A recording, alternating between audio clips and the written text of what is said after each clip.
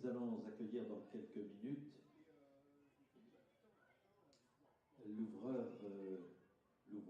l'ouvreuse même de ce championnat du monde des chevaux de 7 ans. Mais tout d'abord, je voudrais, sous l'égide de la Fédération équestre internationale, présidée par M. Ingham de Vos, en partenariat avec la World Breeding Federation of Sport Horses, Yves-Marie Vandamme, président du Lion équestre mondial du Lion, organisateur de ces championnats du monde, Sophie Sellier, directrice du concours, Florence Dabin, présidente du conseil départemental de Maine-et-Loire, propriétaire du parc de l'Île-Brignan, et Christelle Morancet, présidente de la région de Pays de la Loire, vous accueillir pour la 39e édition du Mondial du Lion. Nous aurons l'occasion de parler de tous ces partenaires tout au long du week-end. Je voudrais néanmoins d'ores et déjà les remercier pour leur soutien indéfectible et remercier aussi tous les personnels du site et les 325 bénévoles.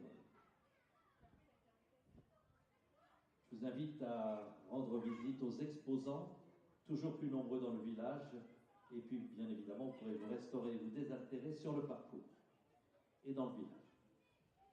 Le mondial labellisé EQRES s'inscrit dans les objectifs de développement durable que l'UNESCO s'est fixé dans son agenda 2030. Et ce sont donc cette année 21 nations et 116 cavaliers et jeunes chevaux de 6 et 7 ans qui nous ont donné rendez-vous. Et c'est aussi avec beaucoup de fierté que vous pourrez vous découvrir sur le parcours le Wooden Towers, ce nouvel obstacle réalisé par 40 élèves et professeurs du lycée Gaston Lénard de Laval, qui vient enrichir le parcours dessiné depuis très longtemps par Pierre Michelet. Nous allons maintenant enchaîner avec les 35 premiers chevaux du championnat du monde de 7 ans.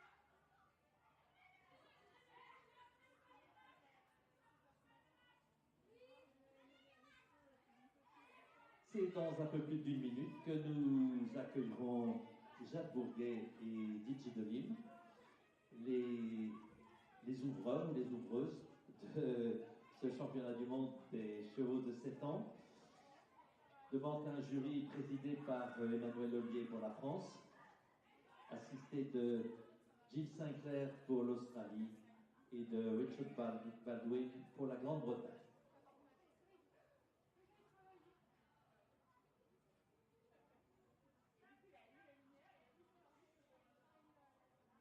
Chad nous a rejoint. Salut le jury. Et c'est donc Didji de Lime ou de Lim, je ne sais pas, qui va présenter son test avec un ouvreur pour permettre aux juges d'ajuster leur système de notation. Donc c'est très important et merci à celles et ceux qui acceptent chaque année d'être ce que nous appelons le guinea pig, l'ouvreur ou l'ouvreuse dans chacune des épreuves. La cloche a retenti et c'est donc à Jade et Didji Delim de jouer maintenant.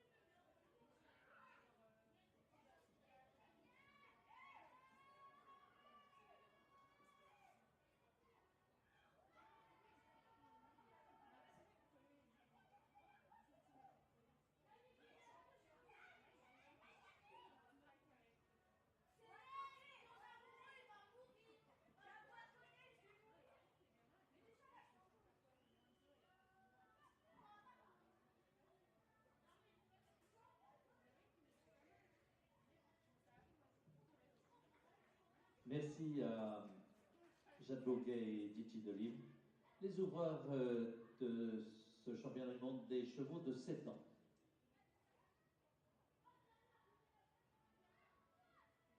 Alors il est 12h45. Dans 15 minutes, le premier concurrent se présentera devant le jury. Ce sera le dossard numéro 1. Il monte Faroim pour l'Australie, Kevin McNab.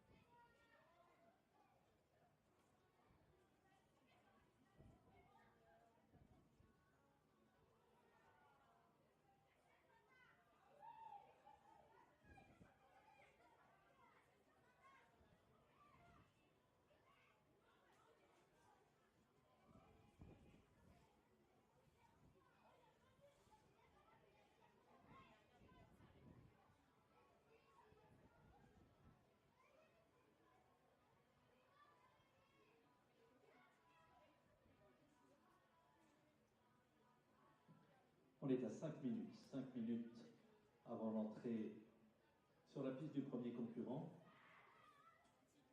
Les juges sont déjà en place. Juge en C, présidente pour la France, c'est Emmanuel Ollier. Et ses assesseurs en N pour l'Australie, Gilles Sinclair.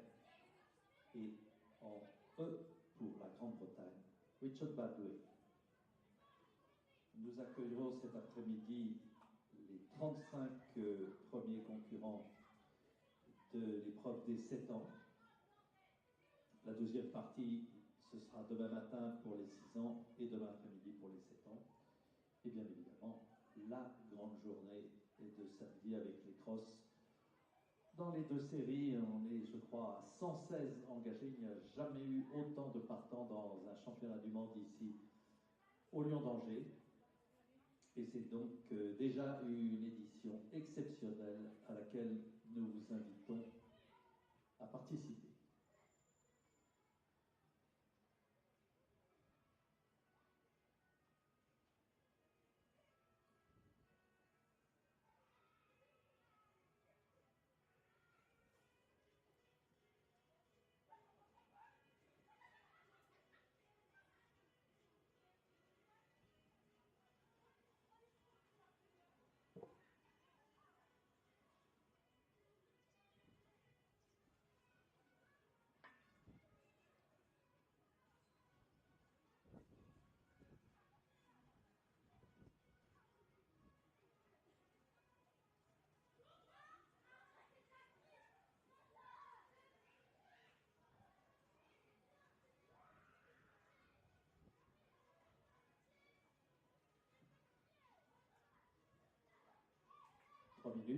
Trois minutes et le premier concurrent qui se présentera sur la piste, eh bien, il vient d'Australie. C'est sa 7e participation mondiale et qu'il a déjà remporté une fois, c'était en 2021. Vainqueur aussi des concours internationaux d'Avange, de Mill Street, Osburton. Donc un cavalier aguerri qui sera un peu l'ouvreur, en tout cas celui qui découvrira le premier l'épreuve de cross samedi. Il monte Faroe par Oldenburg, par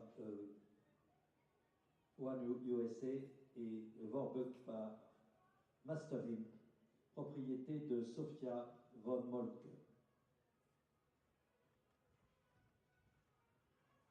First to go for Australia, number 1. Faroe et Kevin McNab qui se présentent devant le jury.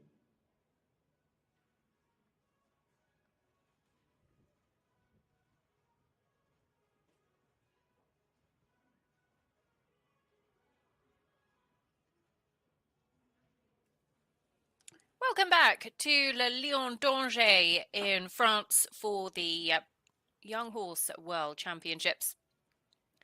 As we look forward now to kicking off the 7-year-old division run at the 3-star long format of the competition. And getting us underway, a former winner here actually, a couple of years ago, Kevin McNab. He rode Cute Girl to the title. Comes forward this time with Pharaoh Imp. Pharaoh Imp owned by Sophia von Moltke by F1 USA out of a Master Imp mare called Vorbuck. Kevin, who's been based over in the UK for a good number of years actually, does a huge amount of coaching alongside his own international competition career. He was part of the Australian team who took silver in Tokyo. And this is a horse that was actually top 15 here last year as a 6-year-old. So will certainly benefit from that experience and that exposure to this atmosphere and arena once before in his career. Has been 4th in Kililkey in the 3-star a little bit earlier on this year. Be a combination who usually very strong in the cross-country phase. Have had a couple of tricky times in the show jumping, but actually come here off the back of a confidence-building double clear in Lignières a few weeks ago. So the test for the 3-star competitors, a step up from what we've been watching this morning. It is the FEI 3-star test B. And all of our riders presenting to our ground jury.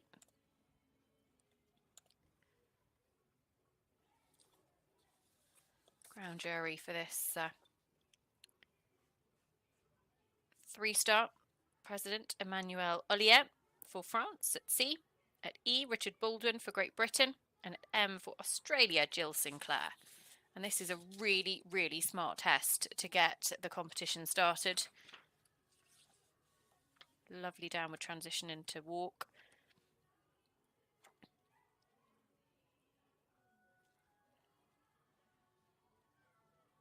Tiny bit of tension just creeping in. That's a real shame. Not quite getting that halt, unfortunately. And whereas in the 2-star test this morning, we saw the halt and then the rein back for 3 to 4 steps, beg your pardon.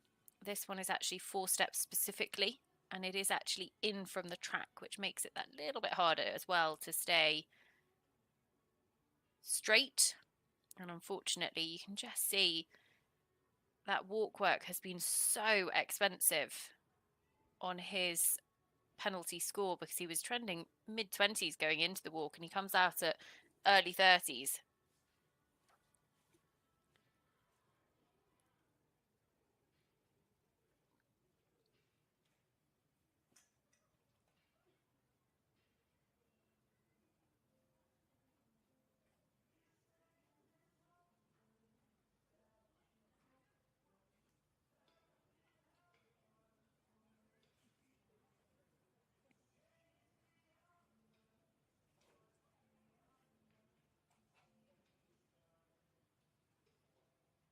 Again, just a couple of steps of trot strides.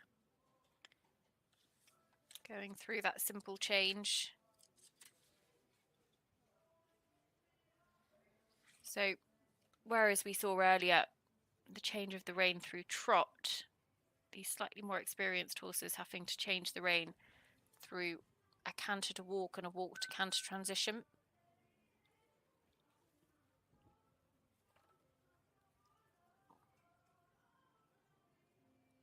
And actually almost overcompensated that time. So the first time the horse didn't quite go straight into walk. And actually then that time almost miscommunicated and thought about halting for a second. So unfortunately, not going to pick up big marks for either of those movements.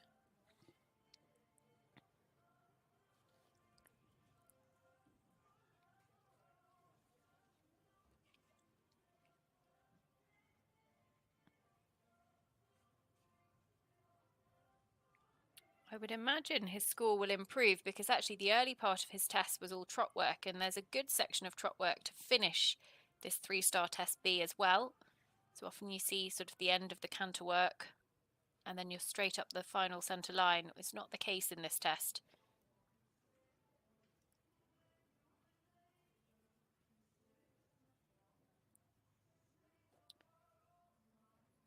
Just extended the frame a little bit more there.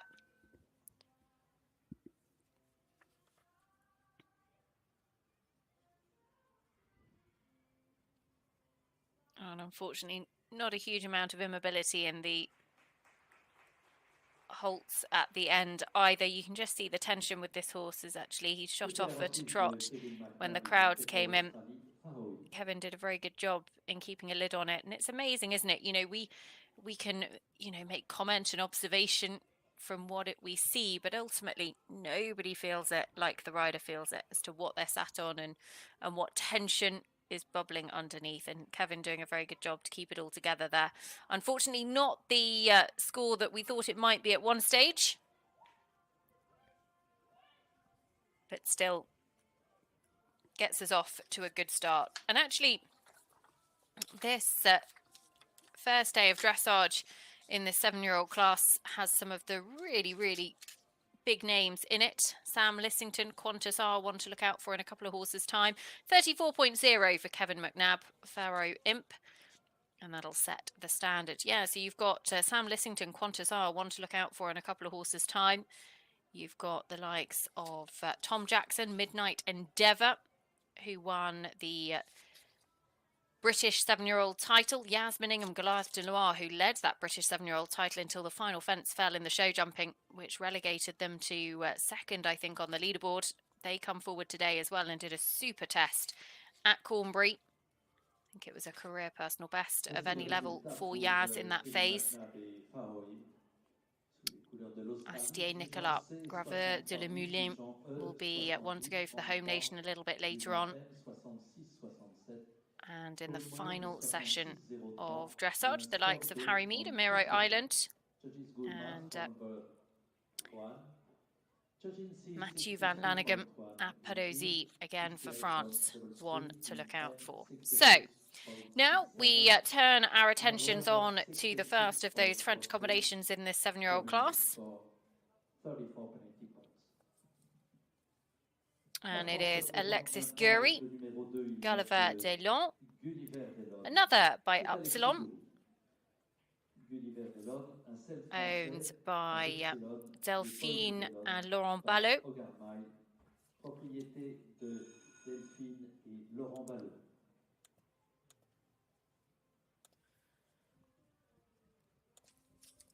So, Alexis Gory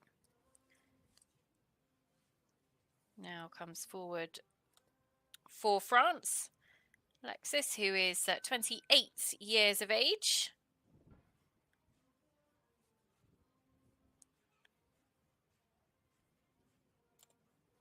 Has been here a couple of times previously. Actually bought this horse to the 6-year-old class last year. Didn't actually complete, retired cross country. Gulliver de Lyon, as we say, by Upsilon, was bred by Aliette Desay and Pierre Balkowski.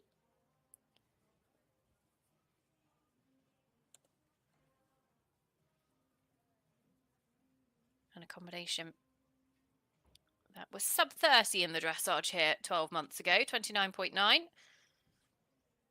Have been as low as 26.3 at the 3-star level.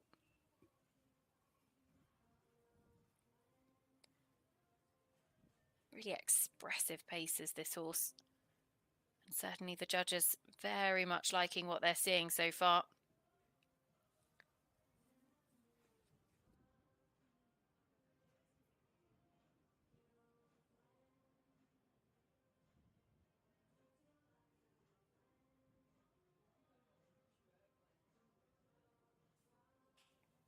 Lovely halt. A little bit crooked in the rein back.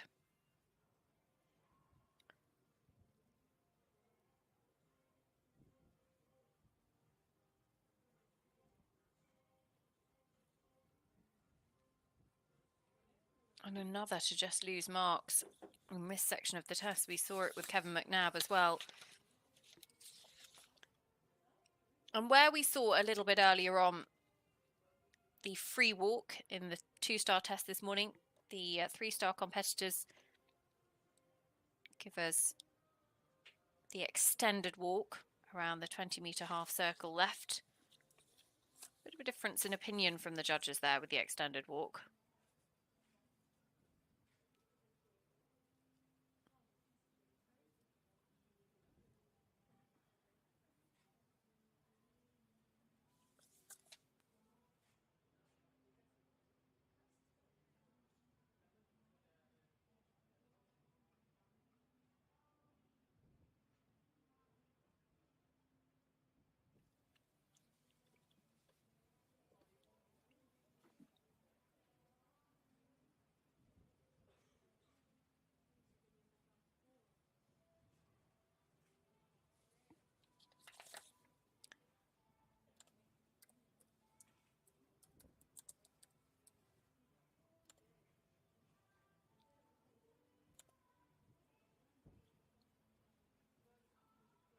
getting very tight in the neck, coming back to that simple change. But actually the change itself is very good.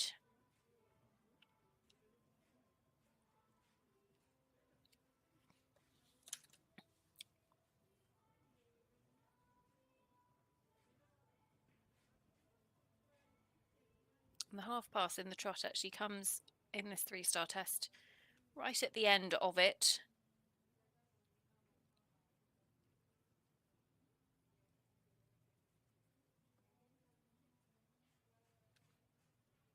You want to show before you start that half pass to the right, and I think he did do it very well. Real straightness away from the judge at C. And some nice marks coming in at the end of this test.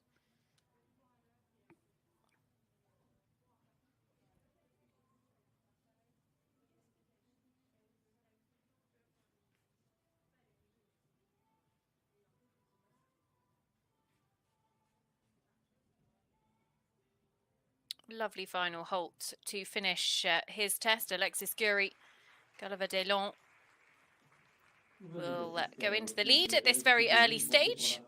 This is a horse that, as I said a little bit earlier on, by Upsilon, the horse that actually was campaigned up to the championship level by Thomas Carlyle, and a horse that actually came here to Le Lion d'Angers, both as a 6-year-old, took 5th in the 6-year-old class back in 2014, and was 2nd in 2015 in the 7-year-old division. A horse who in 18 international competitions, every single event he completed inside the top 5, and he completed 15 of those 18. Still holds a record finishing score in Ireland on his final international outing of 17.3. So now we turn our attentions to one of New Zealand's most exciting young riders. Sam Lissington comes forward with the High Flyers Syndicate's Qantas R. It's a horse by Qualito, out of a grey top mare. Sam, who's been based over in the UK for a few years now, has a really, really good team of horses. Husband Braden, based over in England with her. They've got a yard and set up, and it feels like she's knocking on the door of a senior team call-up. 32 years of age now, Sam. And Qantas R, the horse that she brings forward here, as I say, owned by the High Flyers Syndicate, but has been really impressive this year, has had some great international results. Completed here 12 months ago, actually, with Sam's very, very good friend, Ginny Thomason. I have a feeling Sam was on the sidelines for some reason, and Ginny stepped in to take the ride. And since they've been out this year, they won the 2-star long format Mill Street back at the beginning of June. Then they won the 3-star at Aston Le Wolves as well on a very competitive score. Were 4th at Cornbury in the Young Horse Championships also. It's a horse that from 7 international competitions has only been in the 30s once, so could well be looking at a combination to set us off with the score to beat. Just looking at something actually, at that down at that bottom corner, you could just see him come above the bridle a little bit. I think Sam disguised it very well, got his attention back on her very quickly.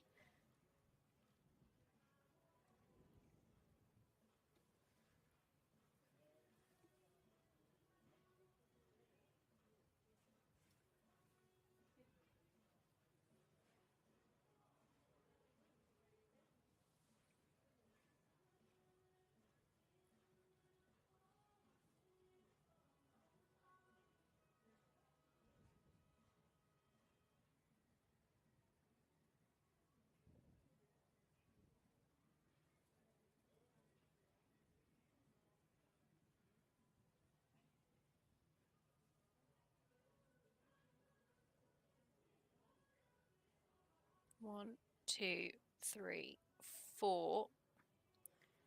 Quite 4 full strides, but very nice, that rein back. And actually, tiny bit of movement at the beginning of the halt, but actually it stood really, really nicely. Showed good immobility. And an 8.5 from Angela Tucker for that rein back. Kept the horse's frame very, very secure.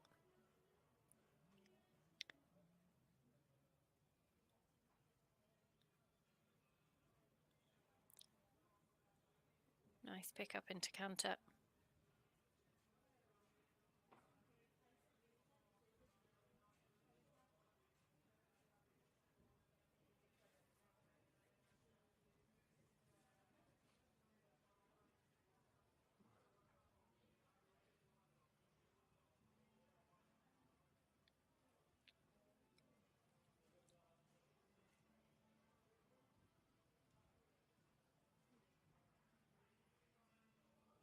On the first of these simple changes.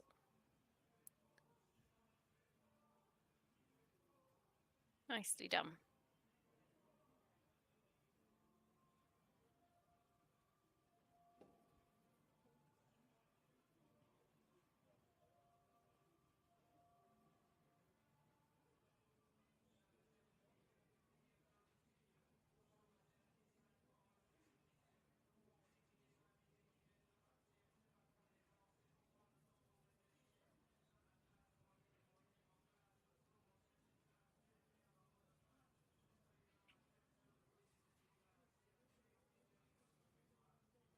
The name Simple Change always makes that movement sound so straightforward, and the reality is that it absolutely isn't.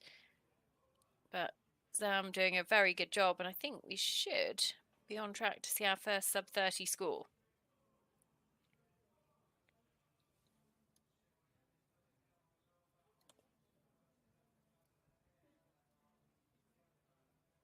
It's a horse that actually originally started out life as a show jumper with Alice Rose Waitman. Only started eventing partway through last season.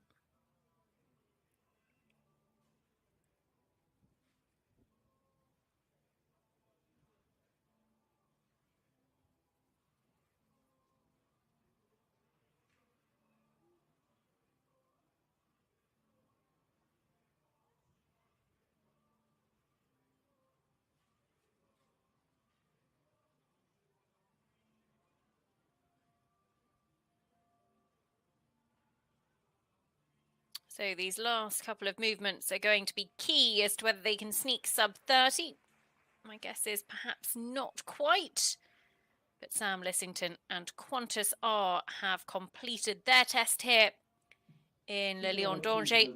It'll all depend on this final harmony of athlete and horse mark that comes in, a coefficient of 2. So Sam Lissington and Qantas R will be our new leaders. And just a question of how much by.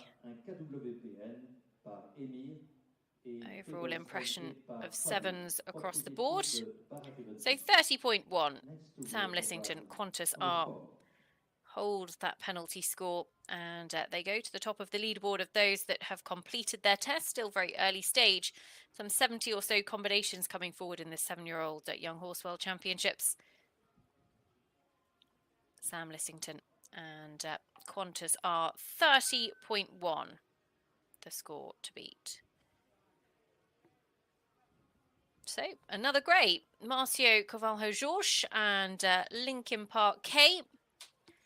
Here's the next 2 come forwards, owned by Barrett Eventing, by Emir R.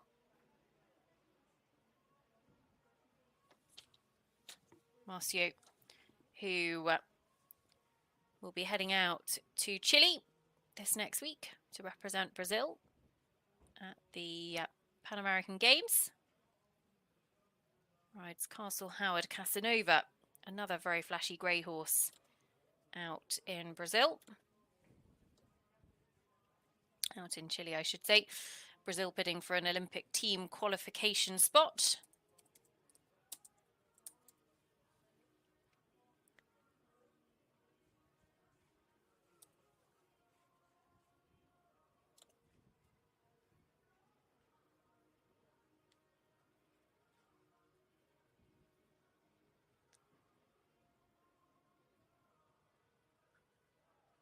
Marcio, who's 3 times been named Brazilian Event Rider of the Year. But the UK has very much been his base for the last few years. Relocated here permanently with his family after the Rio Olympic Games.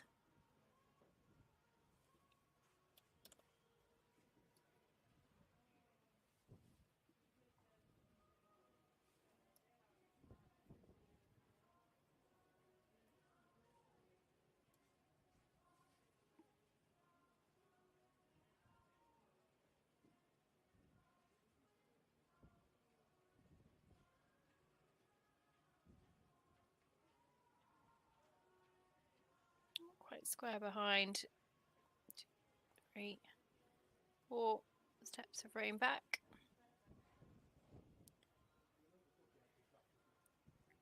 This horse owned by Barrett Eventing. Elizabeth Barrett, who herself is making quite a name out there in the eventing world in the UK. Won the Young Rider 3-star at Cornbury Park back in September. They've got a really, really smart team of horses, of which Marcio rides a couple, and he's got another ride a little bit later on, actually. We'll see him tomorrow with his second ride in the dressage.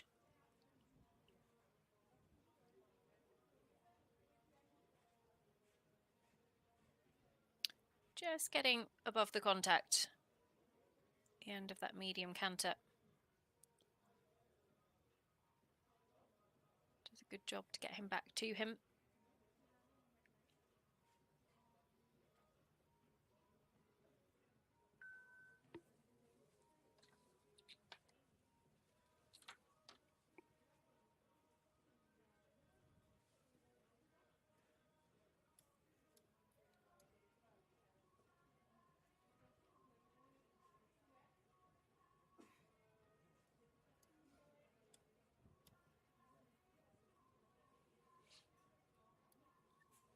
This horse was actually top 20 here 12 months ago in the 6-year-old class. Had some solid results at 3-star level since.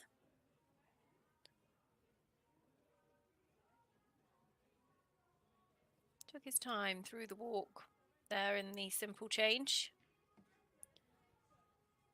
Just back to trot a little bit early.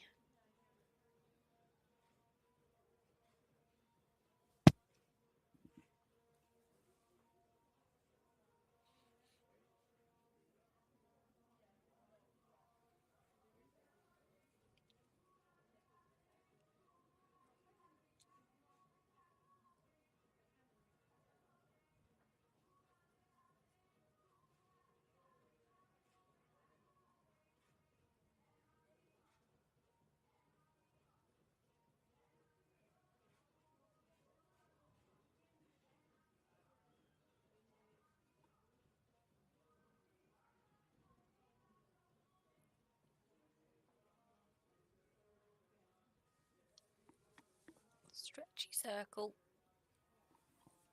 You want to see in that circle, one, the rider can start to rise, which just gets the weight off the horse's back, can really help them to relax, to really stretch over the back, maintain their balance, proof as such that the rider isn't totally holding them together, that their core is working.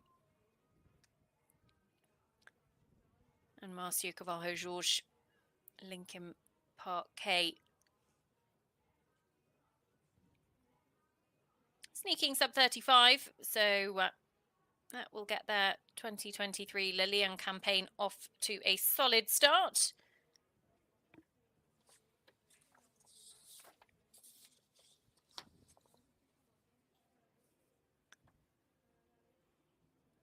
And Marcio we'll see a little bit later on tomorrow. The ride in the 6-year-old class as well. And of course, that 6-year-old division led by Molly Summerland and Mojo overnight, ahead of Izzy Taylor and Barrington Alice in second. Joanna Marler rounding out the top 3. And the second half of the field will be doing their dressage tomorrow. From 9 o'clock Central European time we go live. A little bit more overcast in Le Lion d'Angers now. It was absolutely dreadful weather for the first horse inspections yesterday.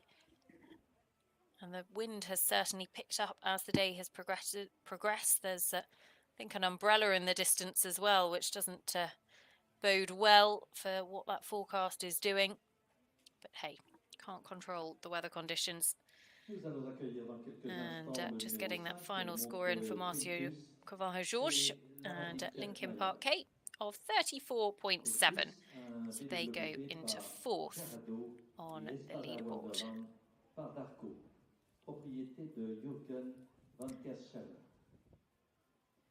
Next to come forwards, it is Lara de Lirkire. Lara comes forward for Belgium, and she rides Quintus, another by Diorado. We've seen a few Diorados already today. Very, very popular sire, and one that Lara herself would have used a good deal as well. A couple of the horses that she was riding out in Buccolo a couple of weeks ago in the Nations Cup final, where she helped Belgium to a team bronze medal, were both Diorados as well.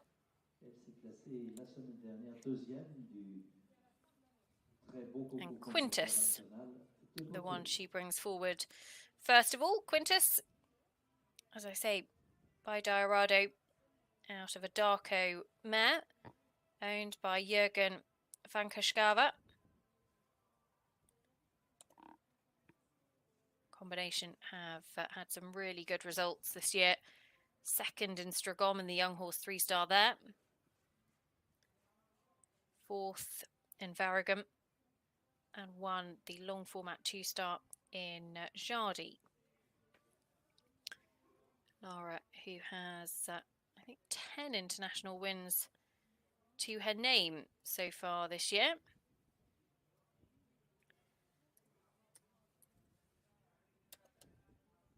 Which was more than any other rider in the world, but I think has been joined by the United States of America's Caroline Pamuchku, also now on 10. Boyd Martin, after his win at Morven Park, on 9. But certainly Lara's most successful season to date. She had that brilliant second place finish in Buccolo as well.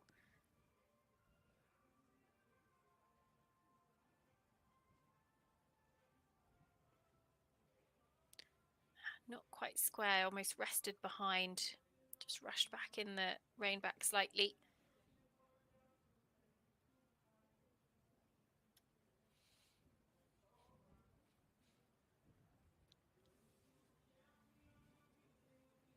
Lara, who alongside husband Kai Stefan Meyer must be two of the busiest people in the sport of eventing, but a young family as well.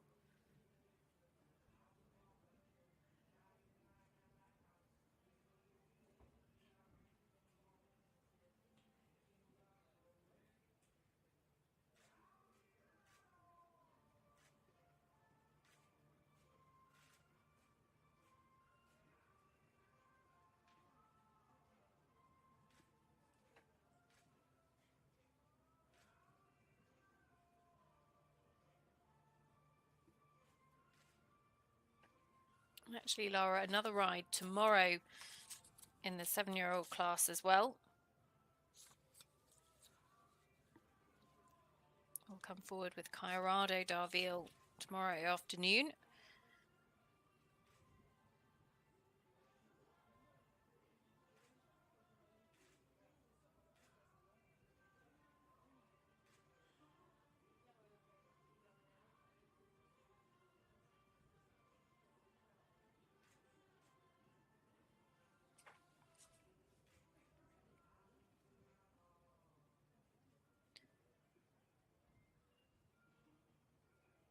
Just a couple of trot strides almost down into that simple change.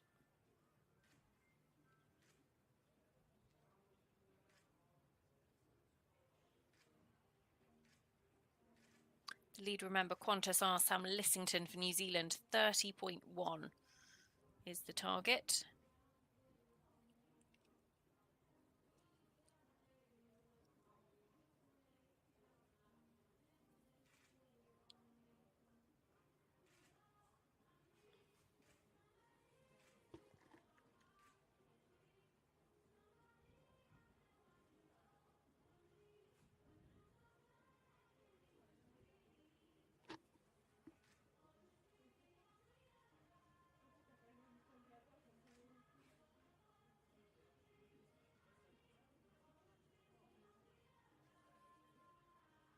Was really taking the contact in that circle. Kept the balance. And a really smart halt to finish, actually. Lara de Lirkire and Quintus completing their test. Be interesting to see what they get for that final halt and salute. Separately marked to coming down the centre line.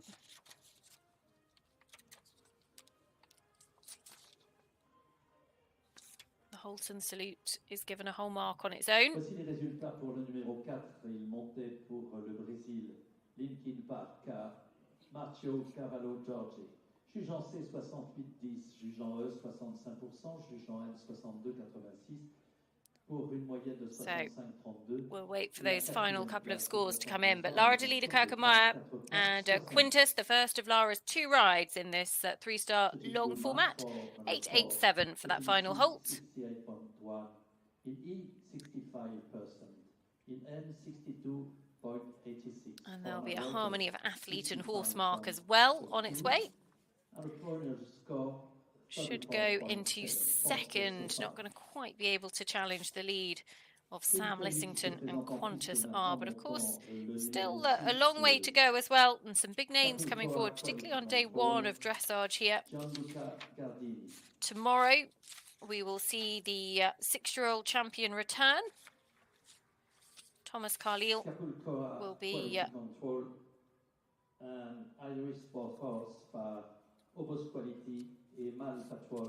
among those to look out for.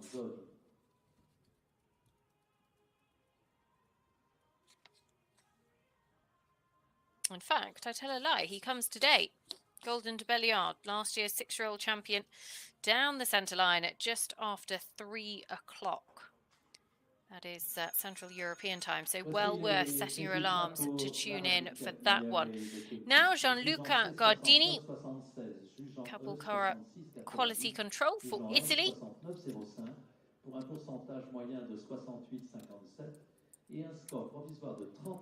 Luca. C'est la 2e place au classement de ce dressage des chevaux de 7 ans. Comes forward, as I say, riding for Italy. He's been here a few times previously as well, though not for some 6 years or so. Back in 2017 was the last time he came. Couple car quality control by OBOS Quality out of a dam called Malt Patrol, owned by Elisabetta Moranzoni.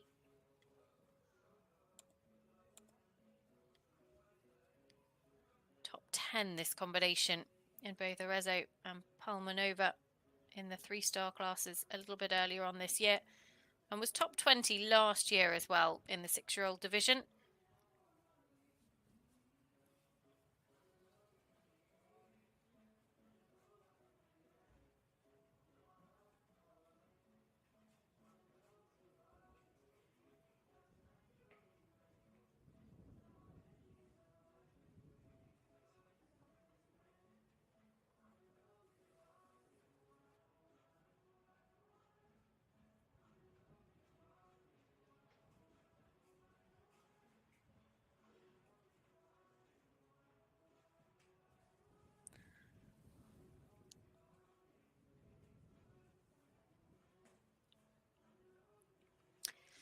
And we don't get the best angle of that halt and rein back. Looks like it might have been not quite square behind, but not a million miles away from where it needed to be.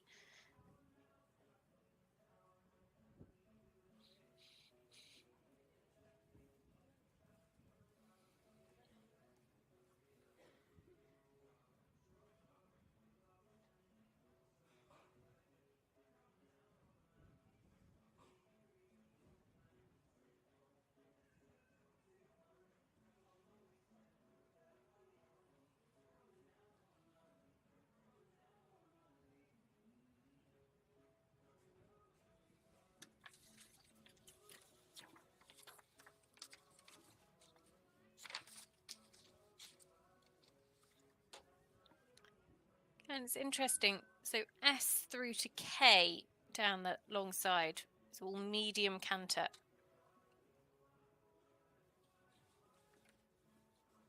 Was perhaps a little bit conservative in asking for the medium canter to start.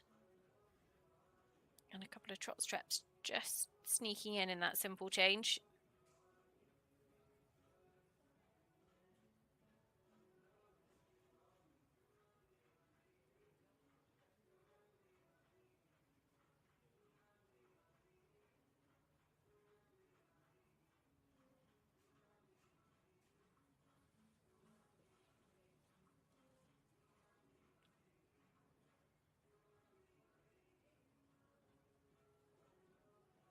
Just above the contact, slightly into the walk there, but picked up the canter very well.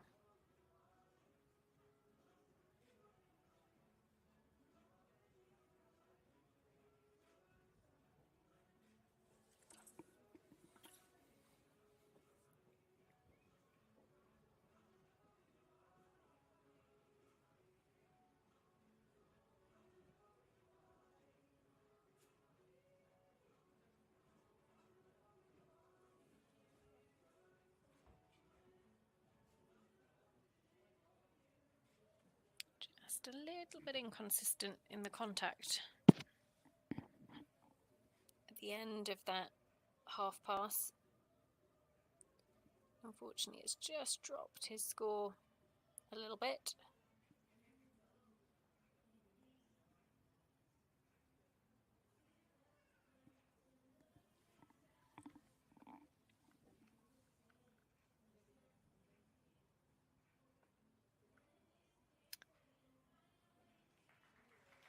Nice hold, but unfortunately not quite square at all. How much Angela Tucker would see whether that was square, not sure. Judge at E, which is Richard Baldwin, would definitely have had a good shot. But that's the point of having judges in different places. They see things from different angles, they see things from different perspectives.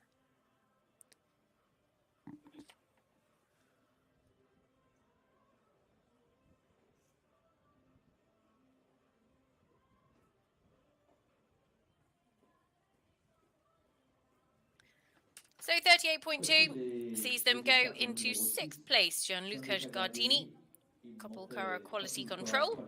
Jugeant C 63,57, jugeant E 61,43, jugeant M 60,48 pour une moyenne de 60. So next to come forwards, it will be rider representing Australia. Judges good marks for number 6, judging C. And it will be Lissa Green. Lissa will come forward with Go On Biatz. It's a horse that she owns herself. 34 years of age, Lissa.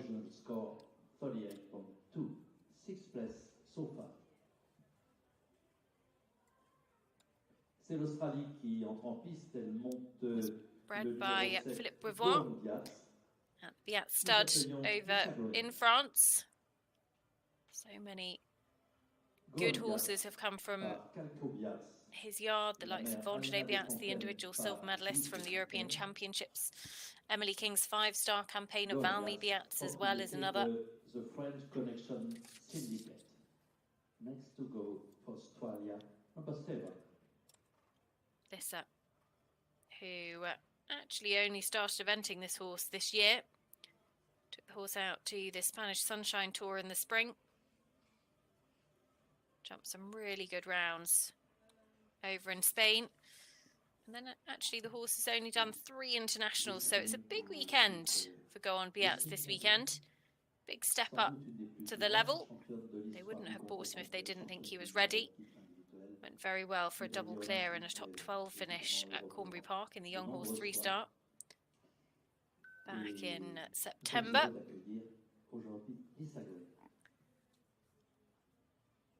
Lissa, such a talented rider. Hasn't always had the best run of luck. You've just got to keep plugging away, and sometimes, more often than not, that run of luck changes in your favour. Certainly one of the nicest and kindest riders on the eventing circuit. Lucinda, 6-time badminton winner. And plays a big part, yes, in Lissa's career, but actually Lissa has really forged her own path in the world. It's not always been straight a forward one.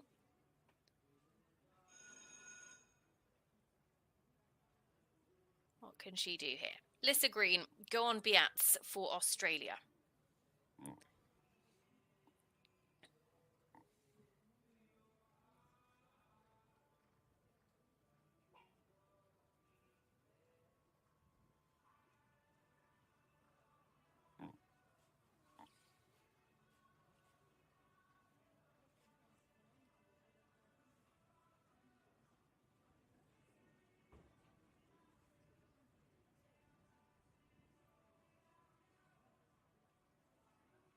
Nowhere to hide in terms of the straightness of that transition down the centre line. You're going straight for Angela Tucker.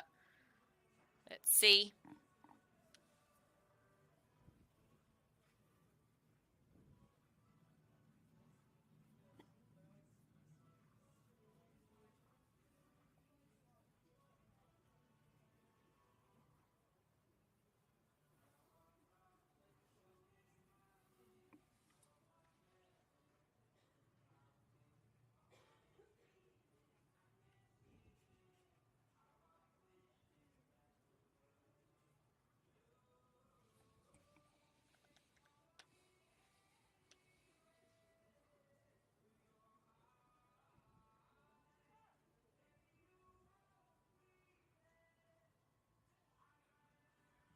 Is it just encouraging Go on Biats to keep his nose up and out in front? Doesn't want him to drop it too low to his chest.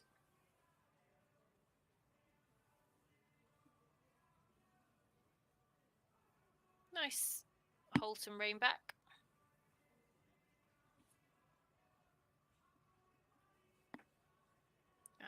Now tiny bit of tension creeping in, and that's when it's just got to hold his hand a little bit.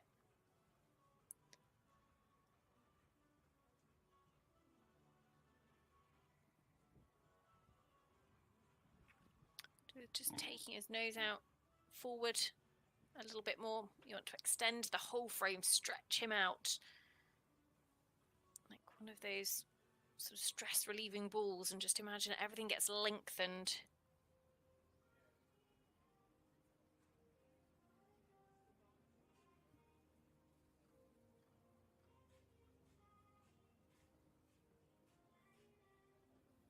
Just getting in a little bit of a pickle, unfortunately, with his legs.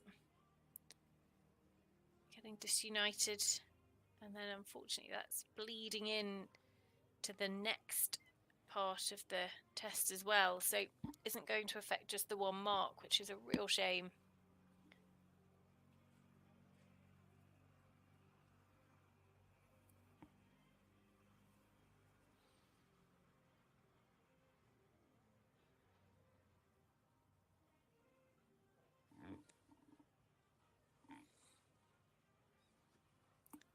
Just went to pick up the wrong canter transition, unfortunately.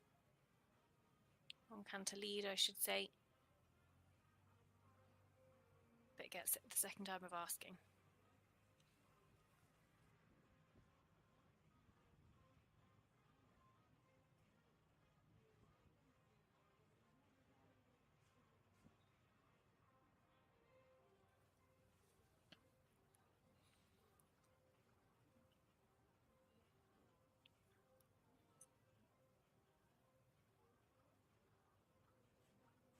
Definitely more atmosphere as the day is progressing, more people appearing.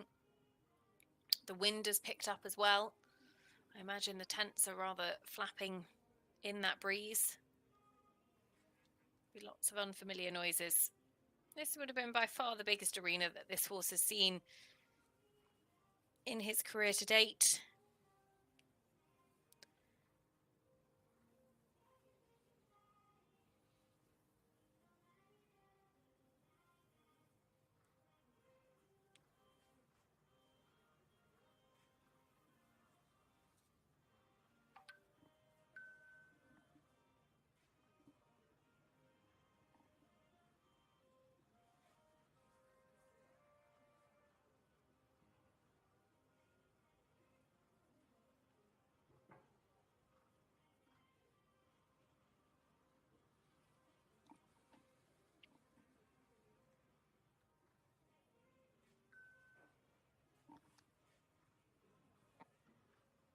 Just got a little bit stuck coming around that centre line. And a couple of strides of walk into the halts. But Lissa Green and Go On Biatz complete their test. A lot of nice work, and you could just see that this horse got a little bit tense at times in there. Didn't make Lissa's life the most straightforward. Wanted to have a jolly good look round and appreciate everything that was going on around him. There are so many distractions at some of the big events. And that is the way the sport goes, but big experience for this young horse. So trending around 41.7, which will see them on 7th at the leaderboard. There we go, 41.7, that is confirmed. And then we've got 2 to go before the break. The first of those from the United States of America. Chris Talley with his own Lockdown CC by CC Captain Cruise. Chris, who's competed up to the 5-star level. Actually out here competing in Le Lyon this weekend rather than being at one of his home big internationals, the Maryland 5-star. Chris, 29 years of age. And Lockdown CC was bred by Gabriel Slattery over in Ireland. As I said, by CC Captain Cruise, a white clover mare.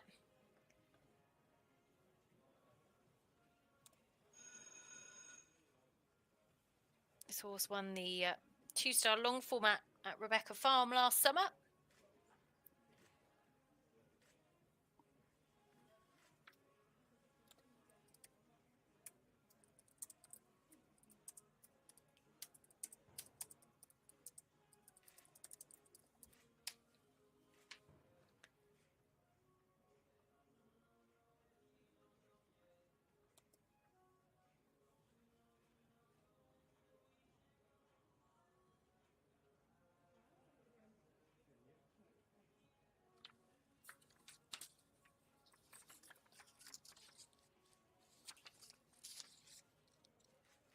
And Chris actually has 2 rides in this 7-year-old class.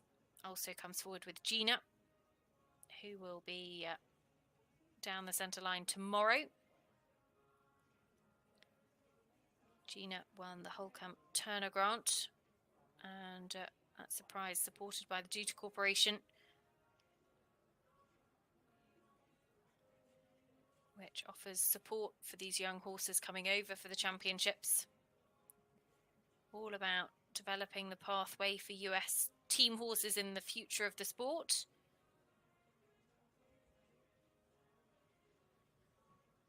Huge cash available to help with those very expensive travel costs. And we've seen the likes of Liz Halliday and Philip Dutton. Oh, just a bit of tension creeping in there, coming over to Le Lion d'Angers. Caroline Pamuchku was unbelievably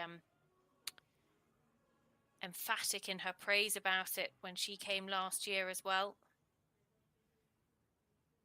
Just getting, unfortunately, a little bit tight and tense in this walk work.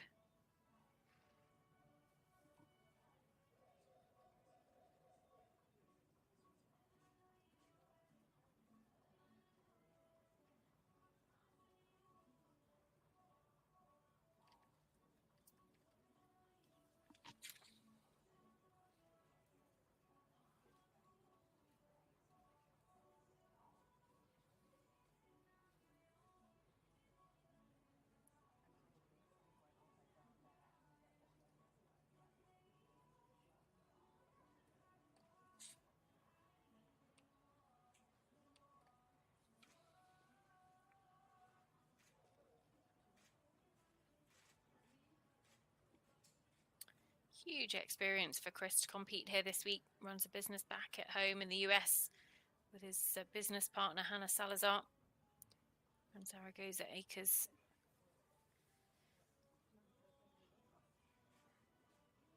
And while he actually has Gina still to come, so 2 rides in this, he actually had 3 horses that were fit and ready to come forward for this 7-year-old championships.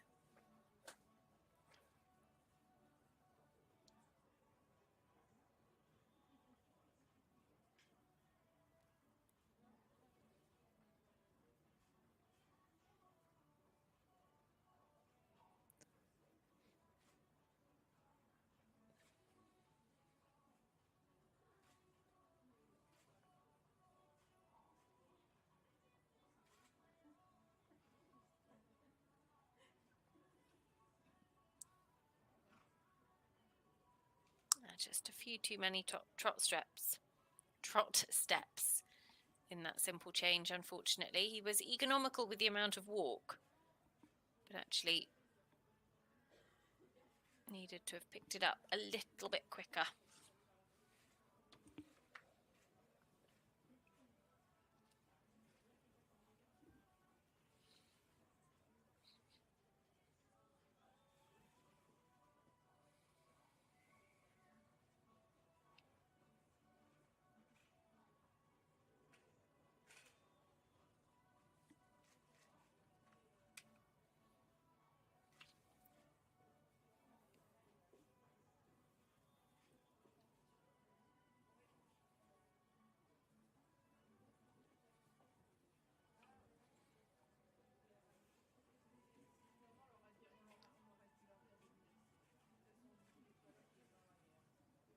Final stretchy circle.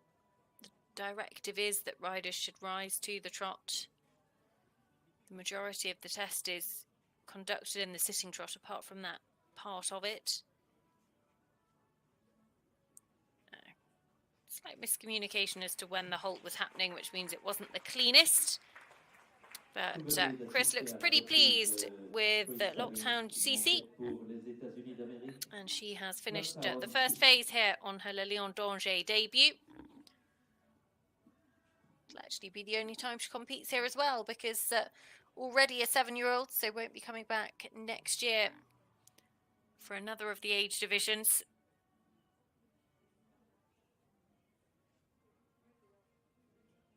But a good job from Chris Talley and Lockdown CC. As the one to beat, remember. Sam Lissington, Qantas R on 30.1. That is the score that is out in front at the moment, ahead of Lara de Lirkire, Quintus 31.5. Alexis Gory, Gulliver Delon on 32.5, currently sit in third. So, Chris Talley, Lockdown CC, 40.8 is their total score. That sees them go into 7th place on the leaderboard. Next to come forward, it is Phoebe Lock. Phoebe, who came up through the Pony Junior ranks for Team GB. Now 24 years of age, just recently having celebrated her birthday. Had that wonderful partnership with Union Fortunas, on whom she took 3 team medals, the juniors and the young riders. Comes forward here with Renkum Jitterbug, this 7-year-old. Balabé Junior Z. Out of a VDL Navarone map, owned by Phoebe herself.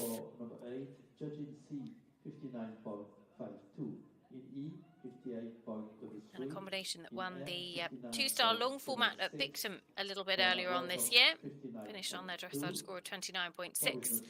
Also went to Avanche, finished 4th when Phoebe was actually competing in the Nations Cup competition. Was selected for Team GB. I have a feeling wasn't able to compete back in Avanche. But this horse went very well in the 3-star, and then she jumped a clear round cross country inside the time at Cornbury in the young horse 3-star as well. So Phoebe Lock and Renkum Jitterbug. Phoebe, another rider to be trained by Olivia Oakley, and Phoebe will be hoping she can go the same way as Molly Summerland, who's also trained by Olivia, who actually leads the way overnight in the 6-year-old class, 25.1 Molly's score.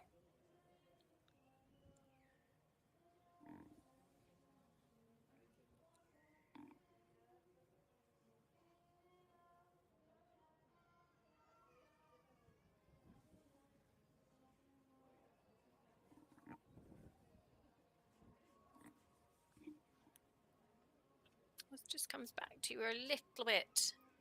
The end of that medium trot.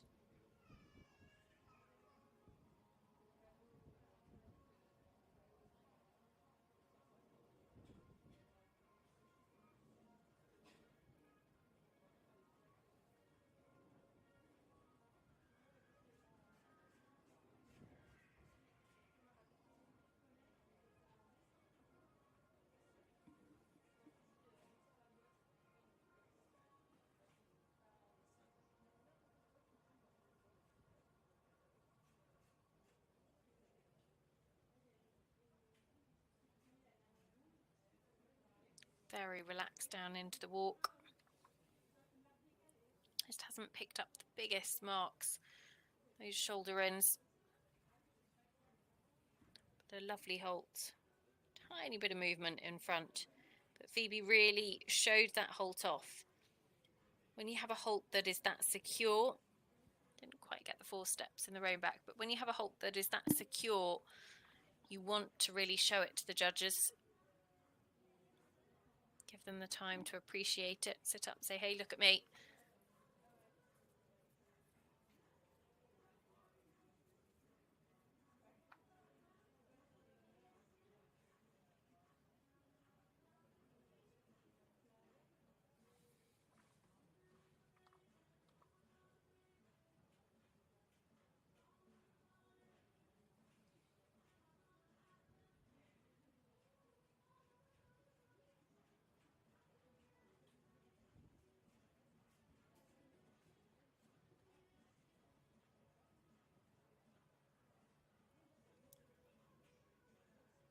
Sam Lissington, Qantas have that leading score of 30.1, remember.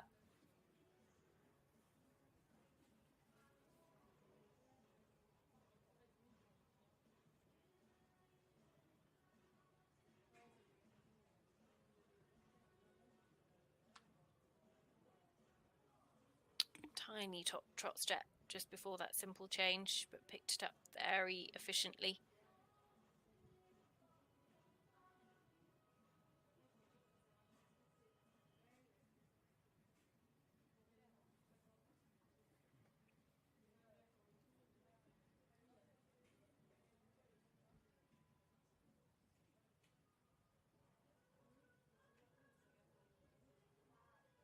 Christina making her Le Lion d'Angers debut this weekend. Always a really big deal to represent your country at the Breeding World Championships. For young horses.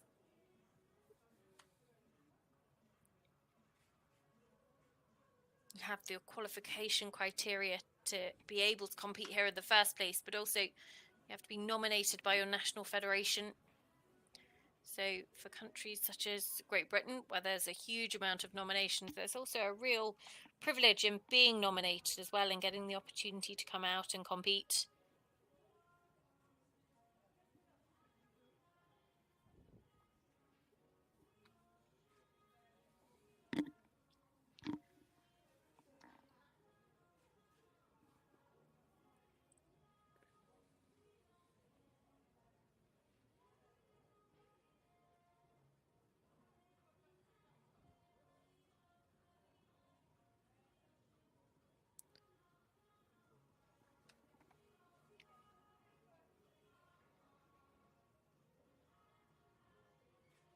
Phoebe coming into her final halt and centre line. Not 100% square in front, but beautifully square behind. And a lovely frame from Renkum Jitterbug as well. She's going to creep pretty close to that top 3. The one to beat at the moment, remember, has got to be Qantas 30.1 with Sam Lissington. That's the score out in front.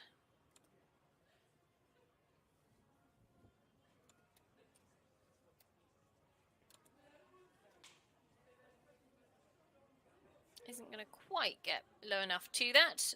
but still a very good test. 32.5 for Phoebe Lock, Renkum Jitterbug. That sees them go into third, behind Sam Lissington and behind Lara de Lirkire. They actually go equal with Alexis Gory, Gulliver Delon. So that brings the first session of the 7-year-olds dressage to a conclusion. We've still got plenty of big names to bring you here on day one, including in the next session, Tom Jackson, Midnight Endeavour, the horse that won the British 7-year-old national title, and Thomas Carlyle, Golden de Belliard, the 6-year-old winner from last year, is back. They get their campaign off very shortly. So do stay with us. We will be back after a very short break. Andreas Ostowski, Lille 3 will be the next to come down the centre line. Qantas Air 30,10, deuxième Lara de Lirkire Quintus 31,50 et troisième ex-aequo Alexis Gory, Gulliver Delon et Renkum Jitterbug et Phoebe Lock avec 32,50.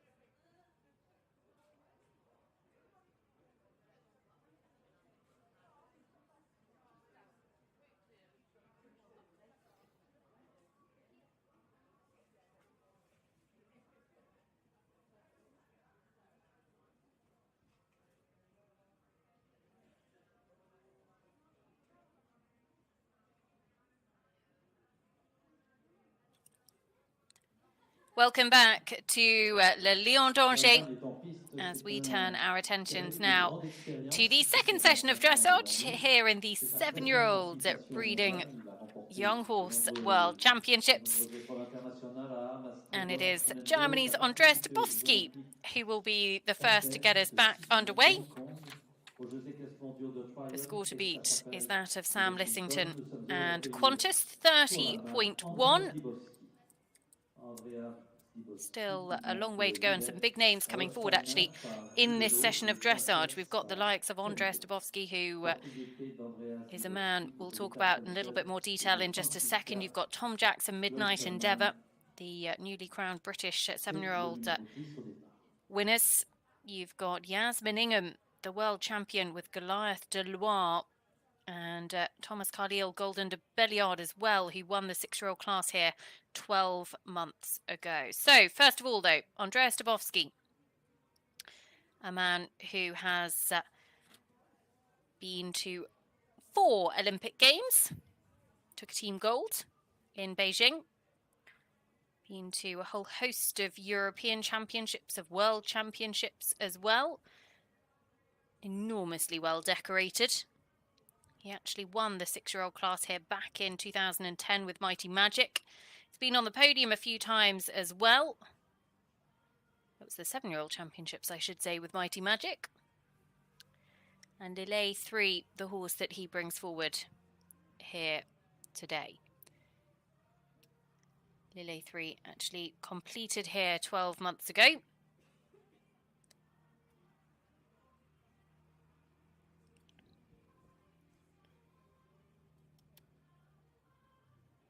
This mare, who is by Livello, out of a Calido Eye mare, owned by Andreas, alongside Britta Frenzel and Franziska Sleuterman.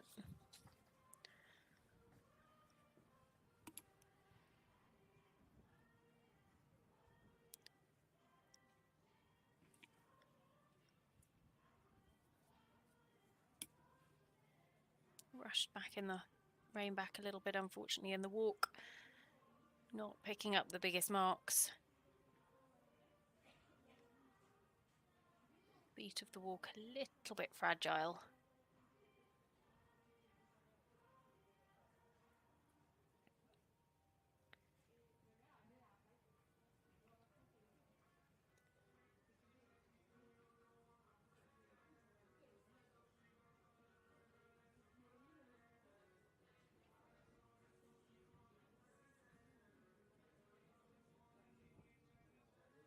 And another to go into the walk trending in the 20s and come out trending in the early 30s.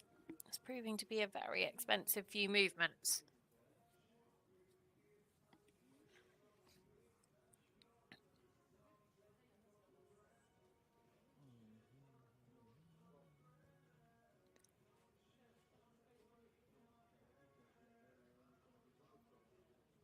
This 7-year-old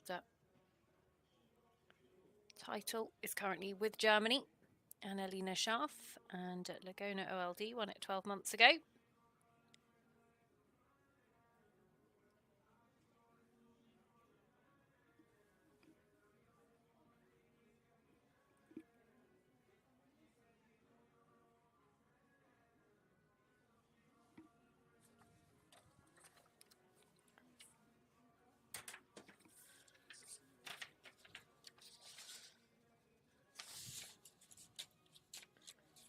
Over next to those simple changes. A little bit abrupt into the simple change. And actually just lost the quality of the walk in there as well.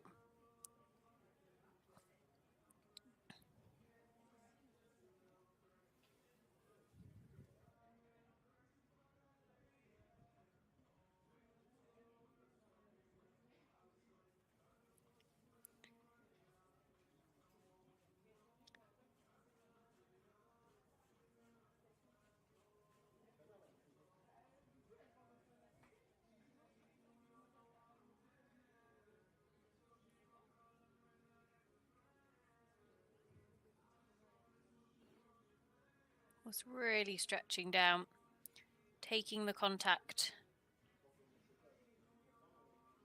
Very loose over the back. And she comes into that final halt. It's a lovely final halt. Not 100% square, but pretty good for Andreas Ostowski and Lille 3.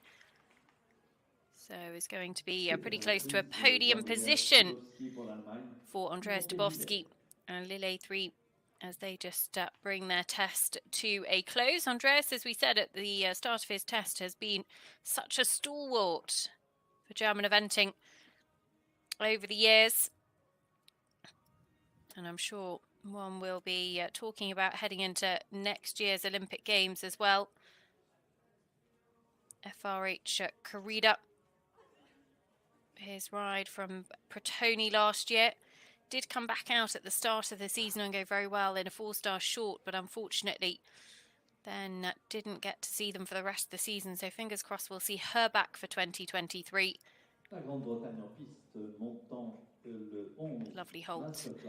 Got a 9 from president of our ground jury at C, which is Emmanuel Ollier.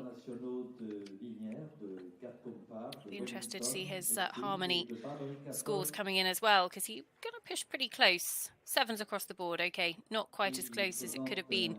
But Sam Lissington holds on to the lead. Andreas Ostowski goes second on 30.7.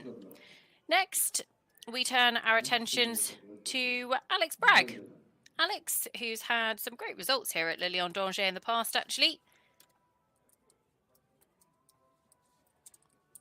Had a very good 4th place finish a couple of years ago, I think it was now, with our Day1 premiere back in 2020.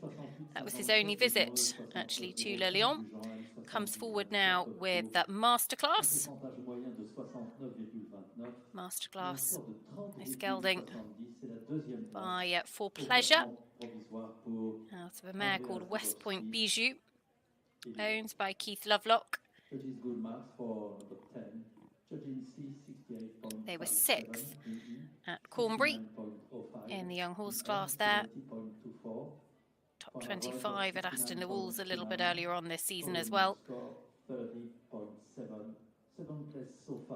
Alex, who's based down in Somerset with his family, wife Simone, who's a massive, massive part of his team. But also their 3 girls as well, all of whom are very good jockeys.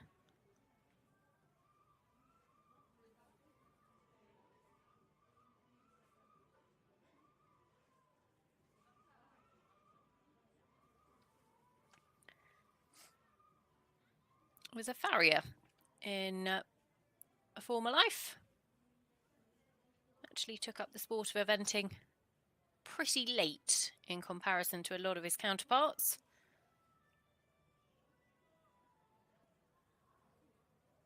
But has since gone on to have some really good success all the way up to the 5-star level, and is building a really nice team of horses up the levels again.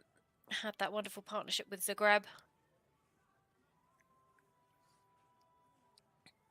But Queen Diva finished top 15 for him at the Defender Burley Horse Trials.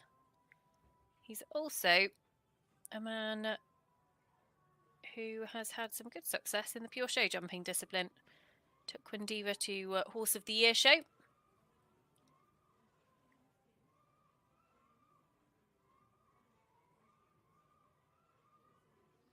Lovely extended walk. And a 9 for the rein back from Jill Sinclair at M. You just saw the right-hand side, or the very edge of the judge's hut from M. Just out of our camera shot, but that's exactly where Jill is situated.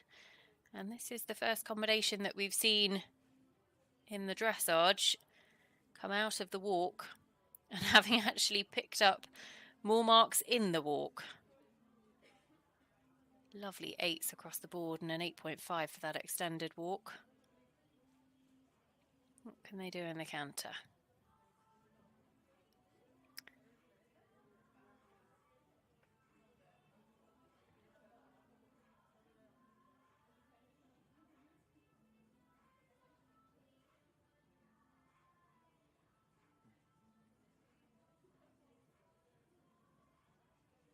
It's a 10-metre circle at either end. Just got marked down a little bit for that simple change. I want the second one to be a little bit more highly scoring. There's a couple of trot strides. It actually picks up the canter transition very well.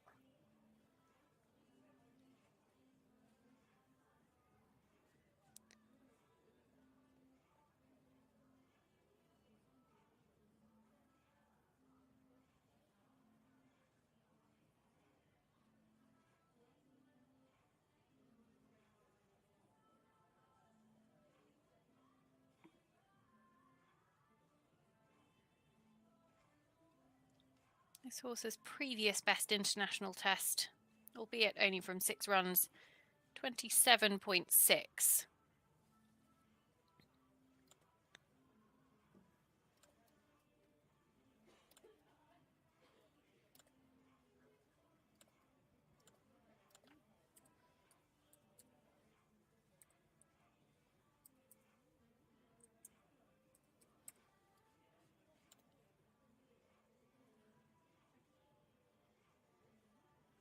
So Alexander Bragg is going to take over the lead by some margin here.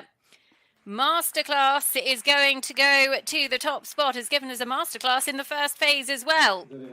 Going to be in the mid-20 range. Just wait for those final few scores to come in because that could improve it slightly as well. And actually, as we wait for those to come in, could well be Alex's best ever international score on a horse other than Zagreb. So Zagreb has scored sub 26 on a number of occasions, but none of his other rides have. Is this going to be the moment that Masterclass really puts himself into contention? Because 26.0, Alex Bragg and Masterclass are the ones to beat here in Le Lion d'Angers. That is a brilliant start from Alex, and it is indeed the best international test Alex has ever scored on a horse other than Zagreb, which I'll just put that little caveat out there. But he's ridden a lot of horses, and this one certainly up there with a great chance this weekend. So Great Britain go into the lead in the 7-year-old class. They hold the top spot overnight in the 6-year-olds as well with Molly Summerland and Mojo. Now what can this young man do? Tom Jackson, Midnight Endeavour. Tom, who made his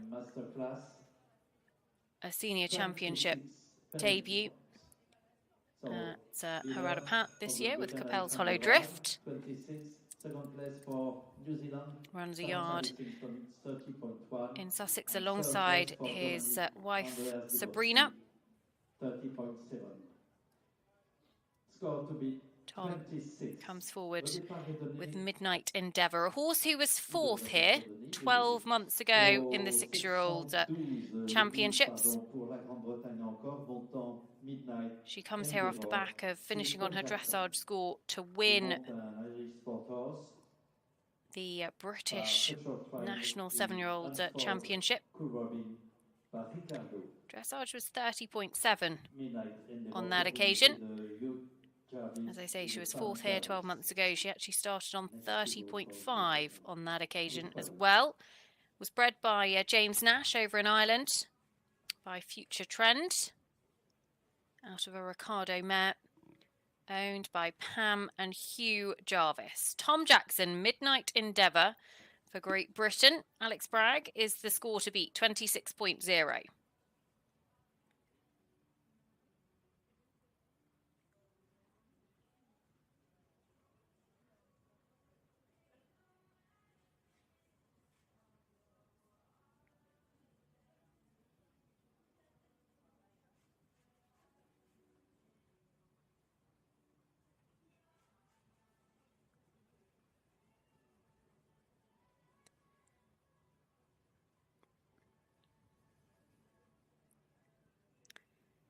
A little bit wide behind and just dropped a little bit behind the vertical in the rein back.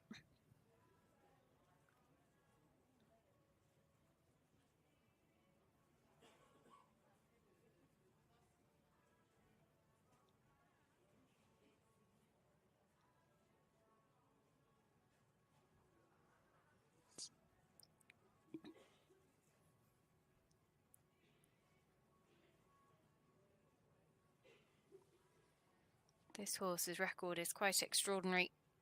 Has jumped clear cross country and inside the time in some 9 of their 10 completed internationals. The other one, they did jump clear, but intentionally very slowly cross country. Never had more than 1 rail down. If he's within a rail of the leaders after the first phase, Tom will really fancy his chances.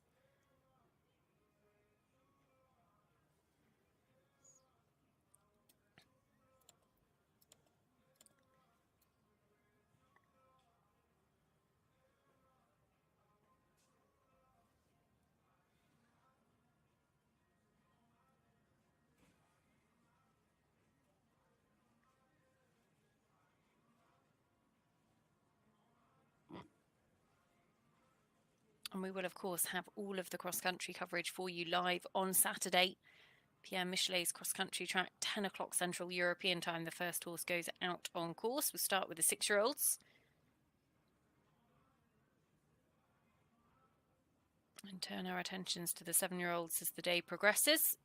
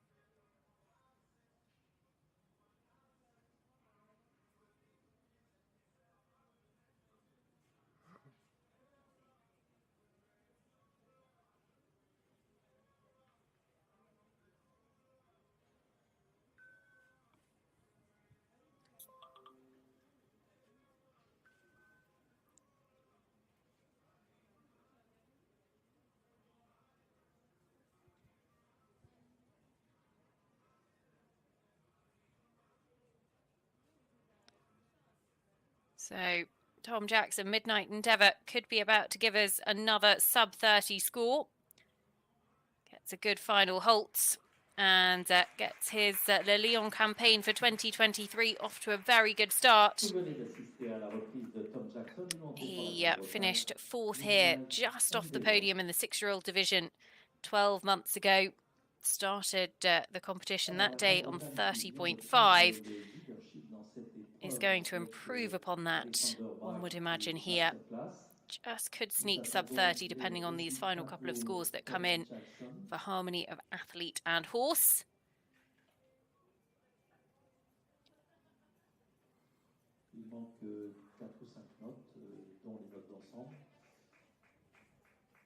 And you can just see again, Midnight Endeavour looking pretty hot coming out of the arena. Tom having done a wonderful job in keeping a lid on any excitement. Actually, some really nice marks for overall impression for Tom Jackson and Midnight Endeavour. So that's going to see his score drop to 29.7. And that will see him go into second within a rail of our leaders, Alex Bragg and Masterclass, who lead the way at this stage.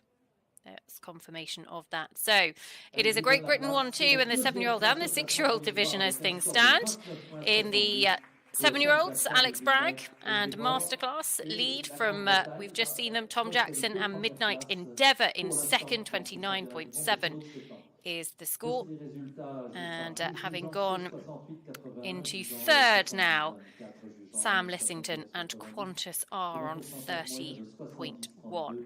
Still a good number of very, very smart horses to go and a good number of competitors as well, because we've got a full afternoon session for you. And then tomorrow, more of the same. A few of the standout ones to look out for tomorrow would be the likes of Merrill Blom-Holzman and Lautaro, Ben Massey, Guest Star AA, Christopher Cease, Good Moussa derrière, Definitely ones to look out for. SSK Cape Cooley for Andy Heffernan as well, and MGH Zabioni for Porrig McCarthy. So still plenty of big names tomorrow, still plenty of big names to come today. We've got the likes of Yasmin Ingham and Thomas Carlyle in this very session. Now, though, we turn our attentions to Germany and to Pauline Knorr. Tullibard's tick the boxes.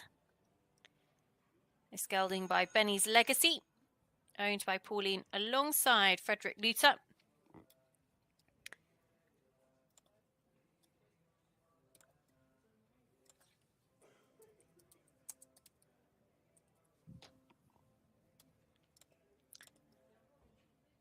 Pauline, some 27 years of age, came with this horse to the 6-year-old division last year. Actually finished inside the top 30. Was bred by Hans-Jürgen Kuhnle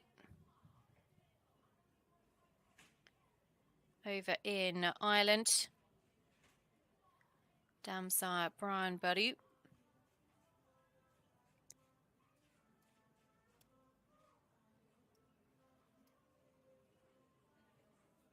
And actually, combination that did jump clear and inside the time cross country here 12 months ago. Would have been frustrated with a few rails down on the final day, which actually dropped them out of contention. But they've been out and had some good form at 3-star this year. Never had a cross country jumping penalty from 13 internationals, this horse.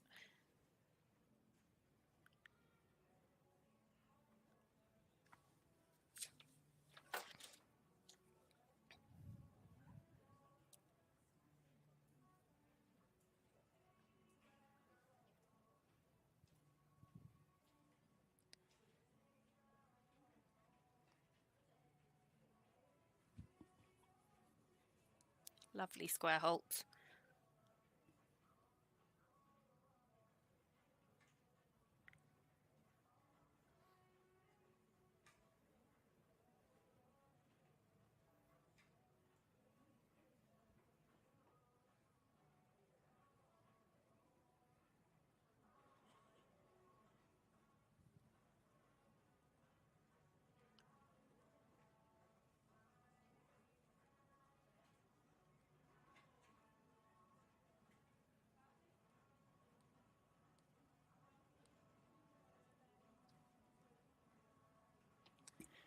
Another to just unfortunately not be able to pick up the big marks in the walk work.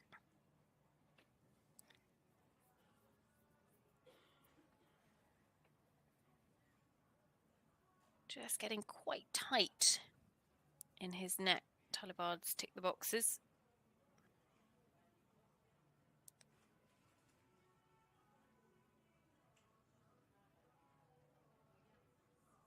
Pauline doing a really good job to keep a lid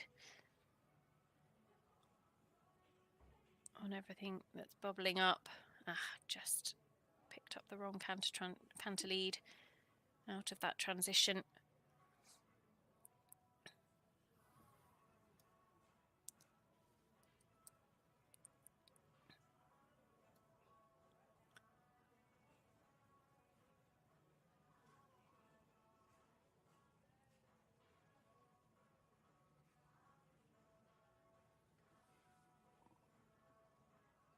Let's see how the second one goes. Better. Actually, the horse just softened there momentarily after that canter transition picked up. Just see where it's a little bit tight in his neck and just goes a little bit backward.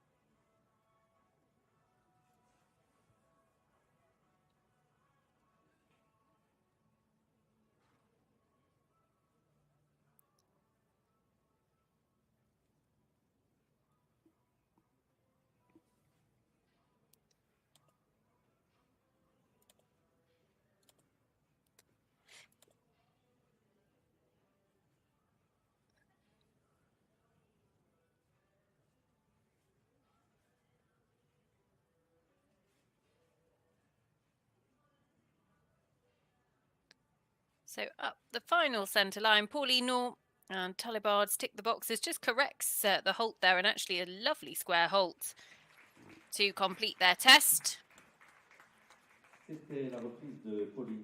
These eventing world breeding championships here in Le Lion d'Angers, where we get the opportunity to see the absolute stars of the future. Very fortunate to be able to enjoy so many top riders bringing forward their future stars. This 3-star class, the 7-year-old division, has seen horses such as Annalena Schaaf, Laguna OLD, the only horse to have 7 international victories in a row in the last 15 years, take the title last year.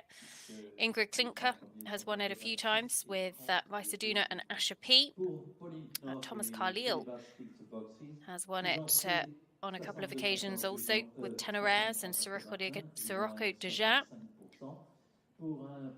Andreas Ostowski, we saw him a short while ago. He's won it previously. Asier Nicola, Alert, Amalib, all former winners. Tim Price, Happy Boy.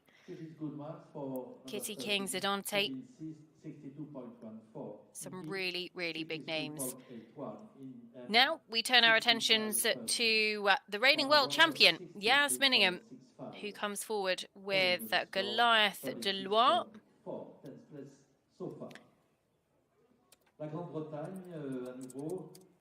Yas comes forward having taken that individual gold medal on her senior team championship debut last year at the Worlds in Protoni. Then on her Europeans debut this year, she actually, or senior Europeans debut I should say, took the team gold in Haradapin.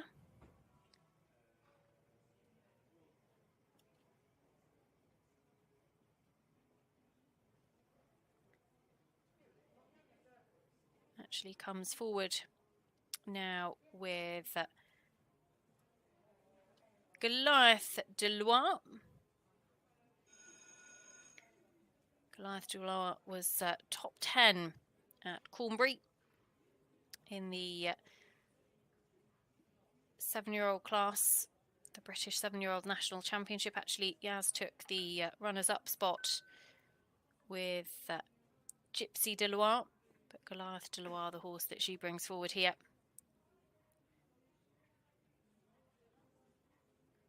Bred by Pierre Guet over at the de Loire stud by Numa Dorze. So the same sire as Banzai de Loire, her Protoni winner, out of a mare called Gloria Mail. This horse owned by the Sue Davis Fund. Sue Davis, who's been a huge part of Yaz's career, but a massive supporter of eventing for many, many years. Unfortunately passed away earlier on this year. Her daughter, Jeanette Chin, still very much involved with the team of horses, but they're now run in the name of the Sue Davis Fund. Very much keeping Sue's legacy alive.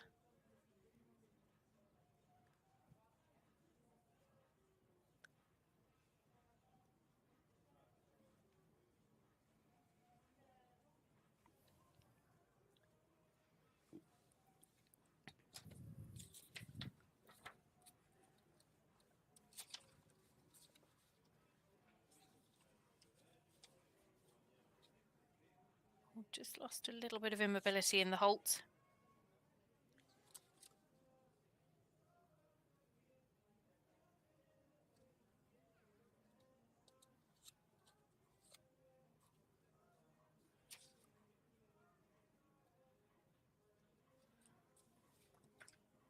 And that walk just proving really costly.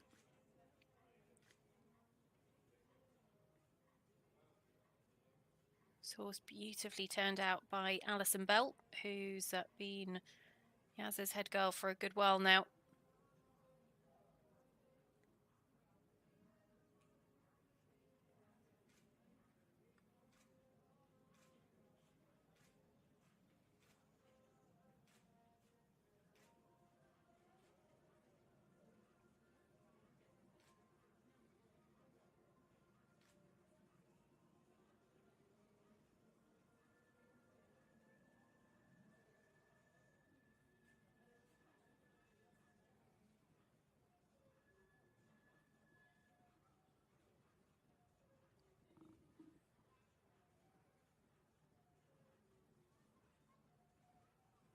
Almost picked up the wrong canter strike off, but rescued it very well.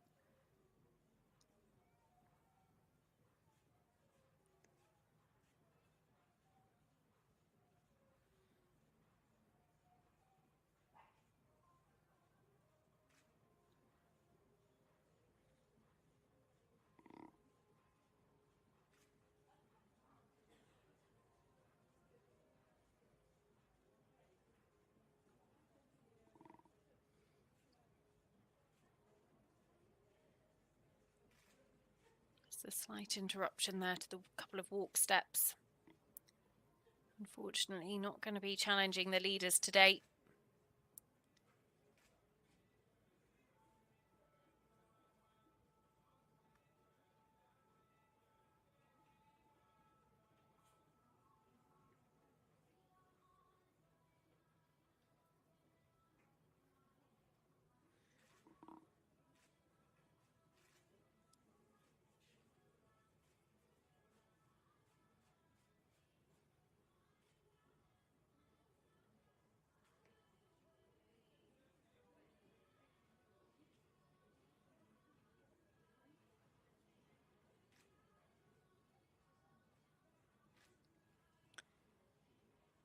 This stretchy trot circle where you can just give the rein, encourage the horse to take the contact.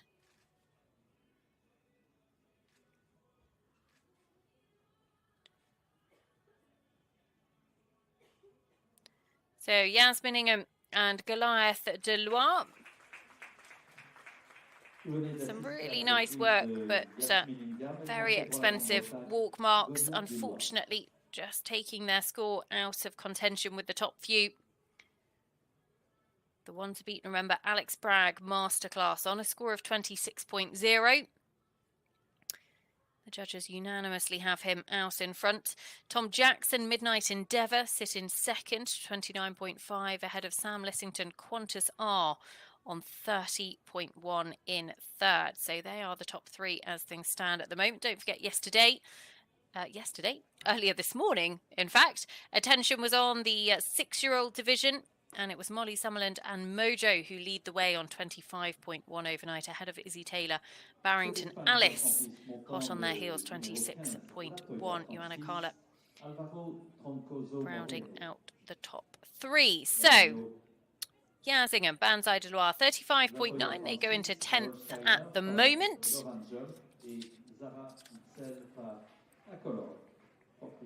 As next to come forwards, it will be Alvaro Trono Moreno, La Toya 36, the horse that he brings forward. This mare by Love and Jump, owned by Johan Luca Rodriguez. C'est la 10e place au classement provisoire pour Yasmin Ingham pour la Grande-Bretagne.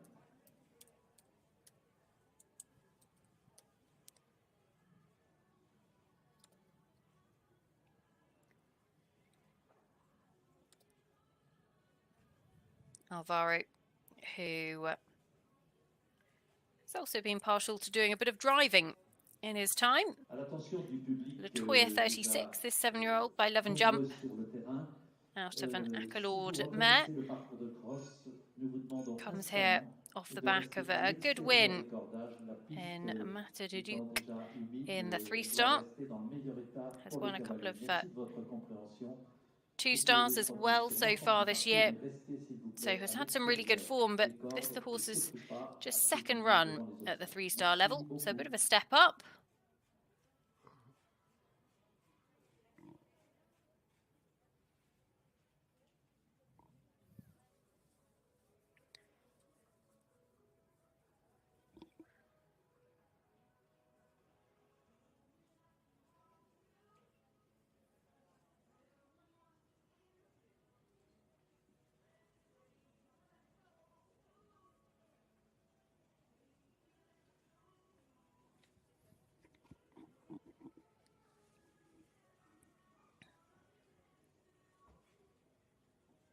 Just caught, I think, the white boards there.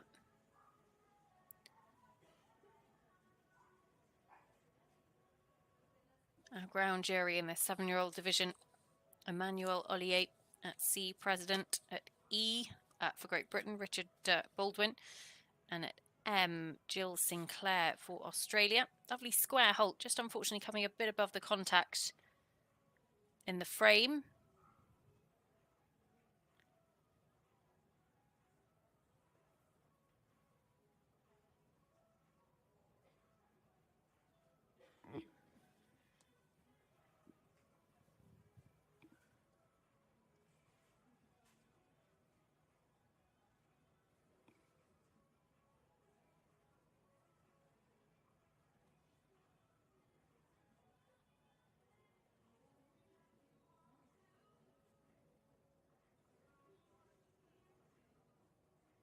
Canter transition coming at C did a good job there, because you just felt like the horse was just anticipating it coming slightly.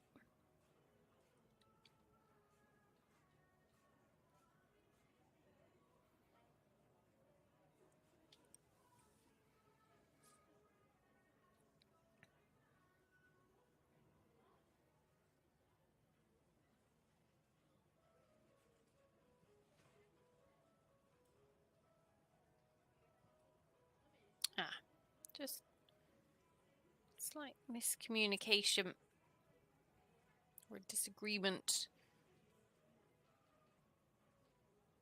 Just disrupted their rhythm slightly before that simple change.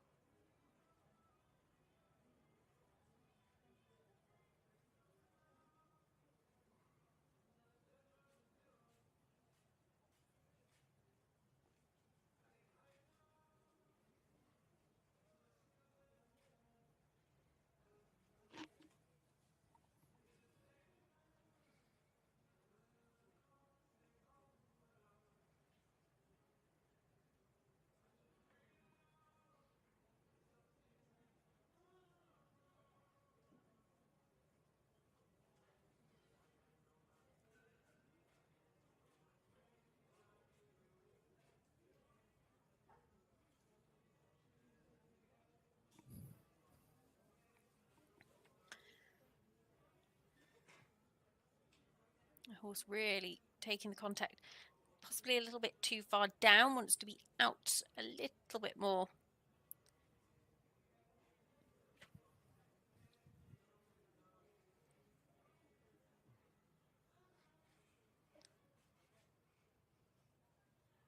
And not quite square into the final halt, but they have completed. So Alvaro Trono Moreno and Latoya 36 should be sub 37 in the first phase here. The one to beat remains Alex, Bragg and Masterclass. We actually saw a record dressage score here 12 months ago in the 7-year-old class, 18.6. It was a Lilion record as well. Annalena Scharf and Lagona 4. Next best was also from here 12 months ago. Julia Krajewski and Chintonic 3, who scored 21.9. So we've not had anybody go close to those today. But next to come forward, Jasper Peters and Cadel Z for Belgium. This is a horse owned by Jasper himself, by Contendro, the same sire, of course, as Fisher Chipmunk FRH, Michael Young's championship ride.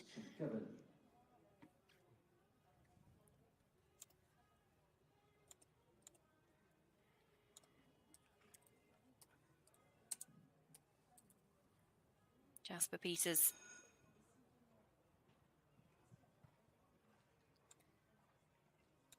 comes forward with this horse that he was top 10 on in Orpla Grande. Actually finished top 15 here 12 months ago as well in the 6-year-old division.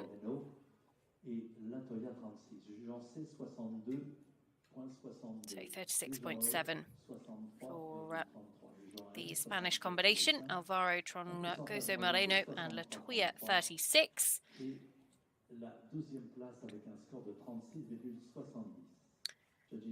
Jasper Peters, Cadelzi. In E, 63.33.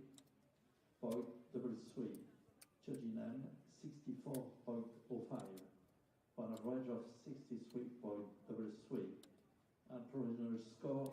Belgium, who've just had one podium finish here in Le Lion d'Angers in the Young Horse World Championships over the last 15 years. That was Iconic Vincent Martins back in 2015 in the 7-year-old class. They've had plenty of top 10 finishes.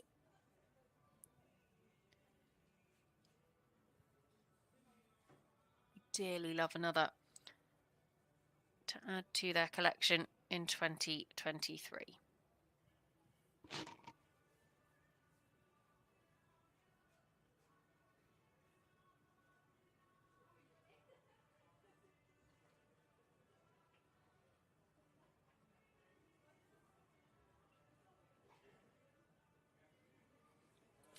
Looks lovely and square in front, not quite square behind.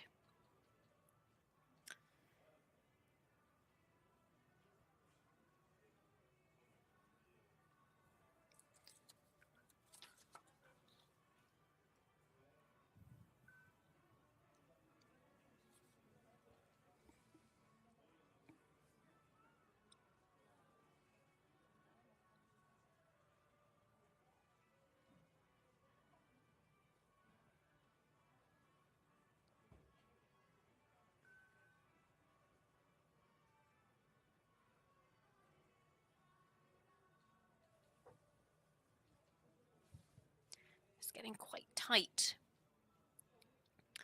in the neck at the early part of that canter work. Sometimes that medium canter can really help.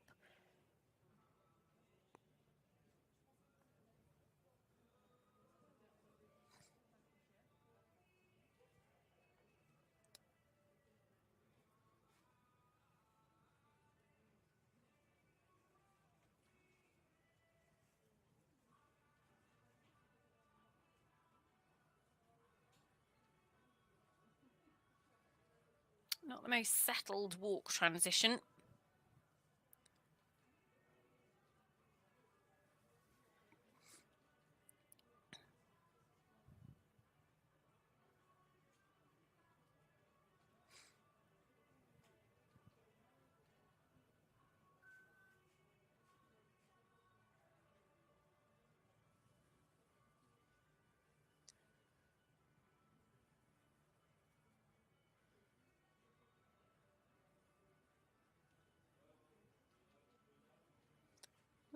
Through that simple change for it to be really straight as well.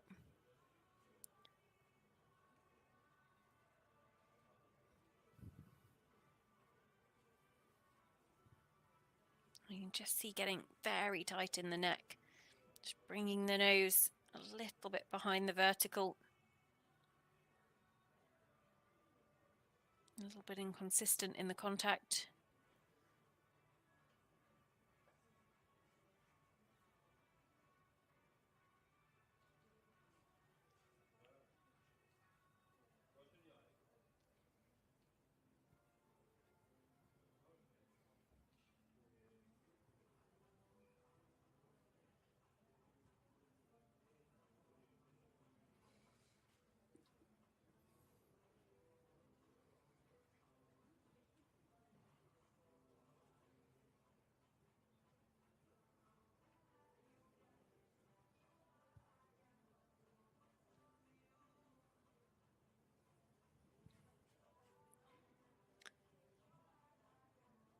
And doing a good job to bring this test to a relaxed conclusion. Jasper Peters and Cadelzi for Belgium, the second of those Belgian riders that we've seen so far today, or the third, I should say. Second in this Marzal. 7-year-old division. We saw Lara de Lirkire a little bit earlier on. Une jument hanovrienne. And actually Lara well placed enough with Quintus, currently sitting in 5th on 31.5. The one to beat, Alex Bragg. And Masterclass, 26.0 ahead of Tom Jackson, Midnight Endeavour, 29.5. So all to play for. Sam Lissington rounding out the podium at the moment. Next to come forward, though, Nadine Marzal. Dia Divina FRH. This mare by Diacontinus, owned by Susanna Klein-Dienst-Pasveg.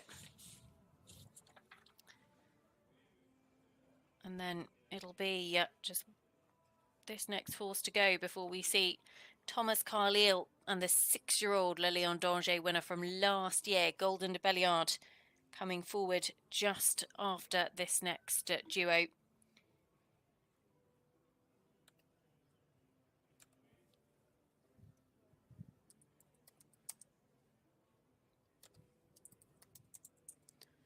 $37.6 for Jasper Peters and Cadel Z. They go into 13th on the leaderboard. So Nadine Marzal next to come forward. Nadine, who is 40 years of age, rode this horse actually to a top 10 finish in the 6-year-old division, this time 12 months ago. Has been here previously a little while back in 2013, 2014 as well. And Dia Divina FRH comes here having had some good results. Second in Bad Segeberg. Stepped up to 3-star level with top 25 finishes in Langenhagen and also Vesterstedt as well. Clear cross country in both of those runs.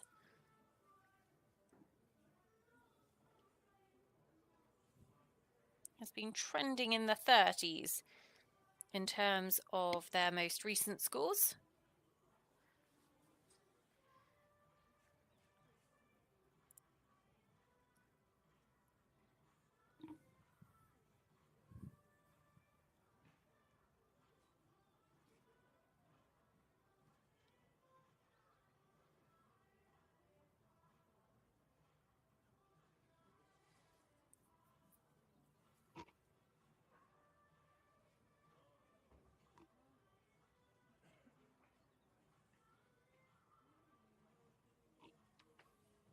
Not quite square in the halt, unfortunately.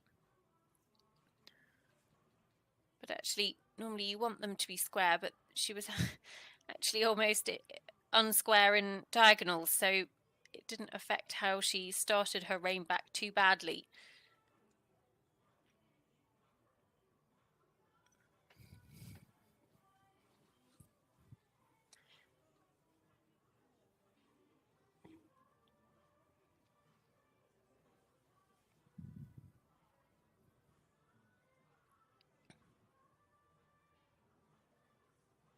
Just almost anticipating that canter transition.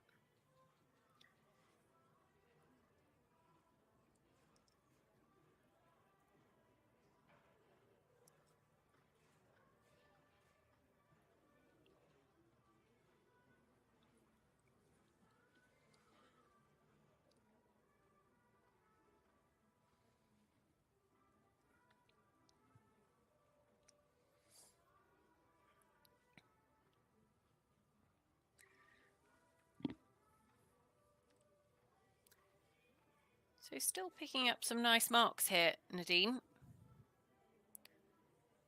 This time, 12 months ago, scored 33.0 and finished on that dressage score. That was good enough to take 10th in the 2-star, the 6-year-old division.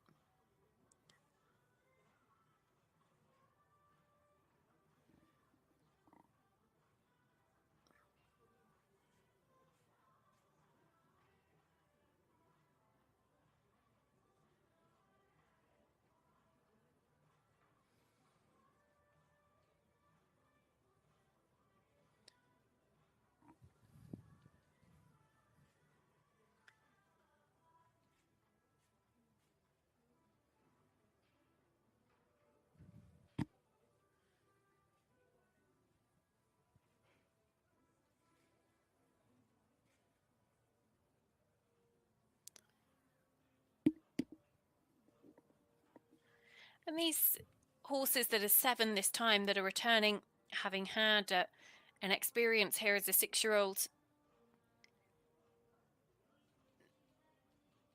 for a lot of these horses, whether they're 6 or 7, they haven't seen anything quite like what they're going to see this weekend, particularly the crowds on Cross Country Day. So those 6-year-olds coming back this year have the advantage that actually they've done this once before. The riders have the advantage if they know how the horses reacted to the crowds. They know if they need to ride any differently. But it's a big, big weekend for these young horses.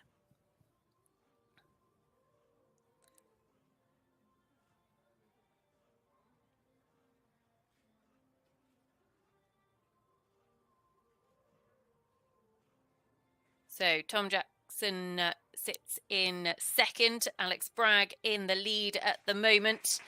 Nadine Marzal and Dia Divina FRH will slot into a top 6 position on the leaderboard. Some really nice scores coming in actually for that final halt and salute. A couple of 8s from Richard Baldwin at E and Emmanuel Ollier at C, President of our ground jury for France.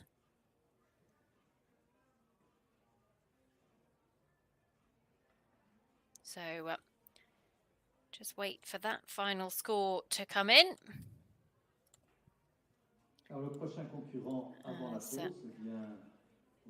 Next to come forward, it is a man who has had quite the record here in Le Lion d'Angers. He was actually based at the venue for a good number of years as well, knows the place inside out.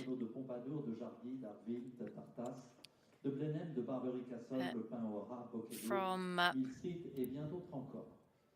23 rides in Le Lion, he's had 4 wins, 2 seconds and a third,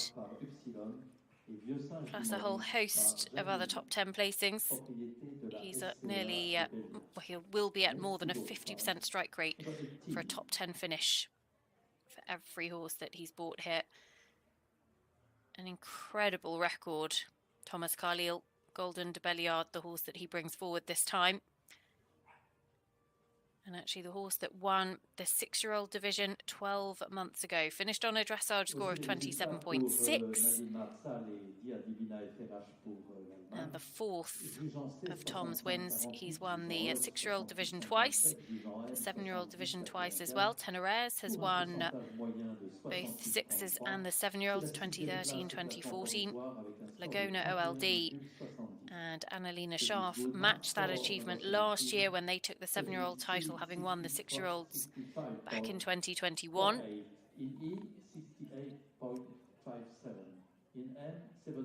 So, what can Golden de Belliard do here?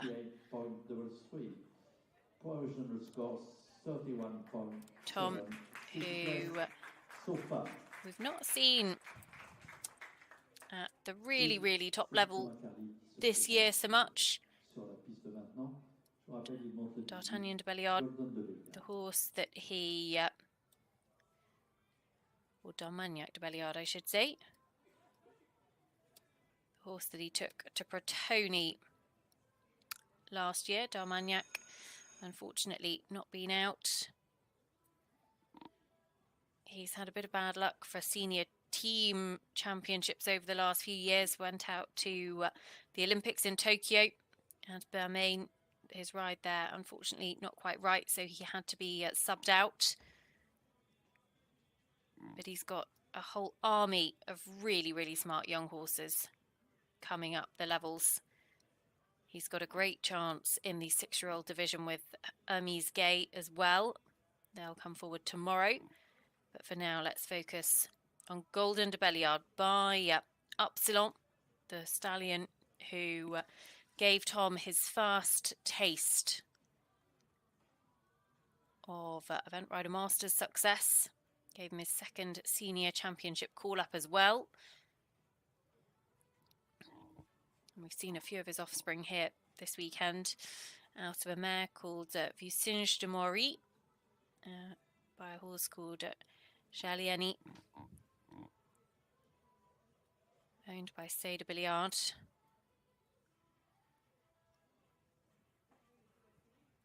This horse actually has done a good bit of pure jumping this year as well, particularly at the start of the season. Had some really nice results in international jumping classes. It's very lightly campaigned internationally, only 5 runs. Has won 3 of them, including, of course, here 12 months ago, and both of his runs, both her runs, I should say, in 2023. In Varagam and Bazouge and Paris.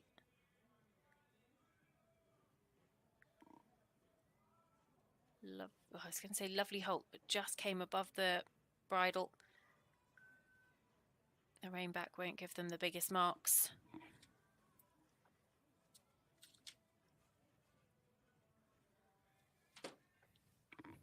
Actually, that just drops their score. They were just trending to lead. That just drops their score significantly. She's a lovely stamp of a horse, though. Tom, probably one of the best producers of young horses in the world, has been responsible for the start of the career of horses like Vasily de Lassos, Tenerez and others.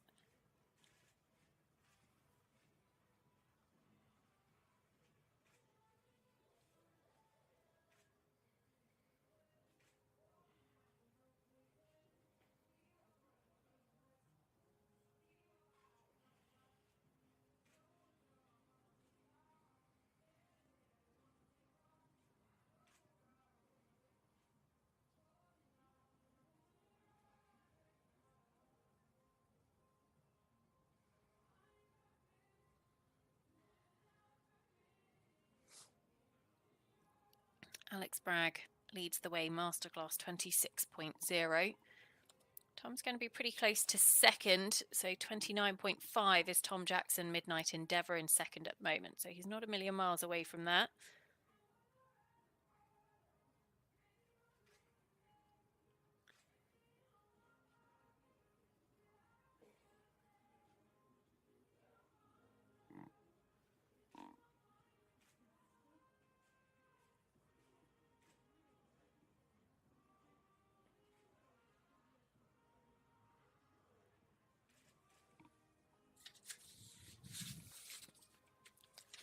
These 2 half passes come up pretty quickly after the canter work. Want to make sure that the regularity and the quality of the trot stays the same. We don't get from our angle the best view of how the legs are crossing. The judges would see that much more clearly perhaps than us. But the balance of the trot, the regularity, the quality of the frame, all key. And he is just sneaking closer and closer to that top spot.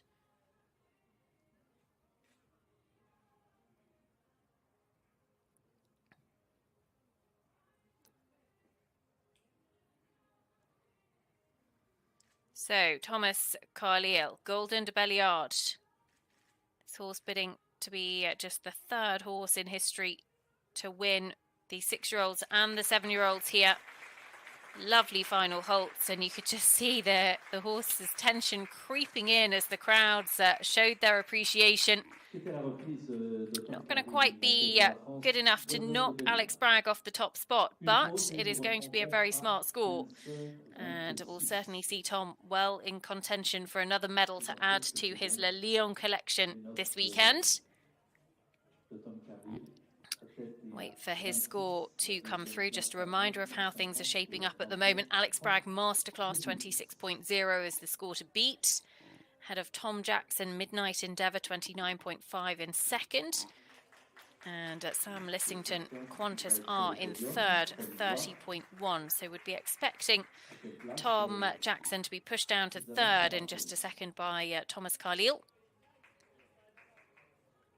But we'll watch this space for those final few scores to come in. 28.3. There we go. Goes into second. So, Alex Bragg Masterclass lead from Thomas Carlyle. Golden de Belliard, winners in the 6-year-old division last year, now sit in second. Tom Jackson, Midnight Endeavour, into third. But the top three all coming in to the podium positions from this session of dressage. And we've still got plenty more big names to bring you. Yasmin Olson Sanderson will get us underway after the next break.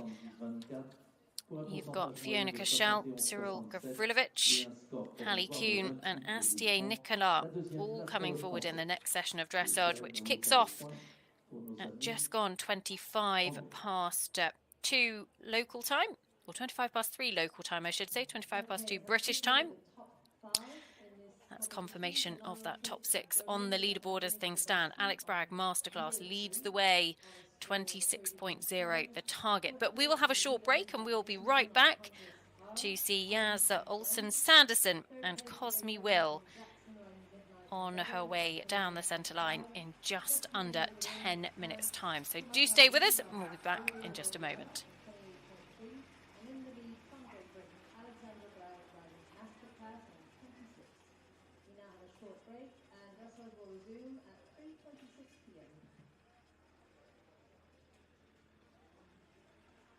Quelques informations. D'abord, je rappelle au public que nous sommes heureux de le savoir nombreux, mais que lorsque vous voulez reconnaître le parcours, il vous est instamment demandé de rester à l'extérieur des cordes et bien évidemment de ne pas piétiner, en particulier le pied des obstacles. Téléchargez l'app Horse République pour consulter toutes les informations sur le mondial du Lion d'Angers en direct, programme, animation, horaire, résultats et live streaming. Faites comme 134 000 cavaliers et téléchargez l'application mobile numéro 1 des sports équestres. Vous y trouverez toutes les infos sur le mondial du Lion d'Angers en un clic. Pensez à donner un avis sur ce concours afin d'aider les organisateurs du mondial du Lion d'Angers à s'améliorer, tout simplement pour leur dire bravo. Le live streaming des épreuves à retrouver sur l'app Horse République. So as François so rightly said, for those of you who would like to go and walk cross-country, unless you're a rider, please stay outside the track, outside the strings, so as not to interfere with the ground and the footing. So, at least, you can download the official Horse Republic app and get live access to all the information about the Mondial du Lion d'Angers, the schedule, the activities, the timetable, the results, and live streaming. Just like 134,000 riders, download the #1 mobile app for equestrian sports. You'll find all the information about the Mondial du Lion d'Angers in one click. Give your feedback on this competition to help the organisers of the Mondial du Lion d'Angers to improve, or simply to congratulate them. The live streaming of this event is available on the official Horse Republic app.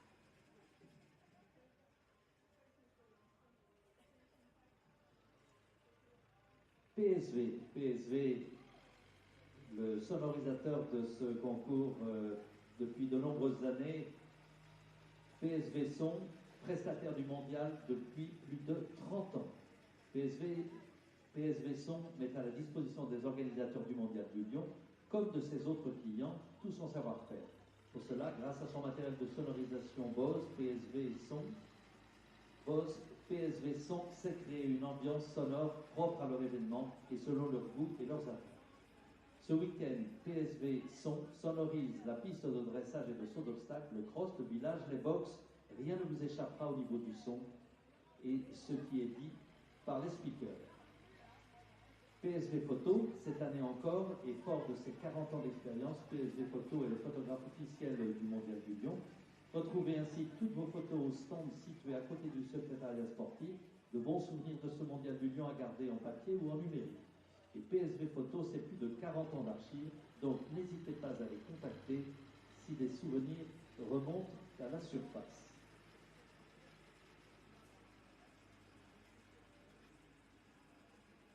Sport, style, élevage, culture, Grand Prix, c'est le premier mensuel dédié aux sports équestres.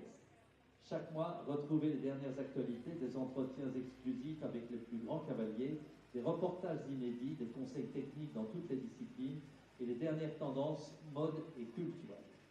Grand Prix collecte également tous vos parcours. Retrouvez-les sur la plateforme Grand Prix.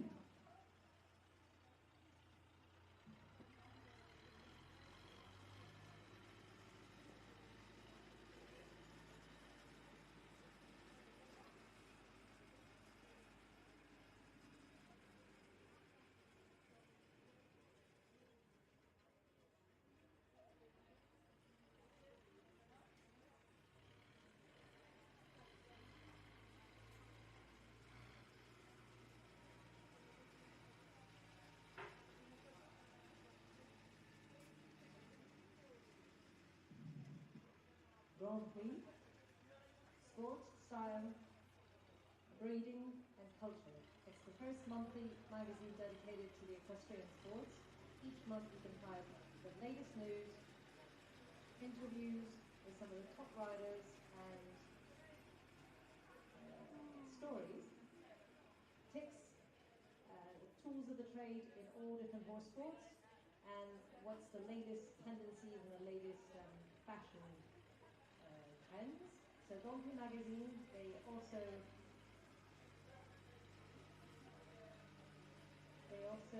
collect your rounds, and you can find them on the platform grandprix.tv. One of the other faithful partners since a very long time is PSV Sound and PSV Photo. They've been with Lyon Mauvais for 30 years, and this is their 40th year of experience as PSV Photo. If you want more information on that, please head to https://photo-son-video.com/. That's PSV Photo and PSV Sound.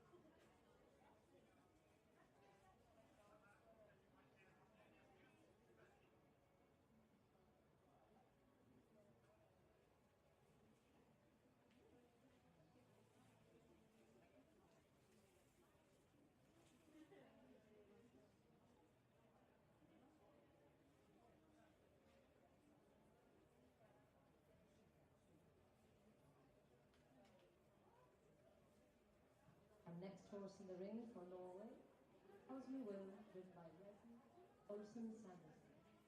Cosme Will is a bay gelding by Cosme's Black and Zulenka, owned by Paul Clark.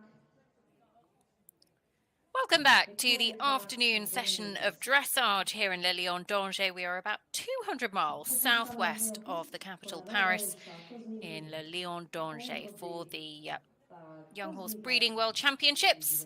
Yasmin Olson Sanderson next to come forward with Cosme Will.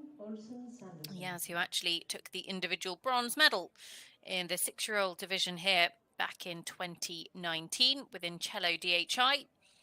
Comes forward this time with Cosme Will, owned by Jane Lucas, Paul and Victoria Clark, by Cosme's Black. And they come forward having had some good form this year, including top 10 at Hartbury in the long format 2-star, top 10 at Bergam in the 3-star short format, which gained them their qualification to run here at Le Lion d'Angers. Yasmin, who runs a yard alongside her partner Hector Payne, also a 5-star event rider, represents Norway.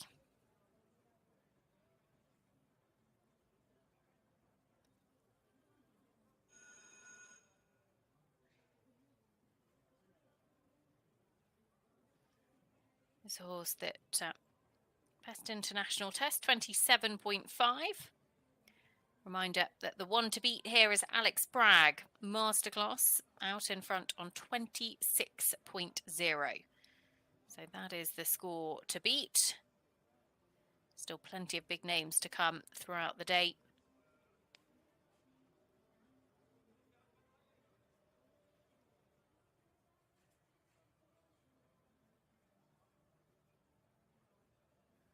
Big stamp of a horse, this.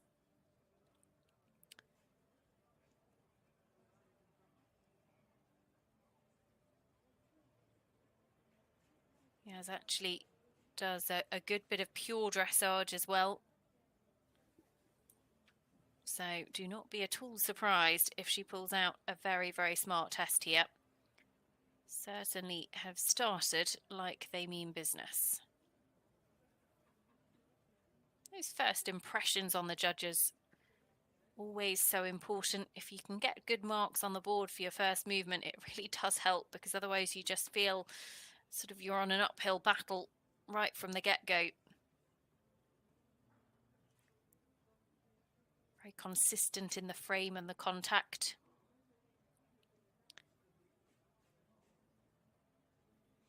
Easy downward transition.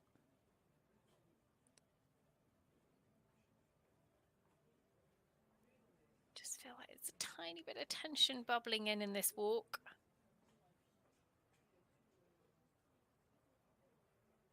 Two, three, four.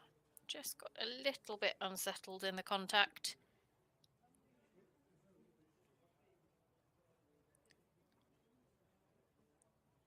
On the rein back, which unfortunately has really affected their score, these couple of walk movements. And that was where Alex Bragg has actually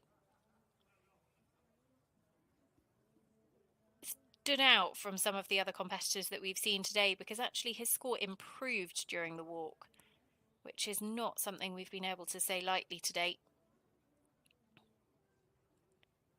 These horses, of course, fit and ready to run cross-country for some 9 or so minutes on Saturday over Pierre Michelet's cross-country track, but also young horses at the early part of their career, the stay-away shows, the travel, all still relatively new to them. Particularly those horses who have come from a very good one-day circuit as such, the likes of those one-day events in Great Britain, for example, where you might go and do a stay-away show with a horse, you know, a couple of times a year, but it's certainly not your regular for going to events. Whereas in Europe, quite frequently, the international events are run and you compete in more internationals than nationals, and they all involve a good degree of staying away. Just exposing these horses to different experiences.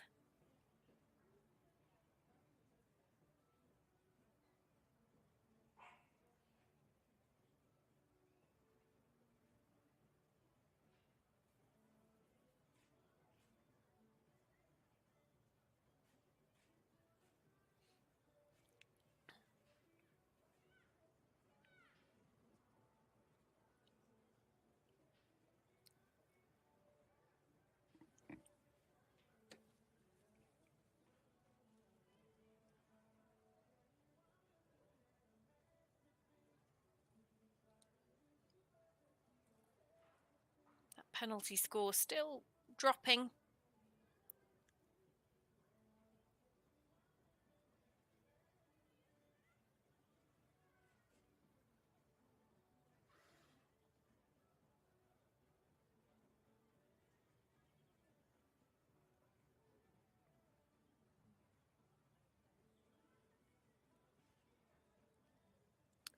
Could see it sneak sub 30, one would imagine.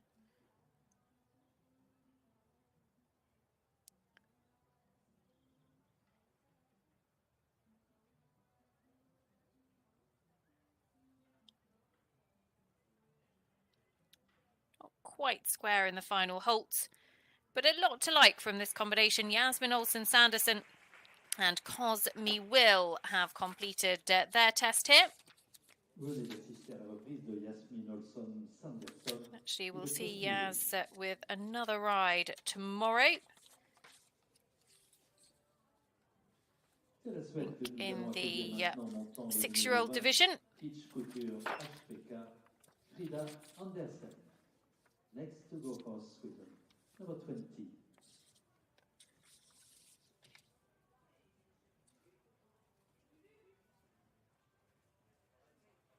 Global Karina will be her ride in the 6-year-olds tomorrow. So going to be well inside the top 10. Should be around 31.0. Yasmin Olson Sanderson and Cos Me Will. Cheval de sport suédois SWP par Corporal VDL et Juicy Couture par Hip Hop. There we go, confirmation 30.7. So into 5th on the leaderboard. And that actually pushes, it's her equal, in fact, with Andreas Ostowski and Lille 3. Lara de Lirkire will drop down to 7th.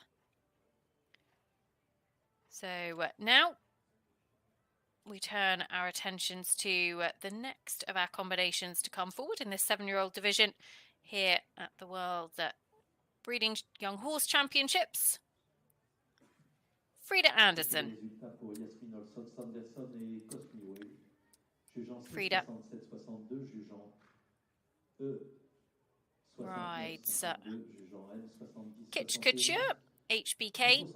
This mare by Corporal VDL.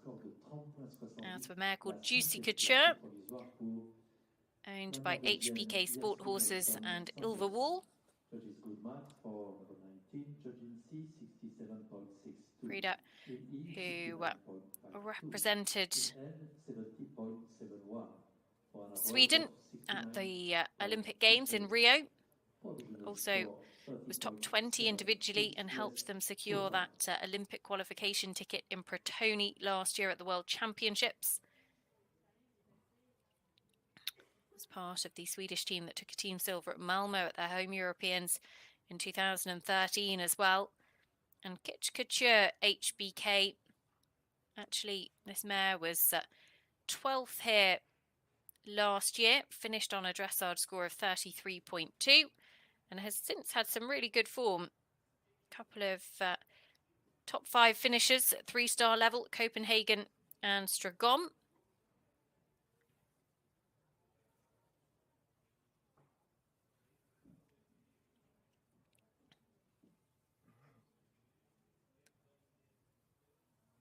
Freda also had a brilliant top 10 finish in Aachen a little bit earlier on this year with Box Leo there as well.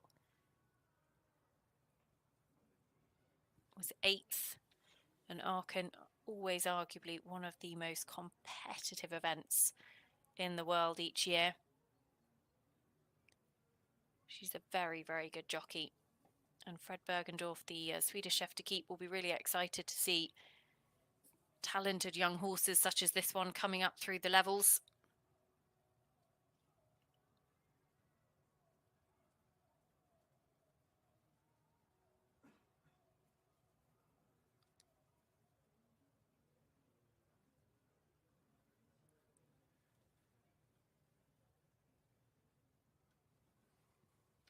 Sweden, who put in a solid performance actually at Buccolo in the Nations Cup competition last couple of weeks ago. Frida rode Stonehaven's Baby Blue in Buccolo. Unfortunately, things didn't quite go to plan for them cross country on an influential day over the natural obstacles.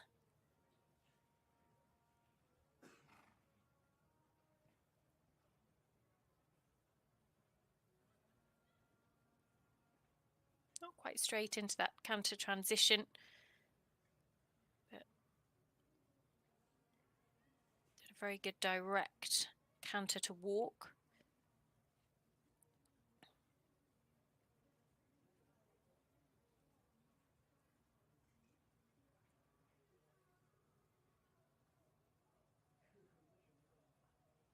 Just changed behind that, actually, it looked like for a second. See, getting a little bit tight, and unfortunately that meant the walk didn't really come easily for them. Frida just corrected the horse before picking it up again.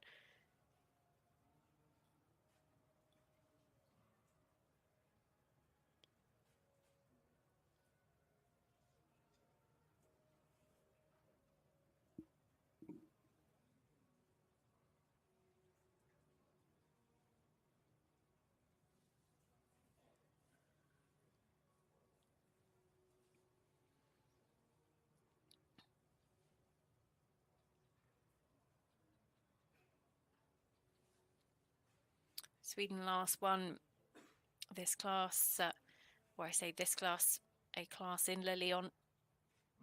Sarah Olgertson Ossault, Reality 39 in 2010, I think it was. I think that was the 6-year-old division on that occasion.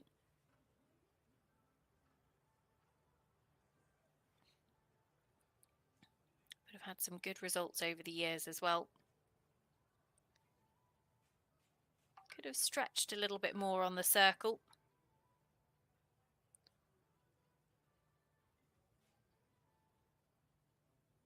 And just a little bit of movement in that final halt.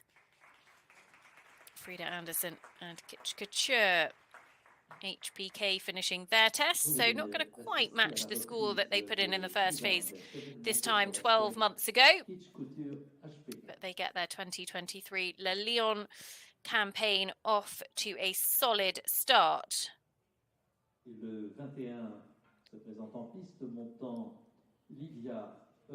So Freda Anderson, wait for her score to come through, as it looks to be a little bit clearer. The rain threatened to come once again in Le Lion d'Angers. It was an absolutely miserable day of weather yesterday, but thankfully today has stayed mostly dry, so fingers crossed for the rest of the weekend.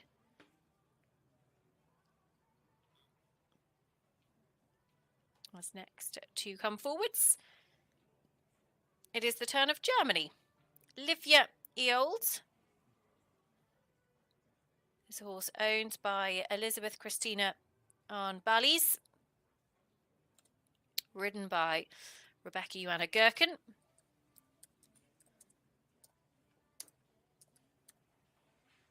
As 35.5 into 13th place for Freda Anderson, Catchment Ker HPK, that is confirmed. So Rebecca Johanna Gherkin and Livia Eold come forward next. Rebecca, who's had a couple of top 25 finishes here in Le Lion, on her past appearances. In E, 64.05. Brings forward In this F, 7-year-old 62.62. by Clinton On a H. 64.52. That's a mare called Lottie, who is by Lissabon 35.5. 29. 13th place so Bred far. by Et Elizabeth le Christina départ Arn. au 21. Elle monte So Livia always very, very special when the owners have bred the horses Geren. well. And this combination actually have come here with some really good form. They won the 2-star long format in Vesterstedt a little bit earlier on this year. Have had a couple of 6th place finishes and a 5th place in Arveel and Lemoulin and Varseveld.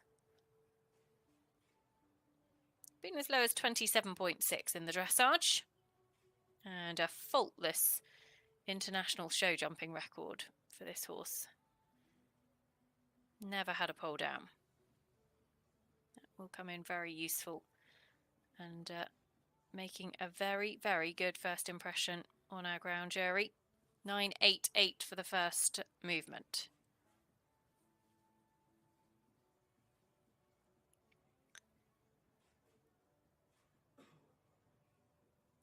Lovely forward way of going, this horse. Nice frame.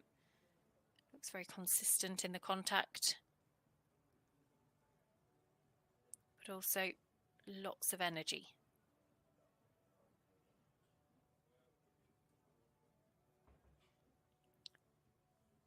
Not quite square behind, but not a million miles away. 1, 2, 3, 4, 5 strides. Or 5 steps of frame back.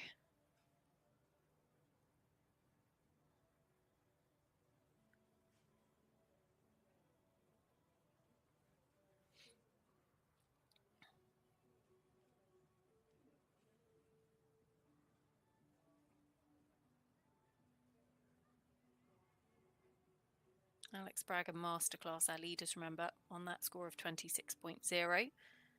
It's neck and neck with Alex at the moment. That was interesting. Rebecca Johanna very careful, actually didn't pick up the reins until she'd already asked for the canter transition, just in case the horse anticipated it.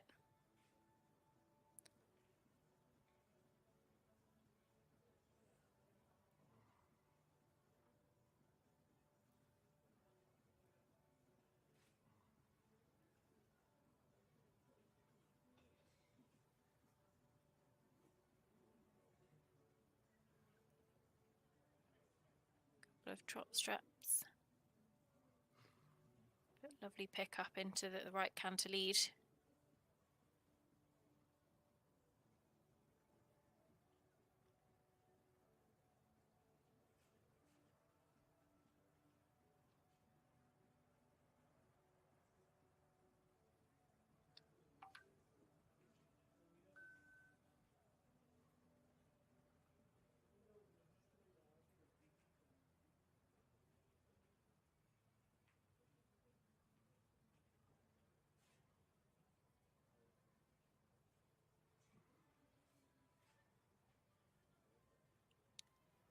Just losing a few marks there through those simple changes, which drops her below the trending score of where our leader was at, but picked up some huge marks in her trot work early on. So let's see what she can do now.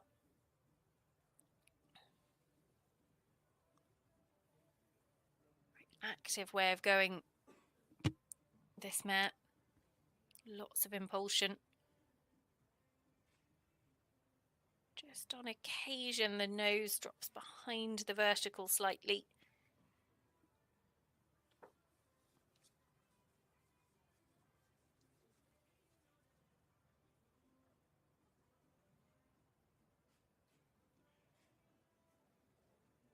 So, Rebecca Johanna Gherkin for Germany and Livia Yeold, oh, not quite immobile in their final halt, but still a very, very good test.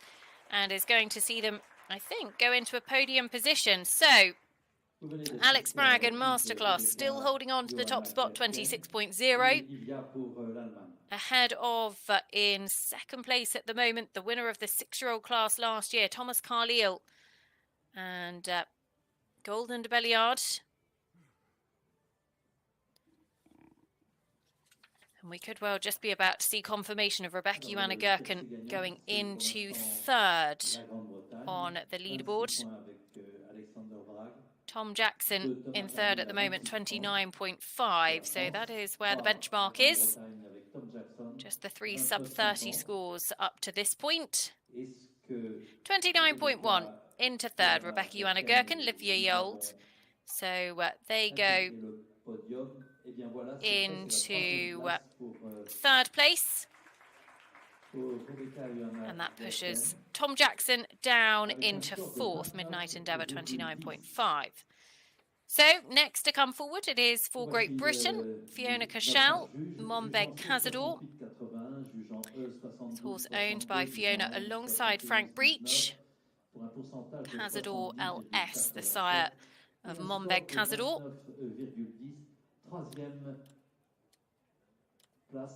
Fiona, whose maiden name was Breach. So I imagine Frank is her father.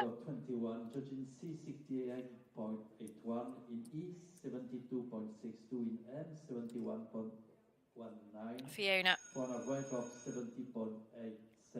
41 years of age, has been actually to Le Lion d'Angers a few times previously. Bought WSF Carthago, horse that she took all the way up to 5-star level in 2016, 2017, and Drumhowen Black Magic prior to that as well. So it's been a little while since she's been back. But Mombeg Cazador, the horse that she comes forward on this time. And a combination that were third at Valendenisk in the 2-star long format last year. Jumped a great double clear at Aston Lewells in the 3-star a little bit earlier on this season. So relatively inexperienced, actually only 2 completed international runs for this horse. Would have, I'm sure, had some really good exposure to some big events on the British national circuit as well. But certainly a big international ask this weekend.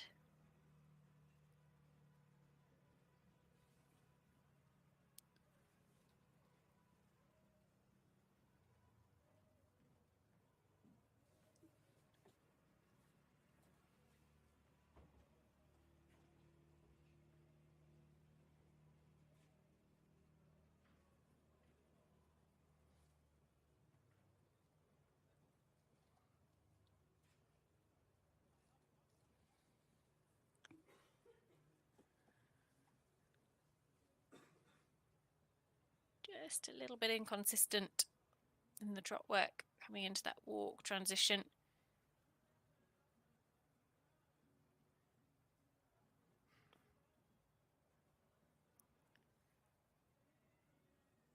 Lovely square halt.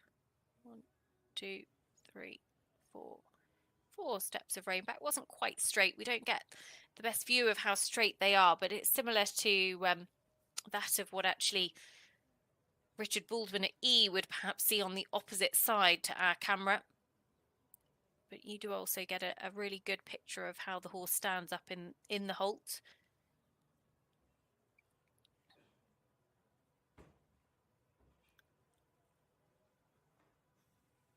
That's exactly why you have the judges from different perspectives.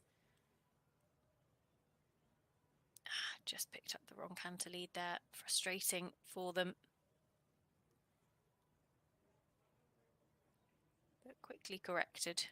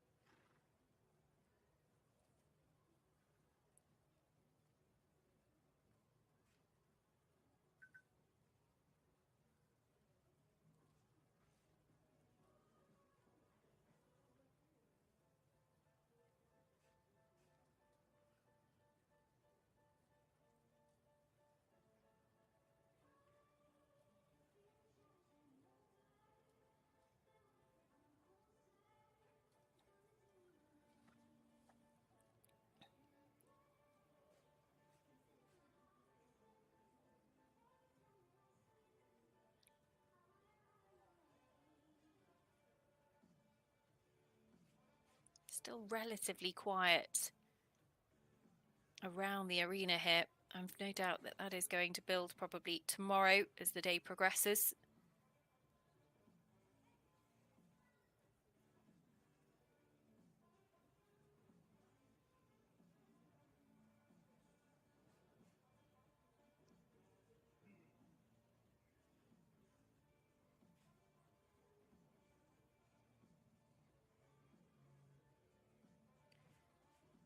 Just coming up a little bit above the bit on occasion. This horse, lots of lovely presence. Beautiful stamp of a horse as well. And actually for some of these younger horses, you know, holding themselves together for 6 minutes in a test, there's quite a lot of strength required for that. And Fiona Casell does a very good job with Mombeg Cazador. They finished their test. Not going to trouble the leaders today, but we'll go into the top 20.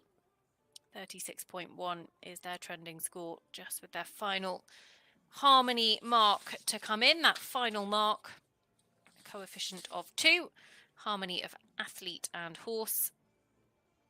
Described as a confident partnership created by adhering to the scales of training. So important. And actually, when they changed the collective marks away from the original 4 different collective marks a few years ago, they made it one simple collective movement, and they actually put that exactly the same in every single test of every single level. All about the scales of training. So Fiona Casell, Mombeg Cazador have completed. We'll get you an updated score for them in just a second. Next, we turn our attentions to Belgium. Cyril Gilovich and Gatine de Laubray. There we go, 36.0 into 15th for Fiona Casell. As Cyril comes forward now with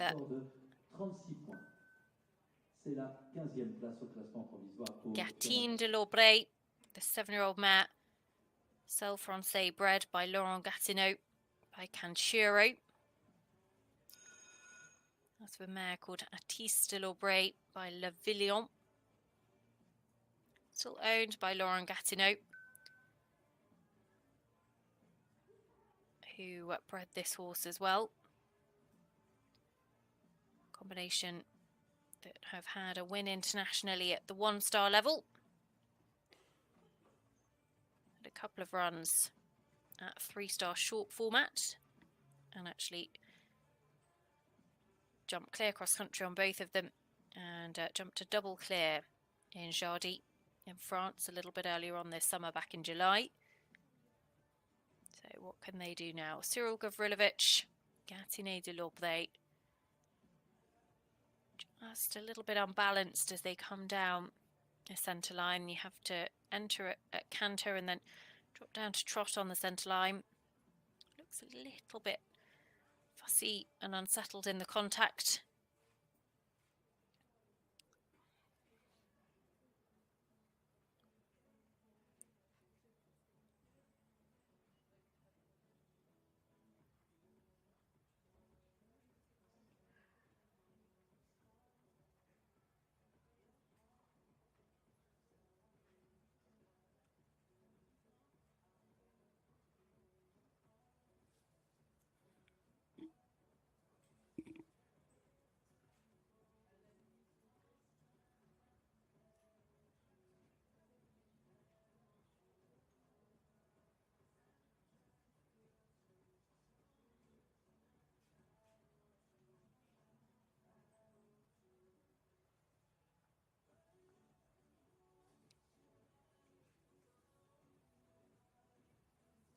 Quite square behind, just left the off hind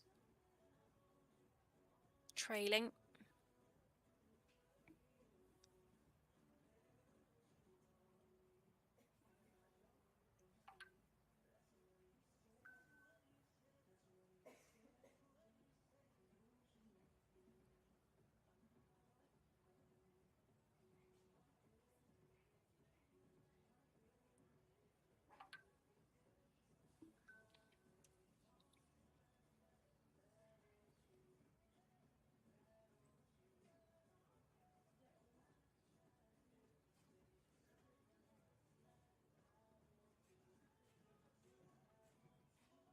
Picks up that canter nicely.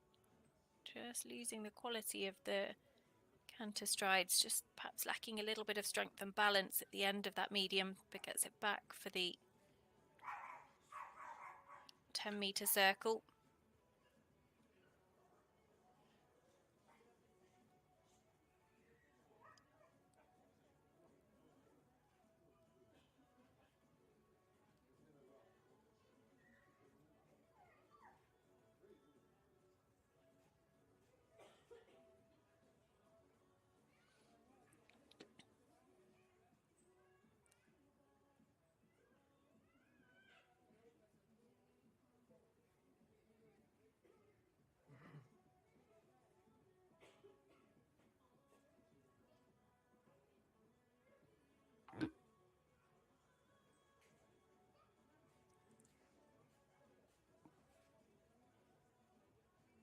Just a little bit abrupt in that transition back to trot.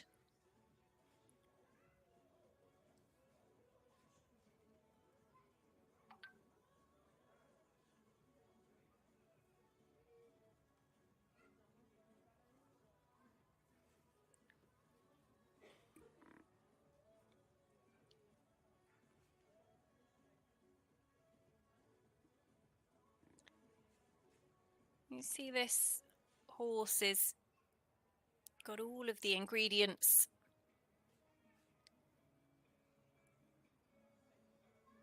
to get a really good score at this level. Just needs to strengthen up a little bit more. And again, looking to be a little bit more consistent in the contact.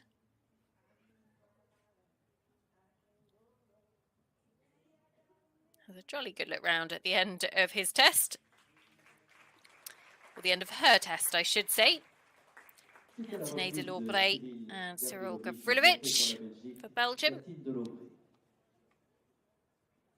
But a really lovely horse, and we'll record a score today of around 36.8, just waiting for those final few movements to come in. En tête, c'est Alexander Bragg et Masterclass pour la Grande-Bretagne, 26 points. Devant Thomas Carlyle et Golden de Belliard, 28,30. So just a reminder, the leader at the moment, Alex Bragg, and Masterclass on a score of 26.0. If we look at those who could go ahead of him as the afternoon progresses, Asier Nicola has a very good chance. Calvin Bachman for Germany, also one to look out for. Harry Mead lines up with Miro Island for Great Britain, as well as Caroline Harris. Cooley Mostown will be the last to go a little bit later on this afternoon. So Cyril Gilovich and Nadine de Lirkire have completed their test. A reminder that Alex Bragg out in front, but hot on his heels is last year's 6-year-old winner Golden de Belliard and Thomas Carlyle on 28.3. And Rebecca Yanna Geren, Livia E.A. Olds, 29.1 in third. 36.4 and 17th place for Nadine de Lirkire and Cyril Gilovich.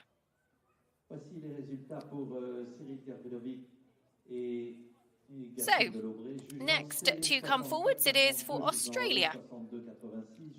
The European-based Catchment Un pourcentage moyen de 63,57 et un score de 36,40. Catcher, who has been based over in Europe actually for a good number of years now, comes forward with Bowman's Dark Mark.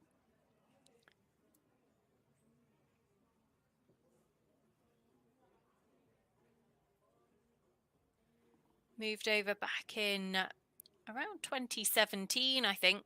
So it's been some 6 years or so based in Europe, in Germany. Bowman's Dark Mark. Westphalian bred by Alphonse Bowman. By Douglas VDL. Heraldic on the dam side.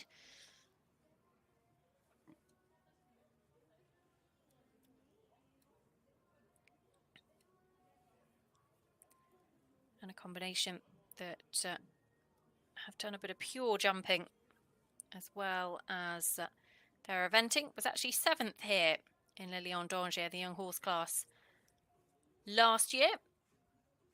Just added a handful of cross-country time penalties to a very good starting score of 29.2. And have had some good results at the 3-star level this year, including 5th in Waregem over in Belgium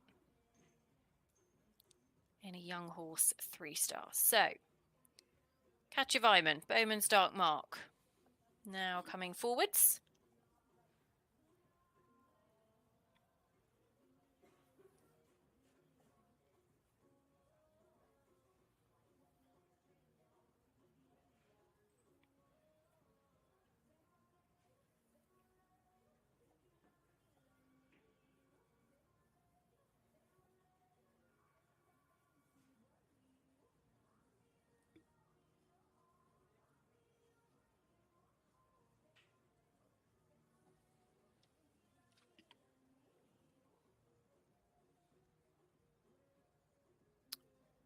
Squared up in front, not quite square behind.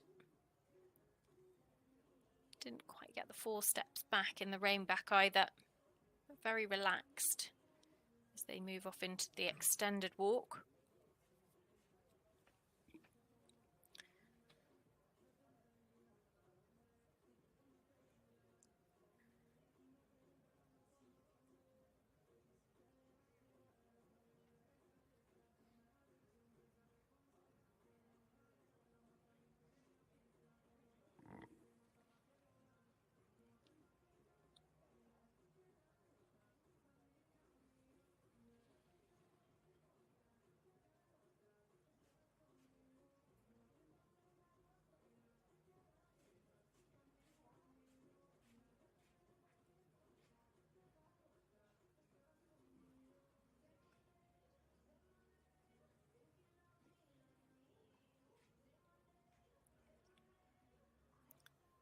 Quite conservative in the medium canter.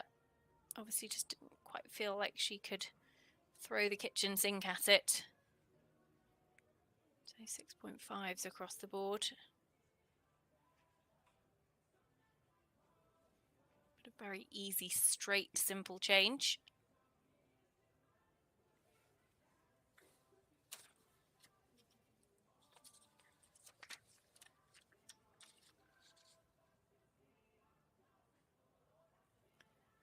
Simple change.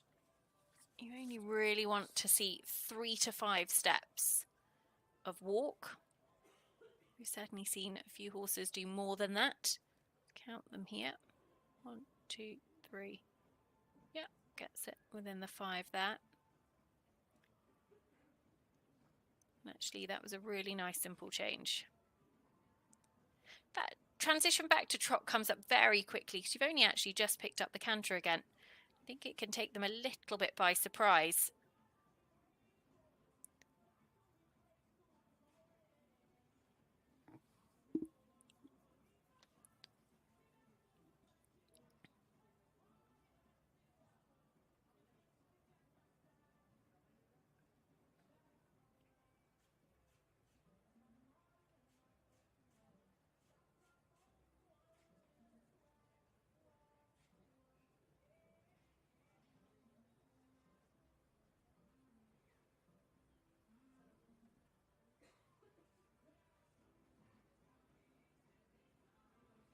He takes the contact down, keeps the balance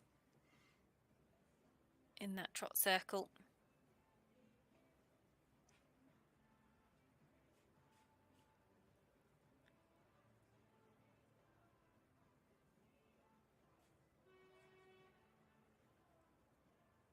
And a really smart young horse for the future. Lots to like in that test for Catchment and Bowman's Dark Mark. Could well just sneak sub 30 as well, going to be extremely close to it. Depends on those final scores coming in.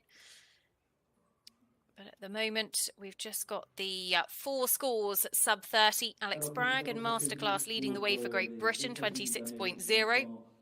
Thomas Khalil Golden de Belliard in second, 28.3. Rebecca Johanna Gherkin, Livia E.A. Olds, 29.1 in third. Tom Jackson, Midnight Endeavour in fourth at 29.5. So, Should go into 5th catch of Iman.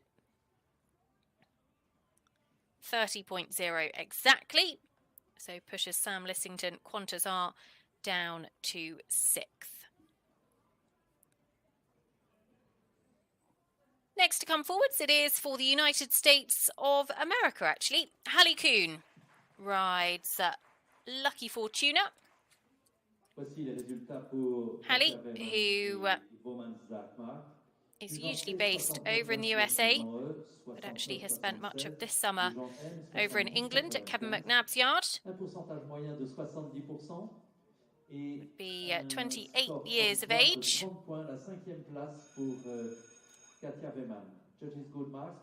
Lucky Fortuna. Dutch bred by Kohinoor VDL. Owned by Hallie herself. And a combination that jumped clear cross country at Cornbury in the Young Horse 3-star a few weeks ago as their final qualification for this run here in Le Lion d'Angers this weekend.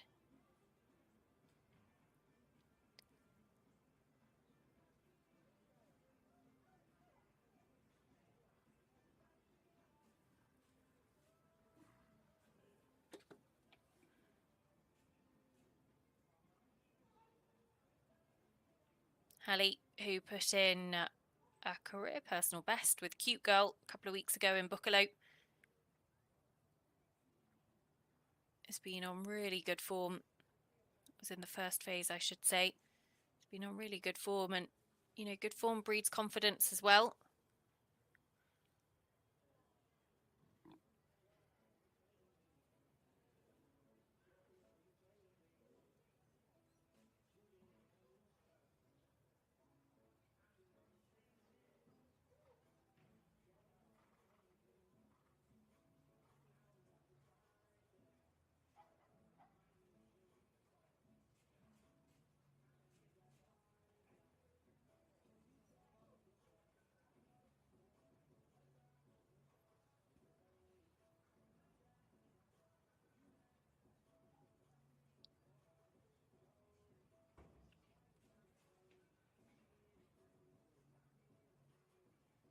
Just dropped a few marks through the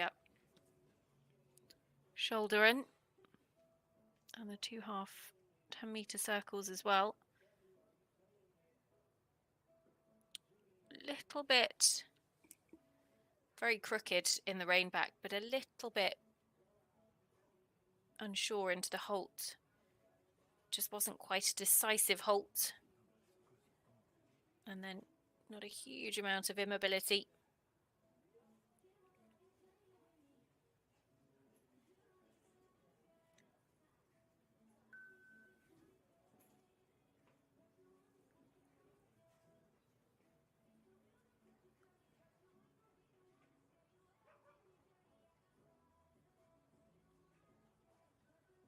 And just a couple of trot steps will make that transition mark a little bit costly as well, because the judge is looking for that direct walk to canter transition.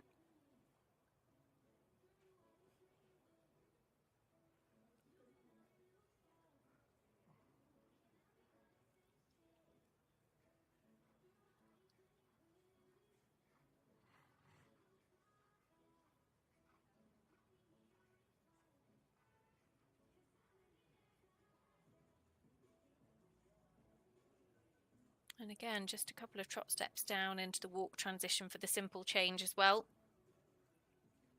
which will just stop big marks coming in from our 3 judges.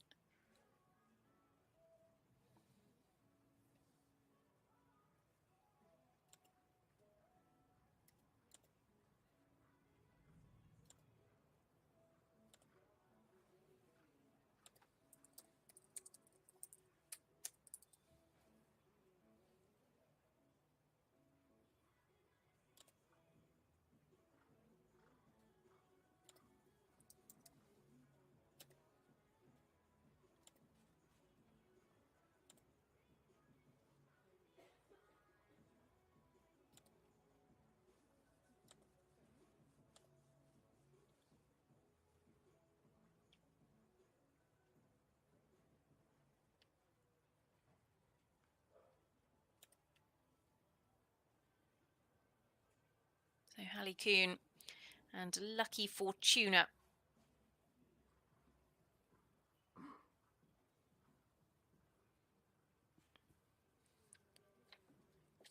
Also got two other 7-year-olds representing the US in this division. Chris Talley, having brought 2 horses over from the US. A little bit of a shorter commute for Hallie this time, given her base over in England for the summer. And actually Kevin McNab, who she's based with, is over here as well. So I'm sure he'll be helping her with her preparations for the week. So Lucky Fortuna and Halon Coon. Big pats for Lucky Fortuna. They will finish their test. Not going to trouble the leaders today, but have safely come back down at the centre line. So the one to beat is still Alex Bragg and Masterclass. We've got around 11 or so combinations, 10 or so maybe combinations left to come forward today. Big question is, can anybody overhaul him at the top of the table? Well, 2 of his biggest threats would be the next 2 down the centre line, I would think. So, Halon Coon gets an 8 from Jill Sinclair, our judge from Australia at M, for her final halt and salute. And actually, that score just comes down a little bit more as well. So, 36.0 into 16th place for Hallie and Lucky Fortuna as things stand at the moment.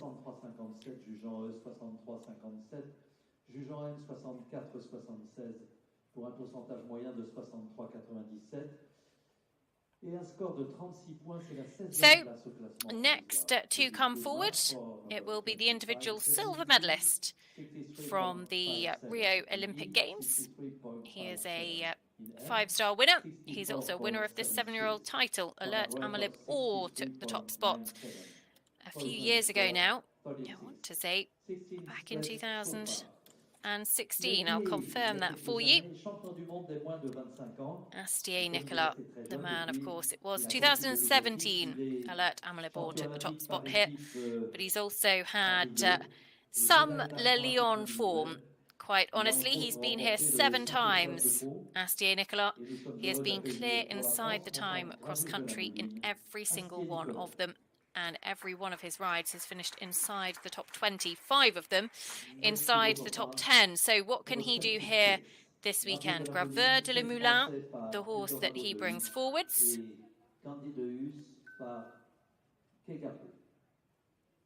Propriété d'Asier Nicola, de Christophe Germain et de la SARL Écurie Brillant. Graveur de la Moulin by Eldorado de Us. As for a mare called Quandi de Us, who is by Cugapo, bred by Danielle Tourmeugue, owned by Astier, alongside Christophe Germain, the Acciari Brillantissimi, Chauvigny Global Equine Pascal Raveri, and Acciari Vivaldi Rock. So a real selection of owners enjoying this horse's career. My goodness, what a career he has had so far to date. Won the 3-star short format in Jardy a little bit earlier on this year as part of their preparation for this, with a double clear 27.5 dressage. Won the 2-star long format in Chameau en Valsine, 25.3, the dressage score they finished on there. So, Alex Bragg 26.0, Asier Nicola, the one to serve it up to him next.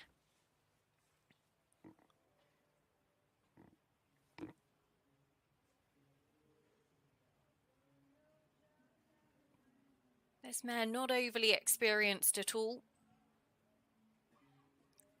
But again, a very, very good national circuit in France. So will have, I'm sure, had a huge amount of national exposure as well.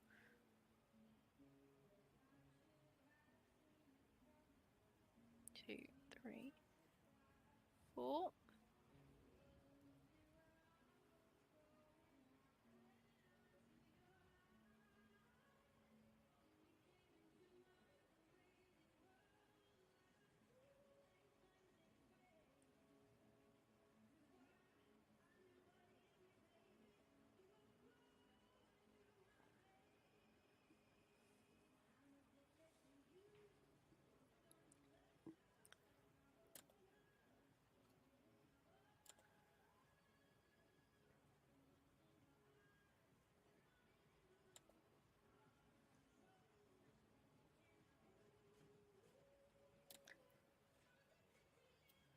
Astier, who's had what could be argued a quieter couple of years. Of course, sold Vinci de Levine, on whom he finished top 10 individually at the World Championships in Tryon back in 2018.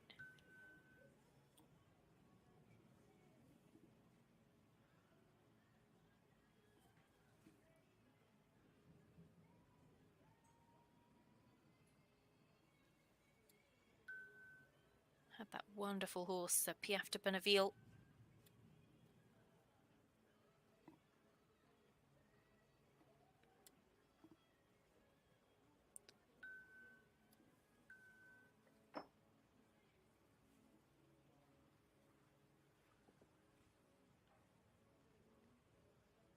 Has had some other very good results with horses like Alert Amalibor, who of course won this class back in 2017, and Babylon de Gamma as well. A couple of injuries and a little bit of bad luck here and there has just meant he's not quite got back on a French team.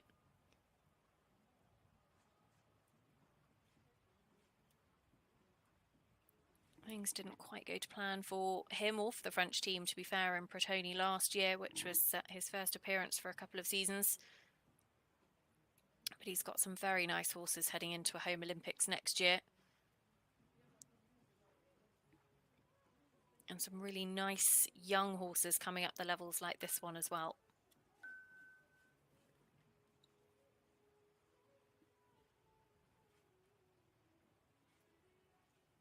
So, Asier Nicola, going to be another sub-30 score. Graveur de le Moulin, and will slot into third, I think, behind his teammate, Thomas Carlyle. Golden de Billiard, who currently sit in second. Not quite able to challenge the lead of Alex Bragg and Masterclass, but still some really nice scores, actually, from this horse. And just a reminder that actually Thomas Carlyle, 28.3. So not sure Astier is going to quite be able to go ahead of him with these final three marks that come in. Pour l'instant, Astier accroche une troisième place sur le podium. Voyons ce que nous disent les notes d'ensemble pour bonifier ce résultat. En tout cas, c'est ce que nous espérons.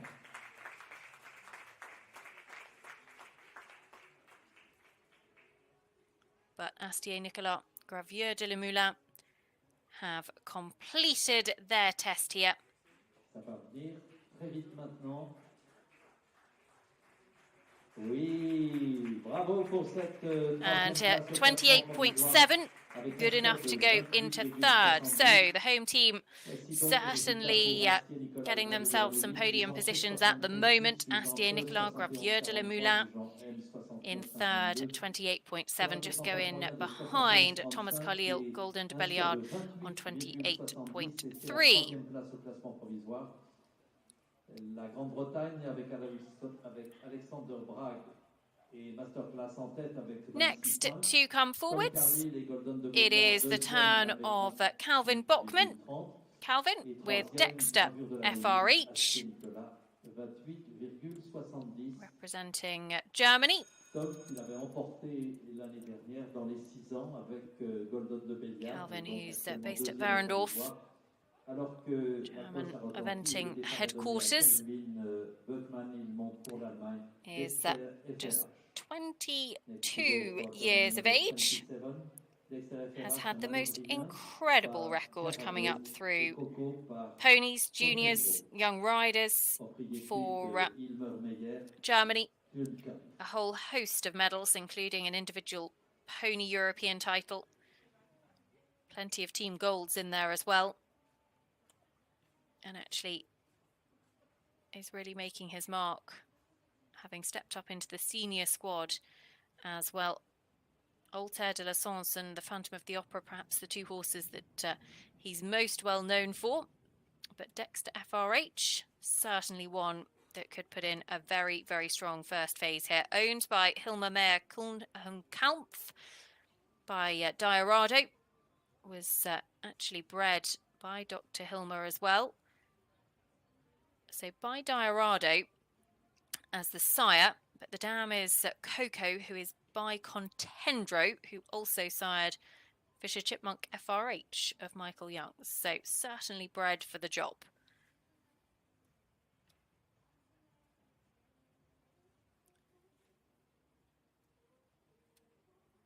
And a combination that actually come here having had some solid form at 3-star level. 11th at Langenhagen. Finished on a dressage score of 29.5 there in a 3-star. It was a 3-star that actually saw him finish behind 2 former winners of this class in Sweetwater Zayeth and Sophie Loib, and Annalena Scharf at Laguna OLD, who finished 1st and 4th respectively.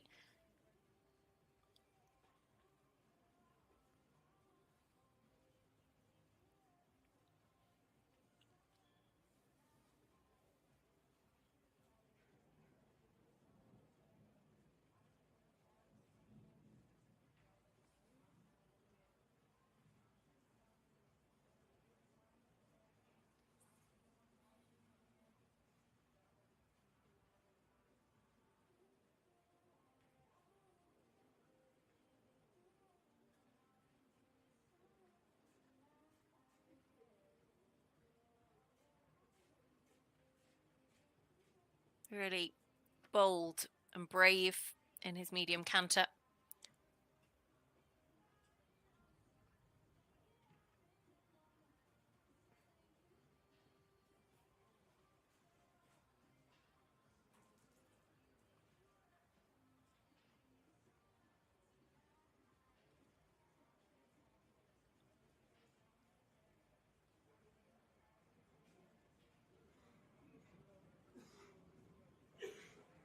Sneaking sub 30 again. This one would argue would be one of the big challenges for Alex Bragg and Zagreb. Very well polished in the first phase. Doesn't look like they're quite going to get there. It'll be very interesting to see if anybody can overhaul that 26.0. Because a good few of the big names in the 7-year-old class actually coming forward today.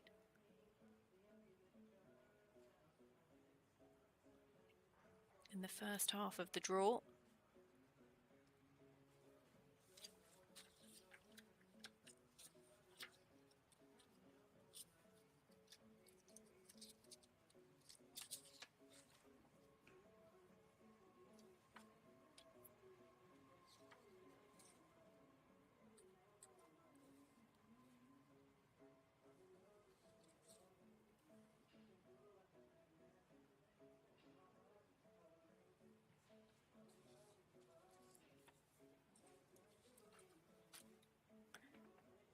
Some really nice marks across the board, Calvin.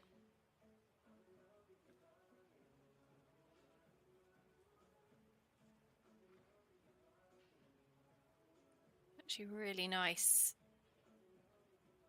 Takes the contact forward.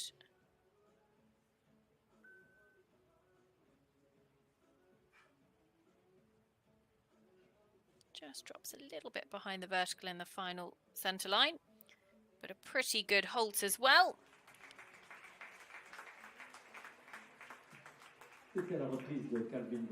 Which will see Calvin Bachman bring his test to a close, and will definitely be a top 10 position. Could even sneak sub 30 with Dexter FRH.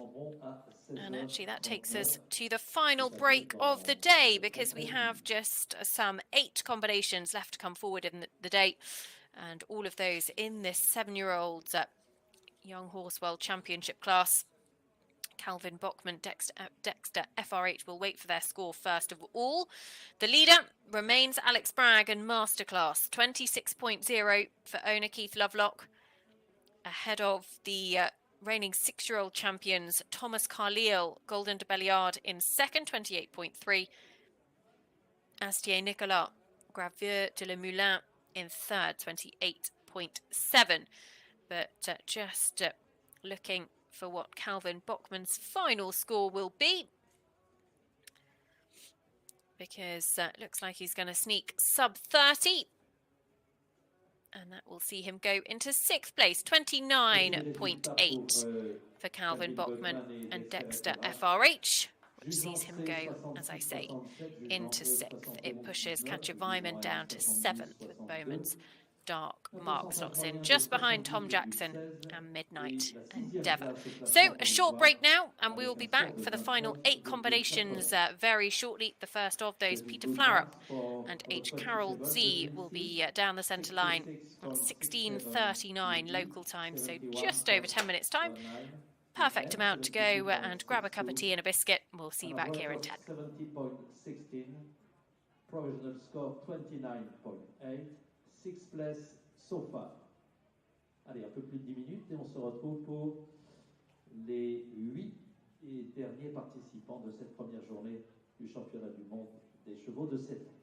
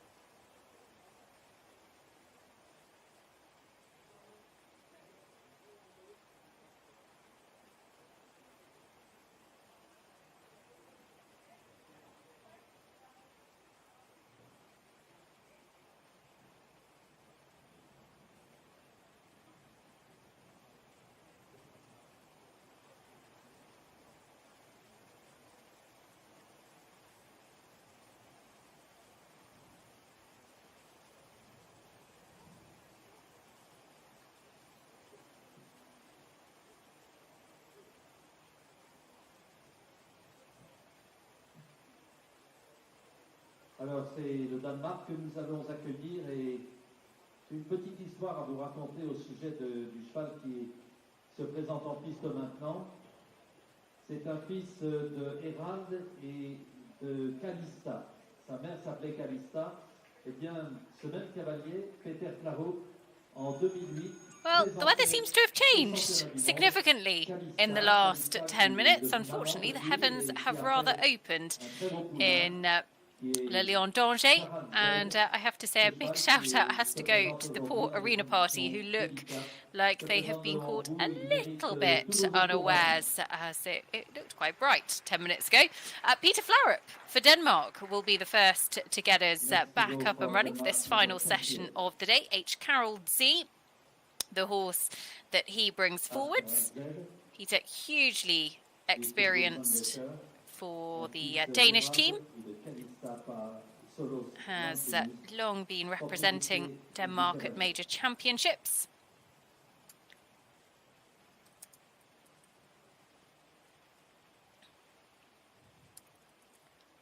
And H. Carol Z, the horse that he brings forward here,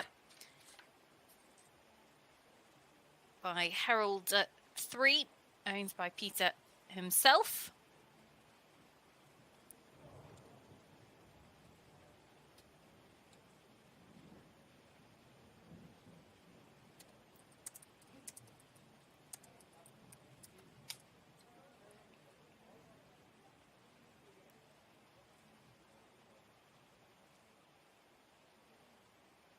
Peter, who has been part of the Danish team both as a coach and as a rider, ranked inside the top 50 riders in the world. And this horse actually finished top 20 last year in the Young Horse World Championships.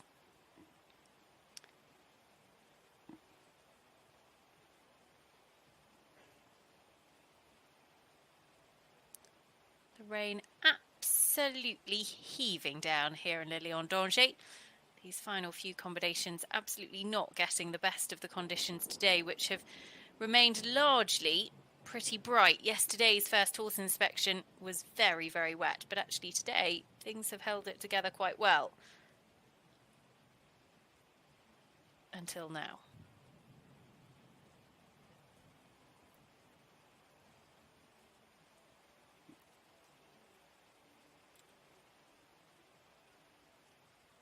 .6.0 is the score to beat. Actually, Peter Flarup, another one of only a handful this afternoon to have actually just maintained or improved his score during the walk work. Thank goodness for this new all-weather arena that was put in here in Le Lion d'Angers a couple of years ago now. They used to do the dressage and the jumping on grass, but actually, as with always the case at this time of the year, the weather could sometimes be very tricky, and particularly on the final day, asking the young horses to jump out of what could be fairly boggy ground always proved really influential. So it was an enormously popular decision when they made the investment into the all-weather surface.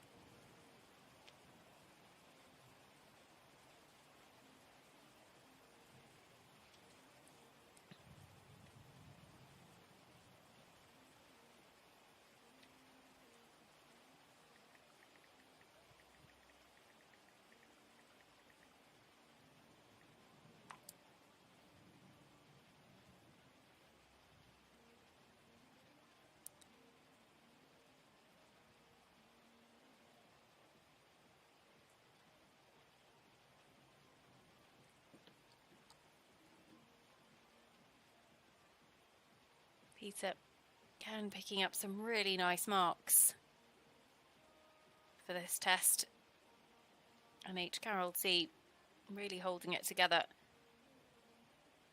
in pretty miserable conditions.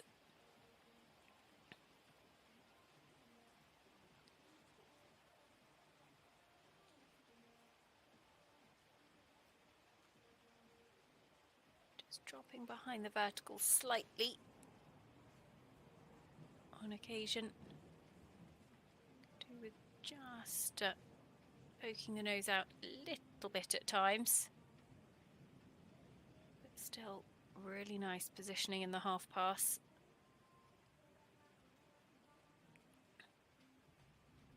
Lovely stretch as he gives them the contact and the rein.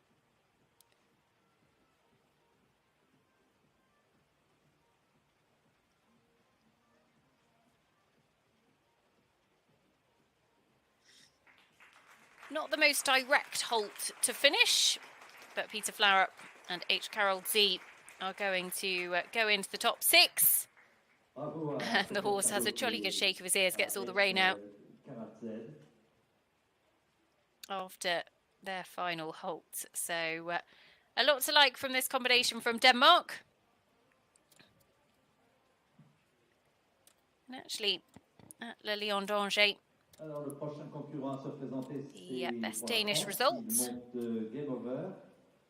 came from this man, Peter, back in 2013, when he finished inside the top 10 with that wonderful horse, Frankie. So we'll look forward to seeing him over the rest of the weekend.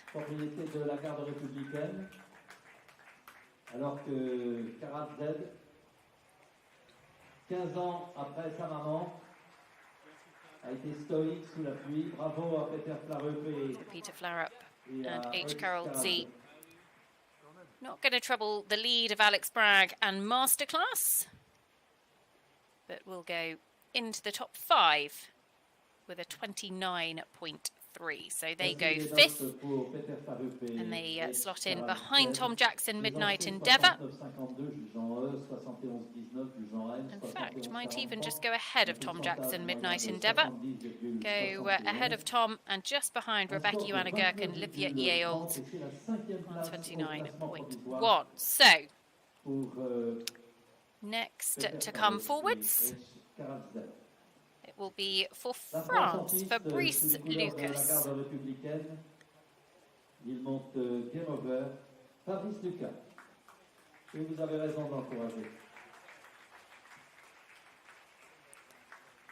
Comes forward in his first Le Lion d'Angers Young Horse World Championships for a good number of years, actually. Came here last in 2010. Has previously been 4th here in the 6-year-old class with Mistral de Texay in 2006. So good to see him back, and he brings forward Game Over by Ulpiendel, Cell Francais bred, owned by the Garde Républicaine, of which he rides in the uniform. I think I just saw a bit of a flash of lightning a moment or so ago. So we'll keep our ears open if we hear any thunder or the like, but this weather really has turned just in the last 10-15 minutes or so. It's held it together all day, but unfortunately these final few combinations and the very hard-working arena party just getting quite wet.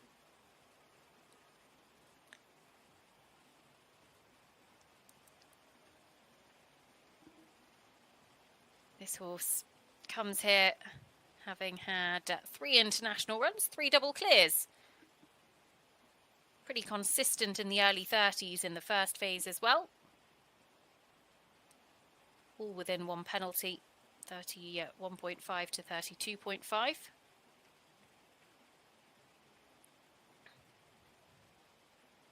Much longer frame than some that we have seen.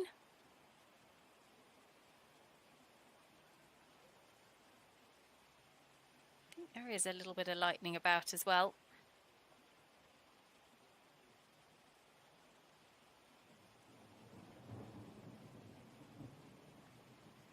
Can't help but feel for those combinations who just unfortunately with the luck of the draw getting the worst of it. It's the way the cookie crumbles.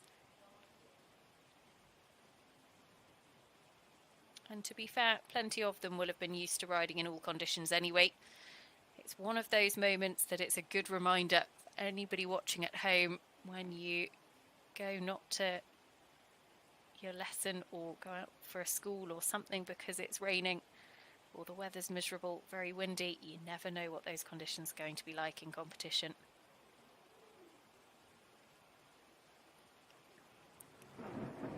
And actually you can just, you saw the lightning flash there and the thunder almost immediately after it. So that storm will hopefully pass through pretty quickly. But the horse looking very relaxed and very unbothered, it must be said as well.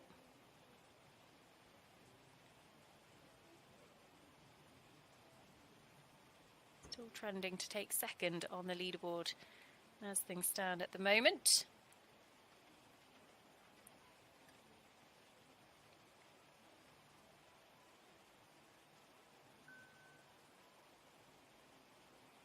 Very accurate test so far. Fabrice not giving anything away.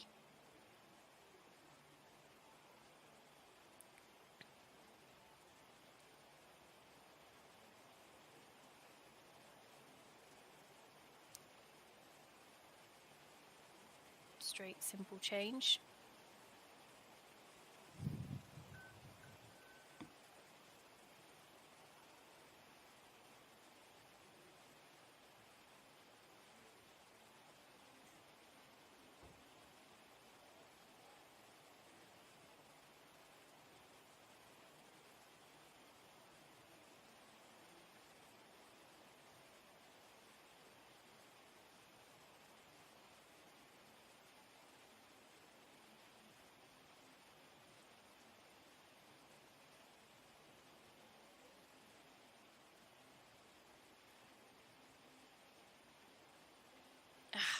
So frustrating.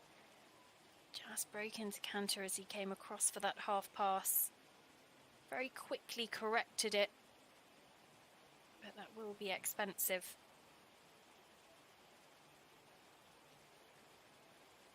It's actually trending to go ahead of both Asier Nicola and Thomas Carlyle. And you just see cost him a trending score of 2 penalties with those fours.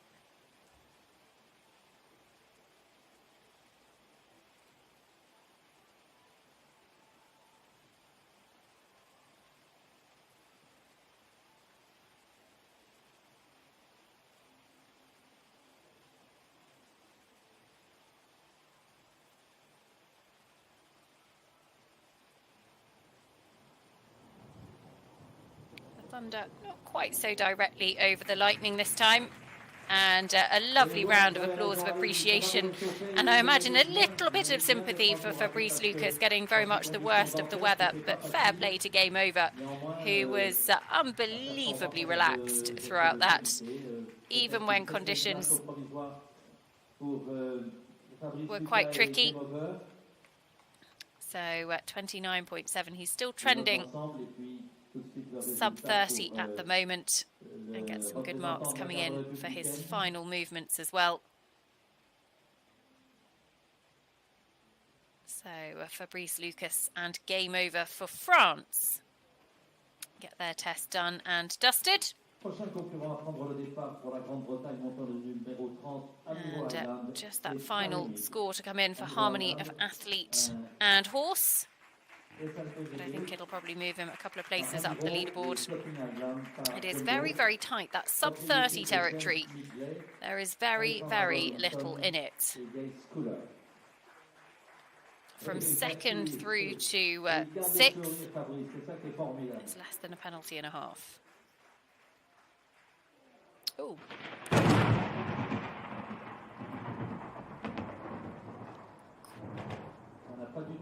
Not the easiest of conditions, it must be said. Fabrice Lucas just will get his final score in a second. The next combination have come forward. Harry Mead and Amiro Island. Harry rides the 7-year-old for owners James Midgley, Alexandra Robinson, Gay Skula by Amiro Z, Jumbo on the dam side. 29.4 for Fabrice Lucas and Game Over, as they go into around 5th place on the leaderboard. So, Harry Mead, Amero Island, next to come forward. Harry, who will have ridden in pretty ropey conditions a time or two throughout his career. And actually, Amero Island dealt very well with the applause that was being given to the French rider just when he came in and started working around the arena. Harry has been in incredible form in 2023. Had that brilliant podium finish with Cavalier Crystal at the Defender Burghley Horse Trials. But all of his horses all season have just been running very, very well. Really riding the crest of a wave. And he's actually bought a couple of horses out to Le Lion d'Angers because heading out to Les Etoiles de Pau in a few weeks, or next week I should say, with Red Kite, who's come along for the journey to Le Lion as well.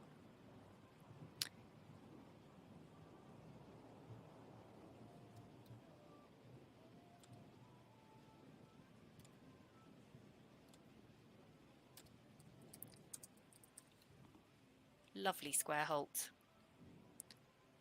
Harry and Amero Island just having a little bit of a discussion about the rainback, but actually they did it while in a very lovely square halt.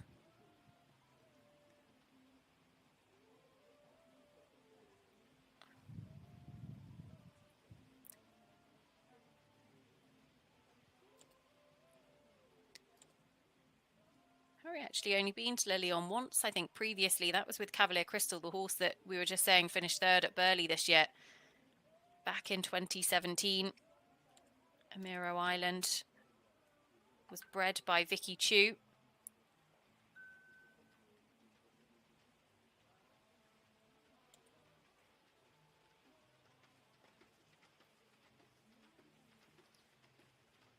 Was second at Bicton in the long format 2-star a little bit earlier on this year. Stepped up to 3-star at Aston Le Wolves and had a very good clear round cross country, just 1 second over the time there.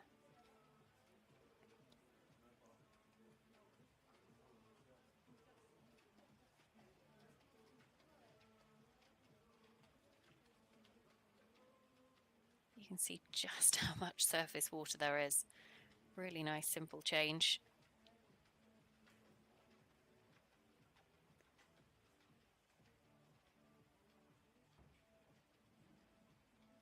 Harry's head girl, Jess Errington, has been with him for some 18 years or so now.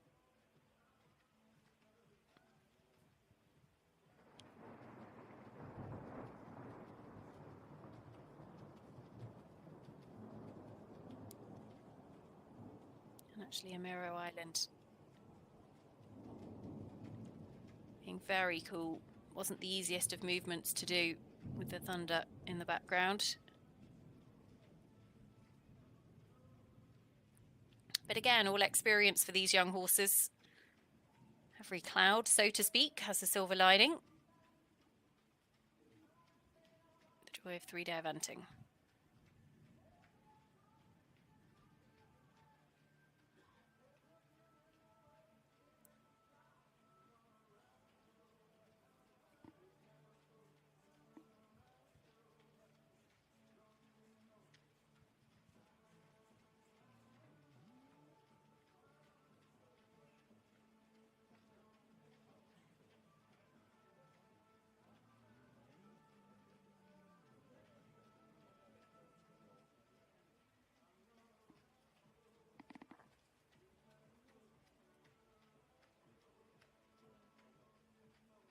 Put himself well in contention here, Harry. Just these final couple of movements to come in. And actually how well you can score for these last couple of movements really do affect the placing, because it is very, very tight. Harry waves to the crowd and actually I would say looks absolutely thrilled with Amero Island, who he is very much milking that lovely halt with and saying, yeah, very, very pleased with him. And actually lots to look forward to over the weekend as well. But Harry, true professional, not at all deterred by the weather, which as you can see is pretty miserable here in Le Lion d'Angers. But the show must go on, as they say, and we've got just some 5 combinations left to go.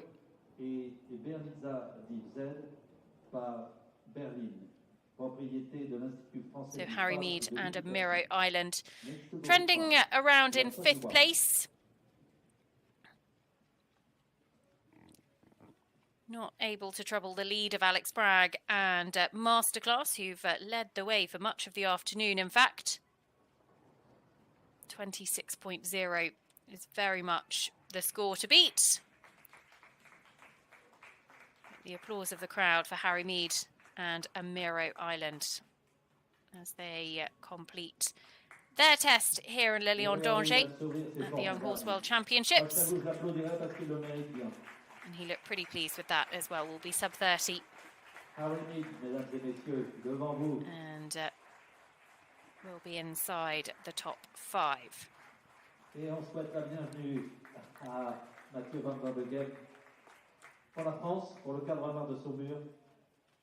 Our ground jury for this 7-year-old Young Horse World Championships president for France, Emmanuel Ollier at C. At E, Richard Baldwin for Great Britain.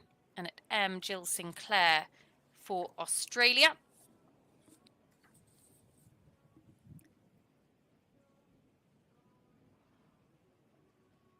As next to come forwards, it will be Matthew van Lanigan and Aparo Z. Harry Mead, though, 29.2. Good enough to see him go into 5th on the leaderboard. So Matthew van Lanigan is next to come forward with Apero Z. This mare is by Action Perzy. Berlin, the Dame Sire, owned by the Institut Français du Cheval et de l'Équitation.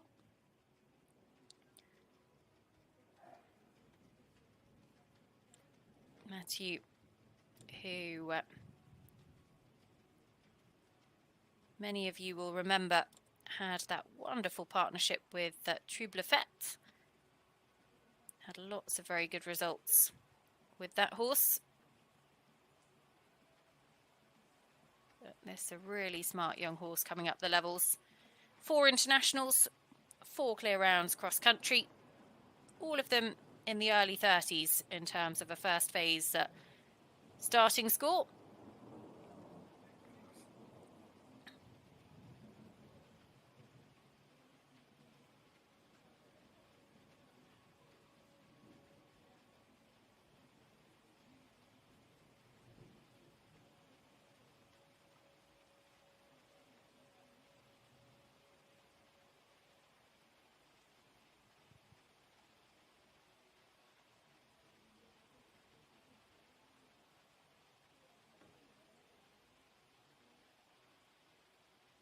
Very easy transition down into walk. Accurate at C.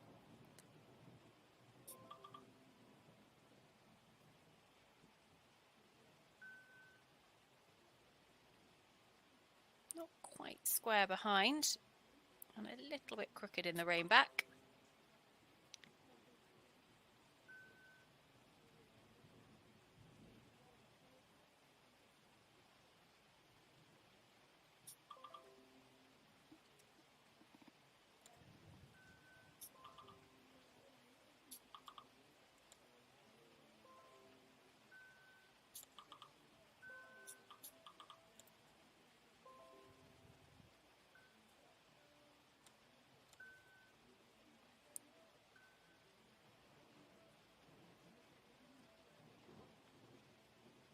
Rein back just pulling a score into the 30 territory.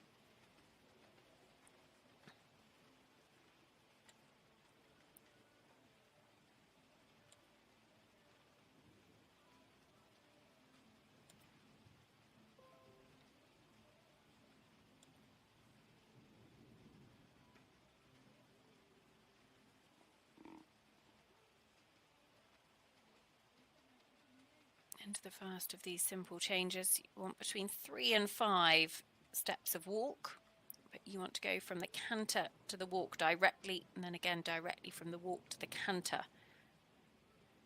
Want to keep really straight. Possibly just a couple of trot steps in the transition down there, which just to account for that slightly lower marking. See how the second one is. Let's be a little bit better.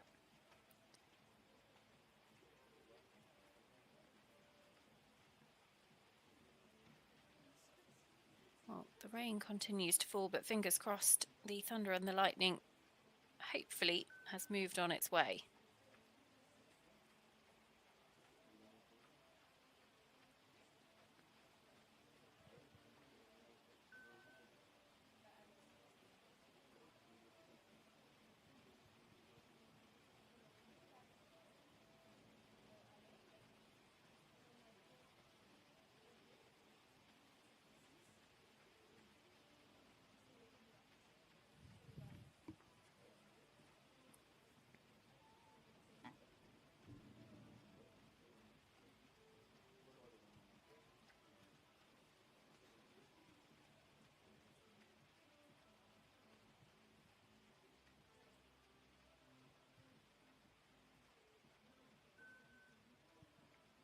So Matthew van Lanigan and Perez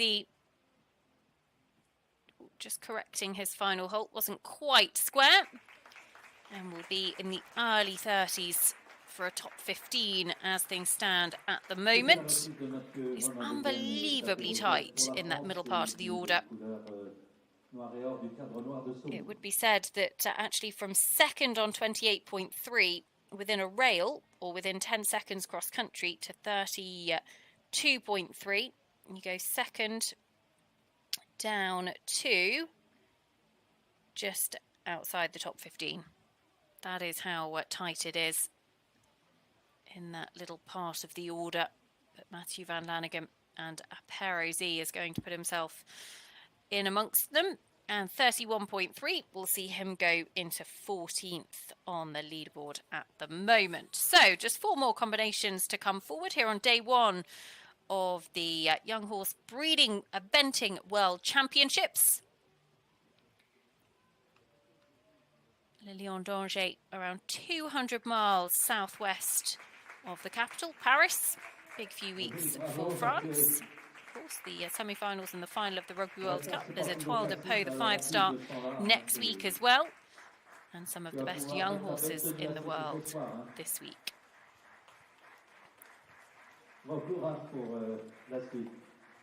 So, next to come forwards, it will be the turn of Katy McGee. Katy, who rides Agadir Gano for Great Britain.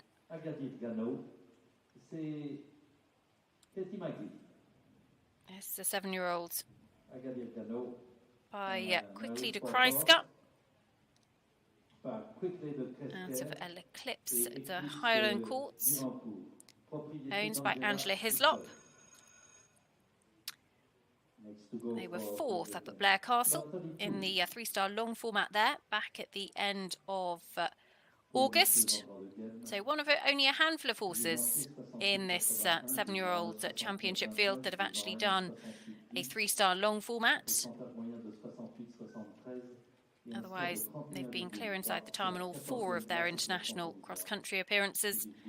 Angela Hislop has been a long-time supporter of the sport, past owner of the great Ballamore class ridden by Oliver Townend as well. For an average of 68.73, original score 31.3, 14th place so far. Katy, who is 41 years old now. Her first visit to Le Lion d'Angers. Feels like this year has been a real breakthrough year for her as well. She's had some really nice horses, putting in some very, very smart results at all levels of competition.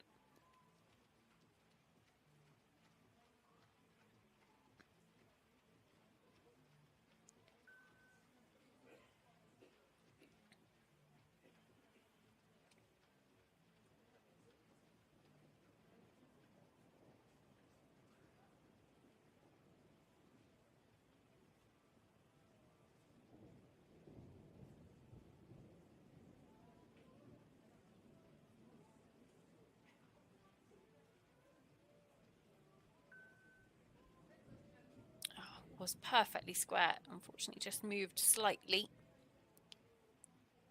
Or a little bit wide behind in the rein back.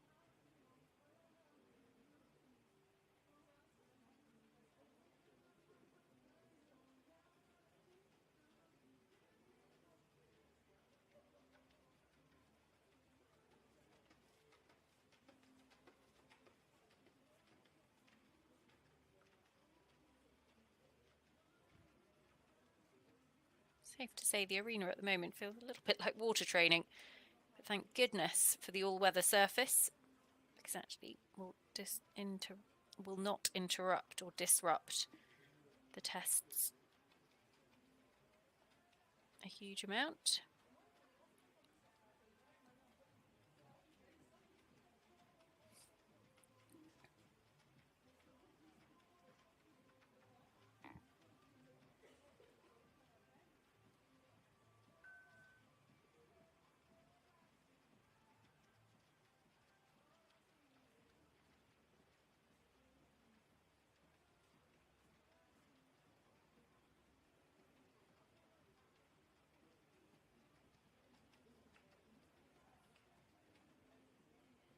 Just that slight moment of tension, not quite settling directly into the walk.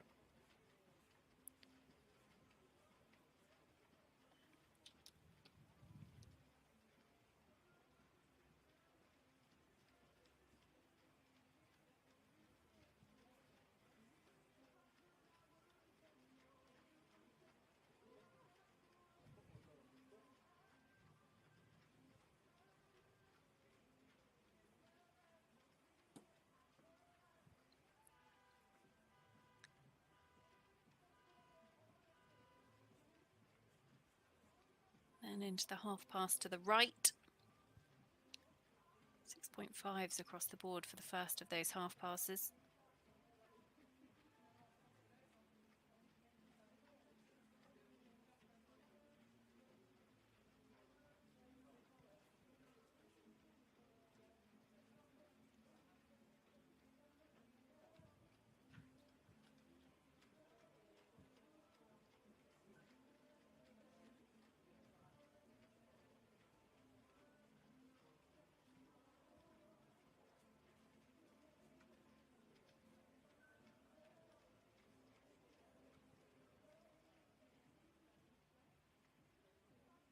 And tiny bit of movement in that final halt. But Katy McGee and Agadir Garno will be in the early 30 territory and a top 20 as things stand at the moment. We'll be pretty close to a top 20 at the end of day one as well, because we've got just 3 more combinations to come forwards. 1 for Germany, 1 for Sweden, and 1 for Great Britain. Next to go for Germany, number 33. Let's just remind you of the leaderboard as things stand at the moment. Out in front, Alexander Bragg, masterclass for owner Keith Lovelock, 26.0. And Thomas Carlyle, Golden de Billiard on 28.3 in second. Asier Nicola, Gravier de la Moulin on third, 28.7. Rebecca Joanna Gherkin and Harry Mead rounding out the top 5. Next to go. Now the turn of Arne Bergendahl.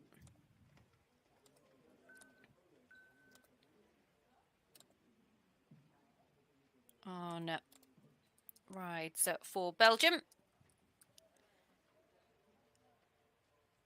Comes forward with Bronco 487, 7-year-old by Blockbuster.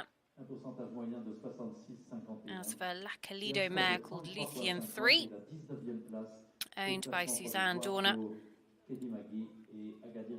and a combination that have had some good results. Won a 3-star in Sarendorf earlier on this summer. Top 5 in Langenhagen in a 2-star. And clear cross country in Varsveld as well, also in a 3-star. Very good in the jumping phases, this horse. Jumped clear in 9 of the 11 international starts this duo have had. And clear cross country in all of them as well. It's been as low as 27.5 in the first phase.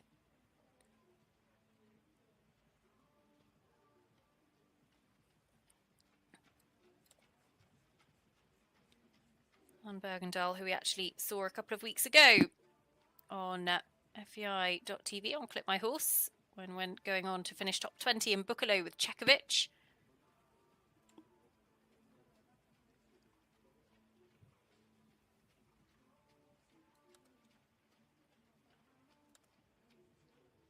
On 32 years of age.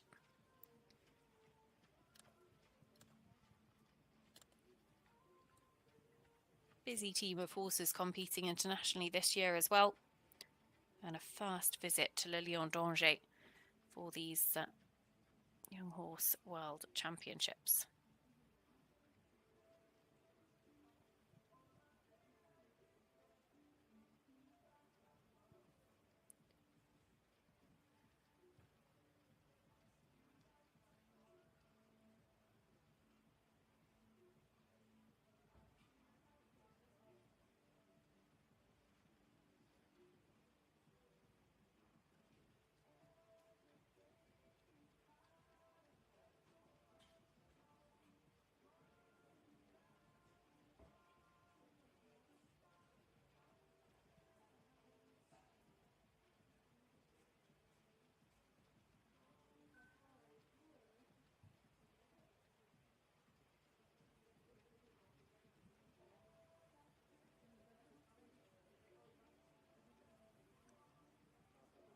Some really nice marks.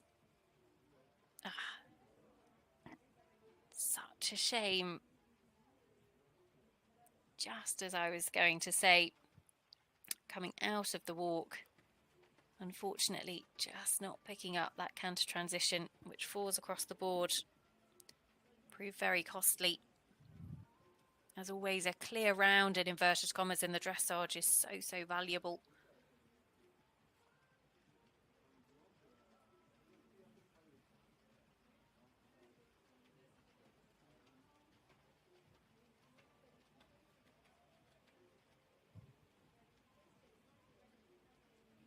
Few too many walk steps in there. You want between 3 and 5 in the simple change, but almost just felt that little bit of tension and let the horse relax for a second, take a breath rather than risk an incorrect strike off.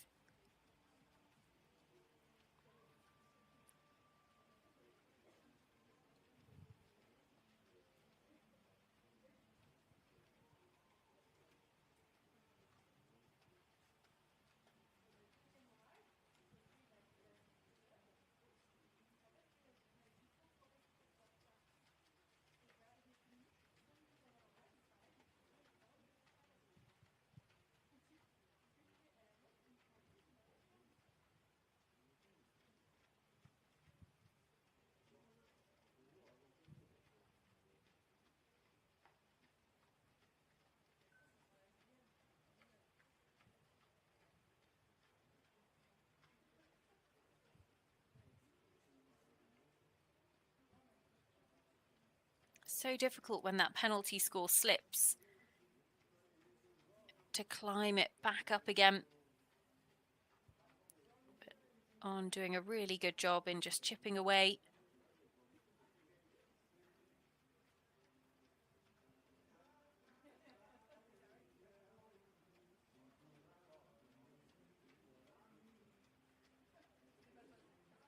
Letting the horse take the contact in that 20-metre circle before setting up for this final centre line.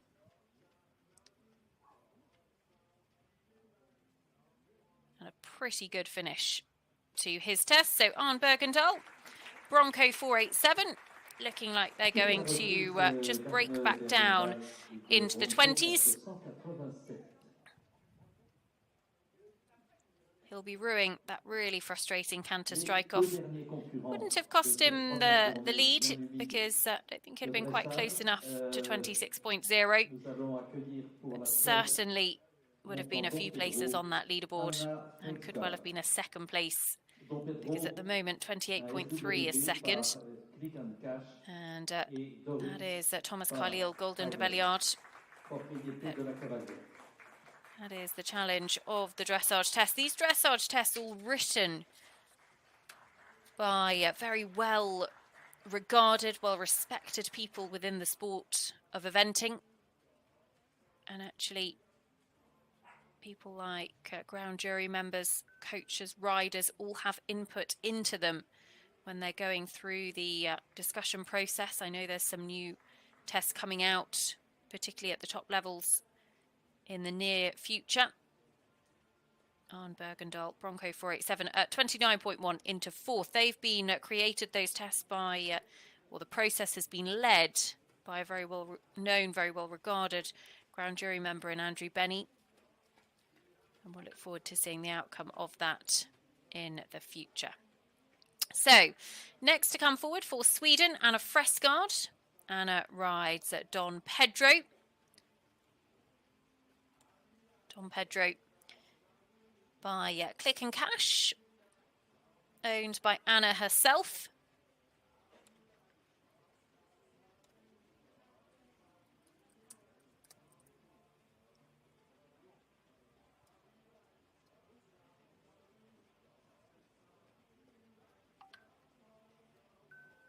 Anna, who actually represented Sweden at the World Championships in Tryon and the Europeans in Stragom in 2017-2018, Box QT.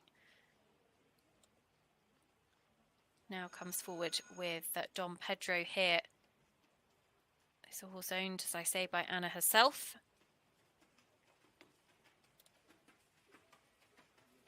Was fourth in a 3-star in Finland. Jumped a very good clear cross country as part of their preparation for this. Been top 10 in a 2-star long format in Sweden previously.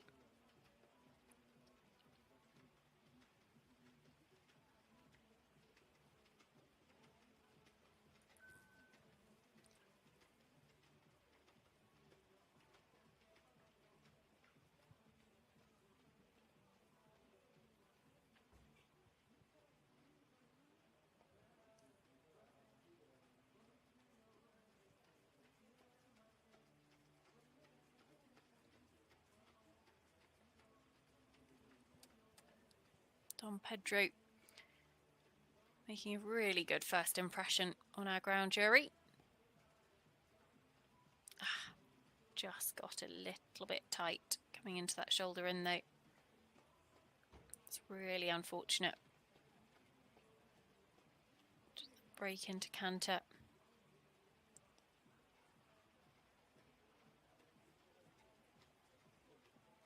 Really expensive for them.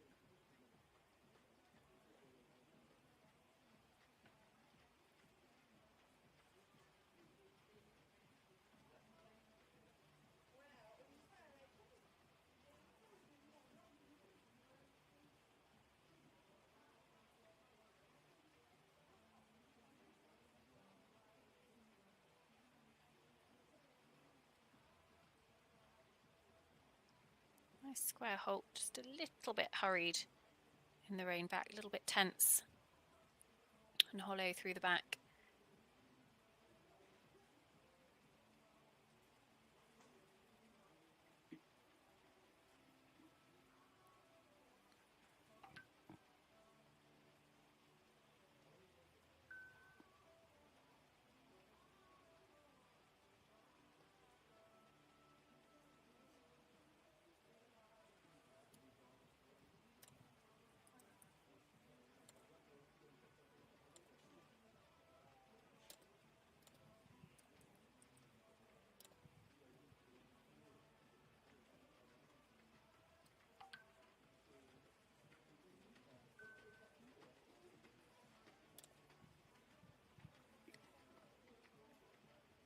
Just feel like the horse holding his breath slightly.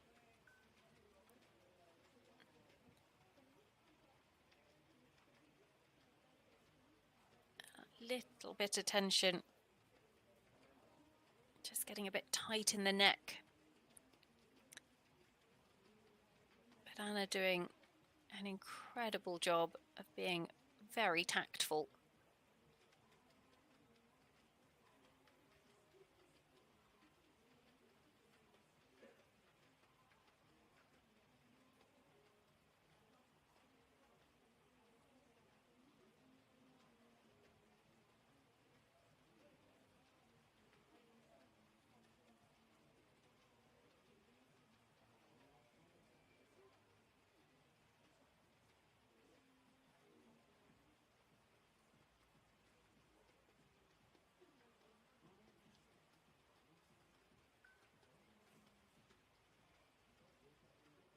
Just again, there's that underlying tension.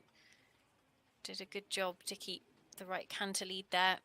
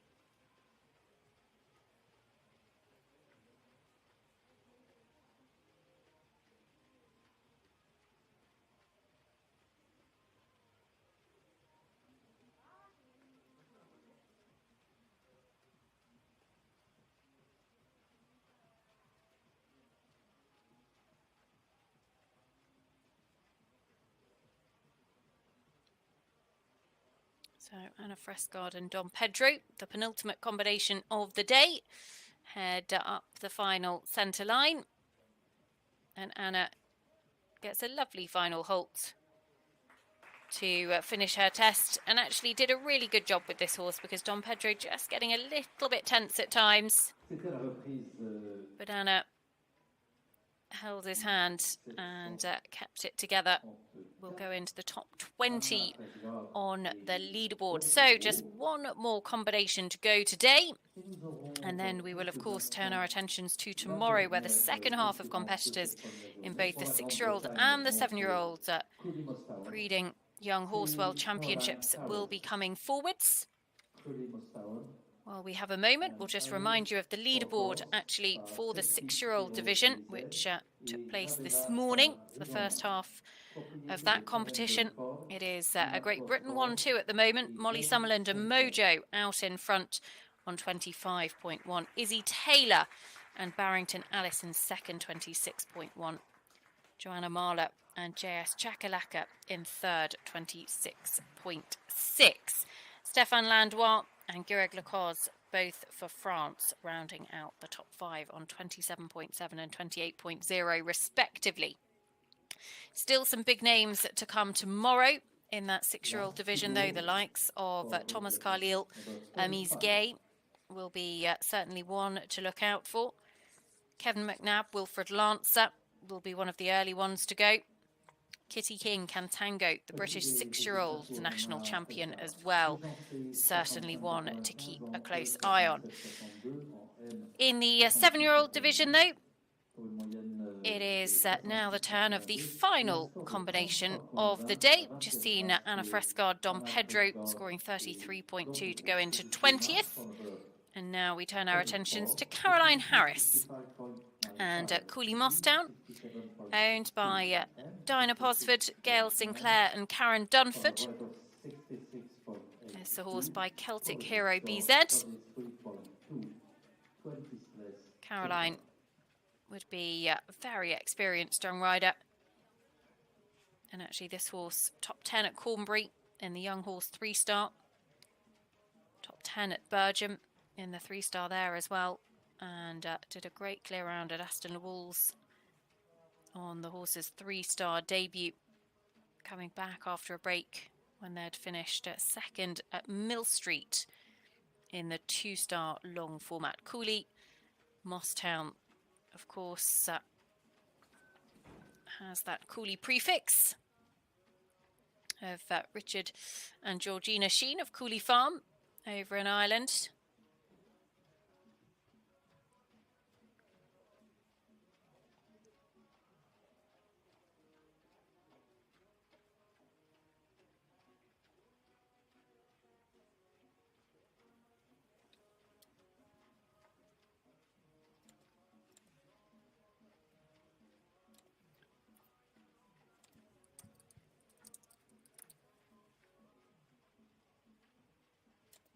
Caroline, who's based at Aston Farm, the yard of Captain Mark Phillips near Gatcombe Park. Had previously been based with Australian international Sam Griffiths for some 10 years or so.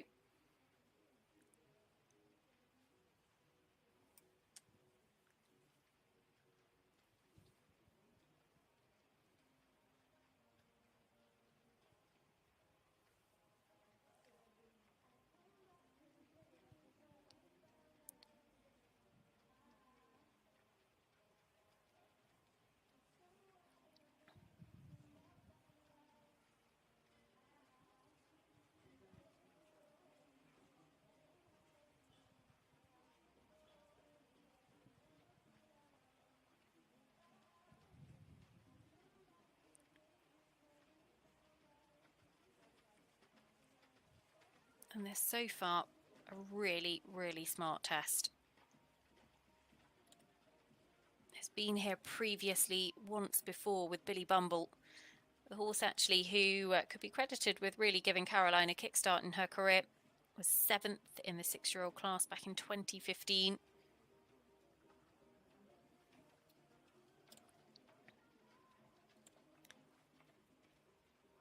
Made a Nations Cup appearance for Team GB a few weeks ago in Buccleuch. This horse has been as low as 29.2 in the first phase, so on track for an international personal best as things stand at the moment.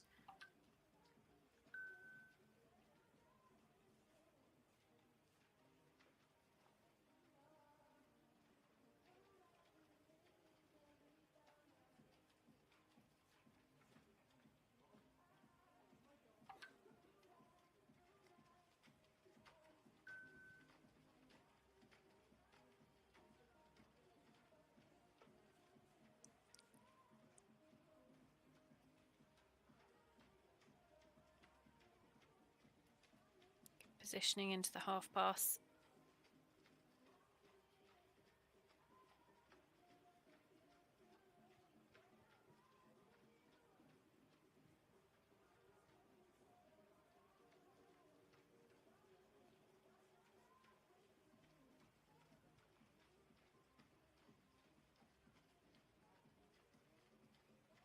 This is going to be very, very close to second place, depending on these last couple of movements.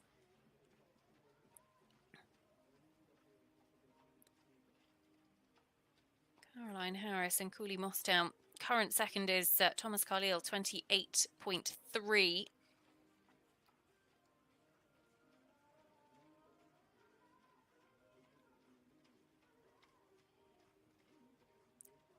And she gets her final halt as well. That could just be good enough to sneak her into second. Caroline Harris and Cooley Mosstown give us a lovely final halt to finish the first day of dressage here in Le Lion d'Angers. And funnily enough, the judges not loving the final halt quite as much as we were. But as we've said before, getting lots of different angles.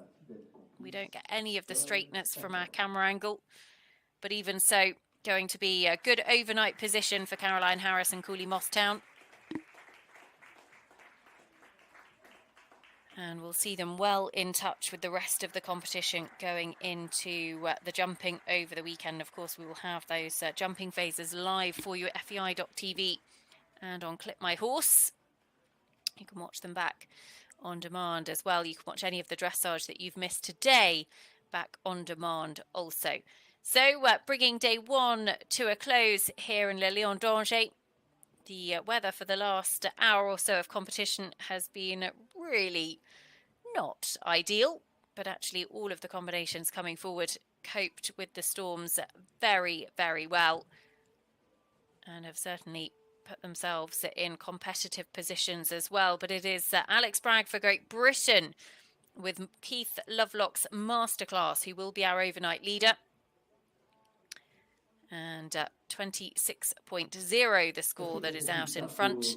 Just seeing Caroline Harris, Cooley Moss down there go into fourth, 28.9. So they go behind Thomas Carlyle, Golden de Billiard. And behind Asier Nicola, Gravier de Lemoulin on 28.7. So slot into fourth. Rebecca Johanna Gherkin, Livia Eaolds go down to fifth, 29.1. So also the likes of Arne Bergendahl, Harry Mead, Peter Flower, Fabrice Lucas and Tom Jackson rounding out the top 10. But there's confirmation that Alexander Bragg and Masterclass lead the way on 26.0 ahead of last year's 6-year-old winner Thomas Carlyle and Golden de Billiard, 28.3 in second. Asier Nicola rounding out the podium at the moment. But that brings day one to a conclusion. What a brilliant day we've had. And it is the British flag at the top of both leaderboards. Molly Summerland leads the 6-year-old division with Mojo 25.1. But we still have half of the field in both of those classes left to do their dressage. We will be back tomorrow with lots more action from Le Lion d'Angers. 9 o'clock Central European time. That is 8 o'clock British time. Joe Meyer and SF Sportsfield Rising Star will be the first of those combinations down the centre line in the 6-year-old division. And at 1 o'clock Central European time, Paolo Torlonia and Zinni will get us underway again in the 7-year-olds. So that brings the day's competition to a close. A big thank you for tuning in, and we'll be back tomorrow. So do come and join us then. So tied for fifth, we've got two German riders. We've got Rebecca Johanna Gherkin riding Livia Eaold, and we've got Arne Bergendahl riding Bronco 487. They're both on a total of 29.1. Oui, j'avais oublié le 29x10 pour les deux Allemands à la 5e place ex aequo. 7e, Harry Mead et Amiro Island, leur score 29,20. In 7th from Great Britain, Harry Mead riding Amiro Island on 29.2. 8e place pour Peter Flaroup et H40Z, 29,30. In 8th place from Denmark, we've got Peter Flower riding H. Carol Z on 29.3. 9e place pour Fabrice Lucas, la France et la garde républicaine, ils montaient Game Over, 29,40. In 9th from France, we've got Fabrice Lucas riding Game Over on 29.4. 10e associé à Endeavour, Midnight Endeavour, Tom Jackson, 29,50. Lying in 10th from Great Britain, Tom Jackson riding Midnight Endeavour on 29.5. 11e place pour l'Allemagne, c'est Calvin Bachman et Dexter FRH, 29,80. In 11th from Germany, we've got Calvin Bachman riding Dexter FRH on 29.8. L'Australie à la 12e place avec Katia Wehman et Bowman's Dark Mark, 30 points. Lying in 12th from Australia, Bowman's Dark Mark ridden by Katia Wehman on 30. 13e pour la Nouvelle-Zélande, elle montait Qantas Air, Samantha Lissington, 30,10. Staying down under in 13th place, we've got Samantha Lissington riding Qantas R on 30.1. Et 14e ex aequo pour la Norvège, associée à Cosmi Will, Yasmin Olson Sanderson, 30,70.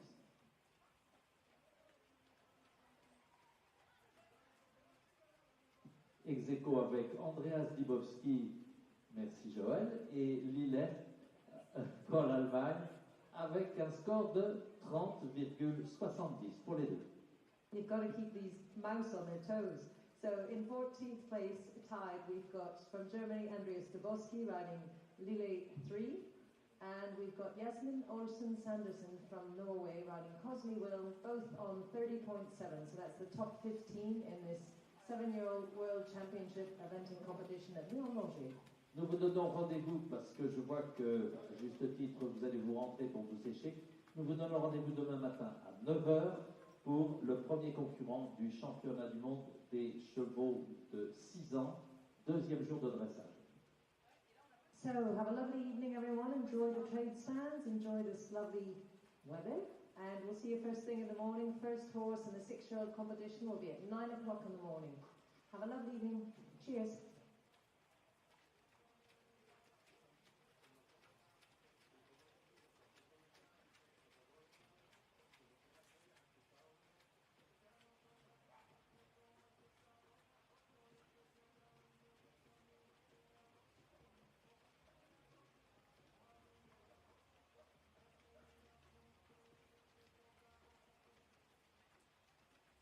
Joël, téléchargez l'app Horse République pour consulter toutes les informations sur le mondial du Lyon-Danger en direct, programme, animation, horaire, résultats et live streaming. Yes, Sir Mouse. All of you can download the official Horse Republic app and get live access to all the information about the Mondial de Lyon-Danger, the schedule, activities, timetable, results, and live streaming. Faites comme 134 000 cavaliers et téléchargez l'application mobile numéro 1 des sports équestres. Vous y trouverez toutes les infos sur le mondial du Lyon-Danger en un clic. Yes, like 134,000 riders, you can download the #1 mobile app for equestrian sports. You'll find all the information about the Mondial de Lyon in one click. Pensez à donner un avis sur ce concours afin d'aider les organisateurs du mondial du Lyon-Danger à s'améliorer, tout simplement pour leur dire bravo. And give your feedback on this competition to help the organisers of the Mondial de Lyon-Danger improve or simply congratulate them. Le live streaming des épreuves à retrouver sur l'app Horse République. The live streaming of this event is available.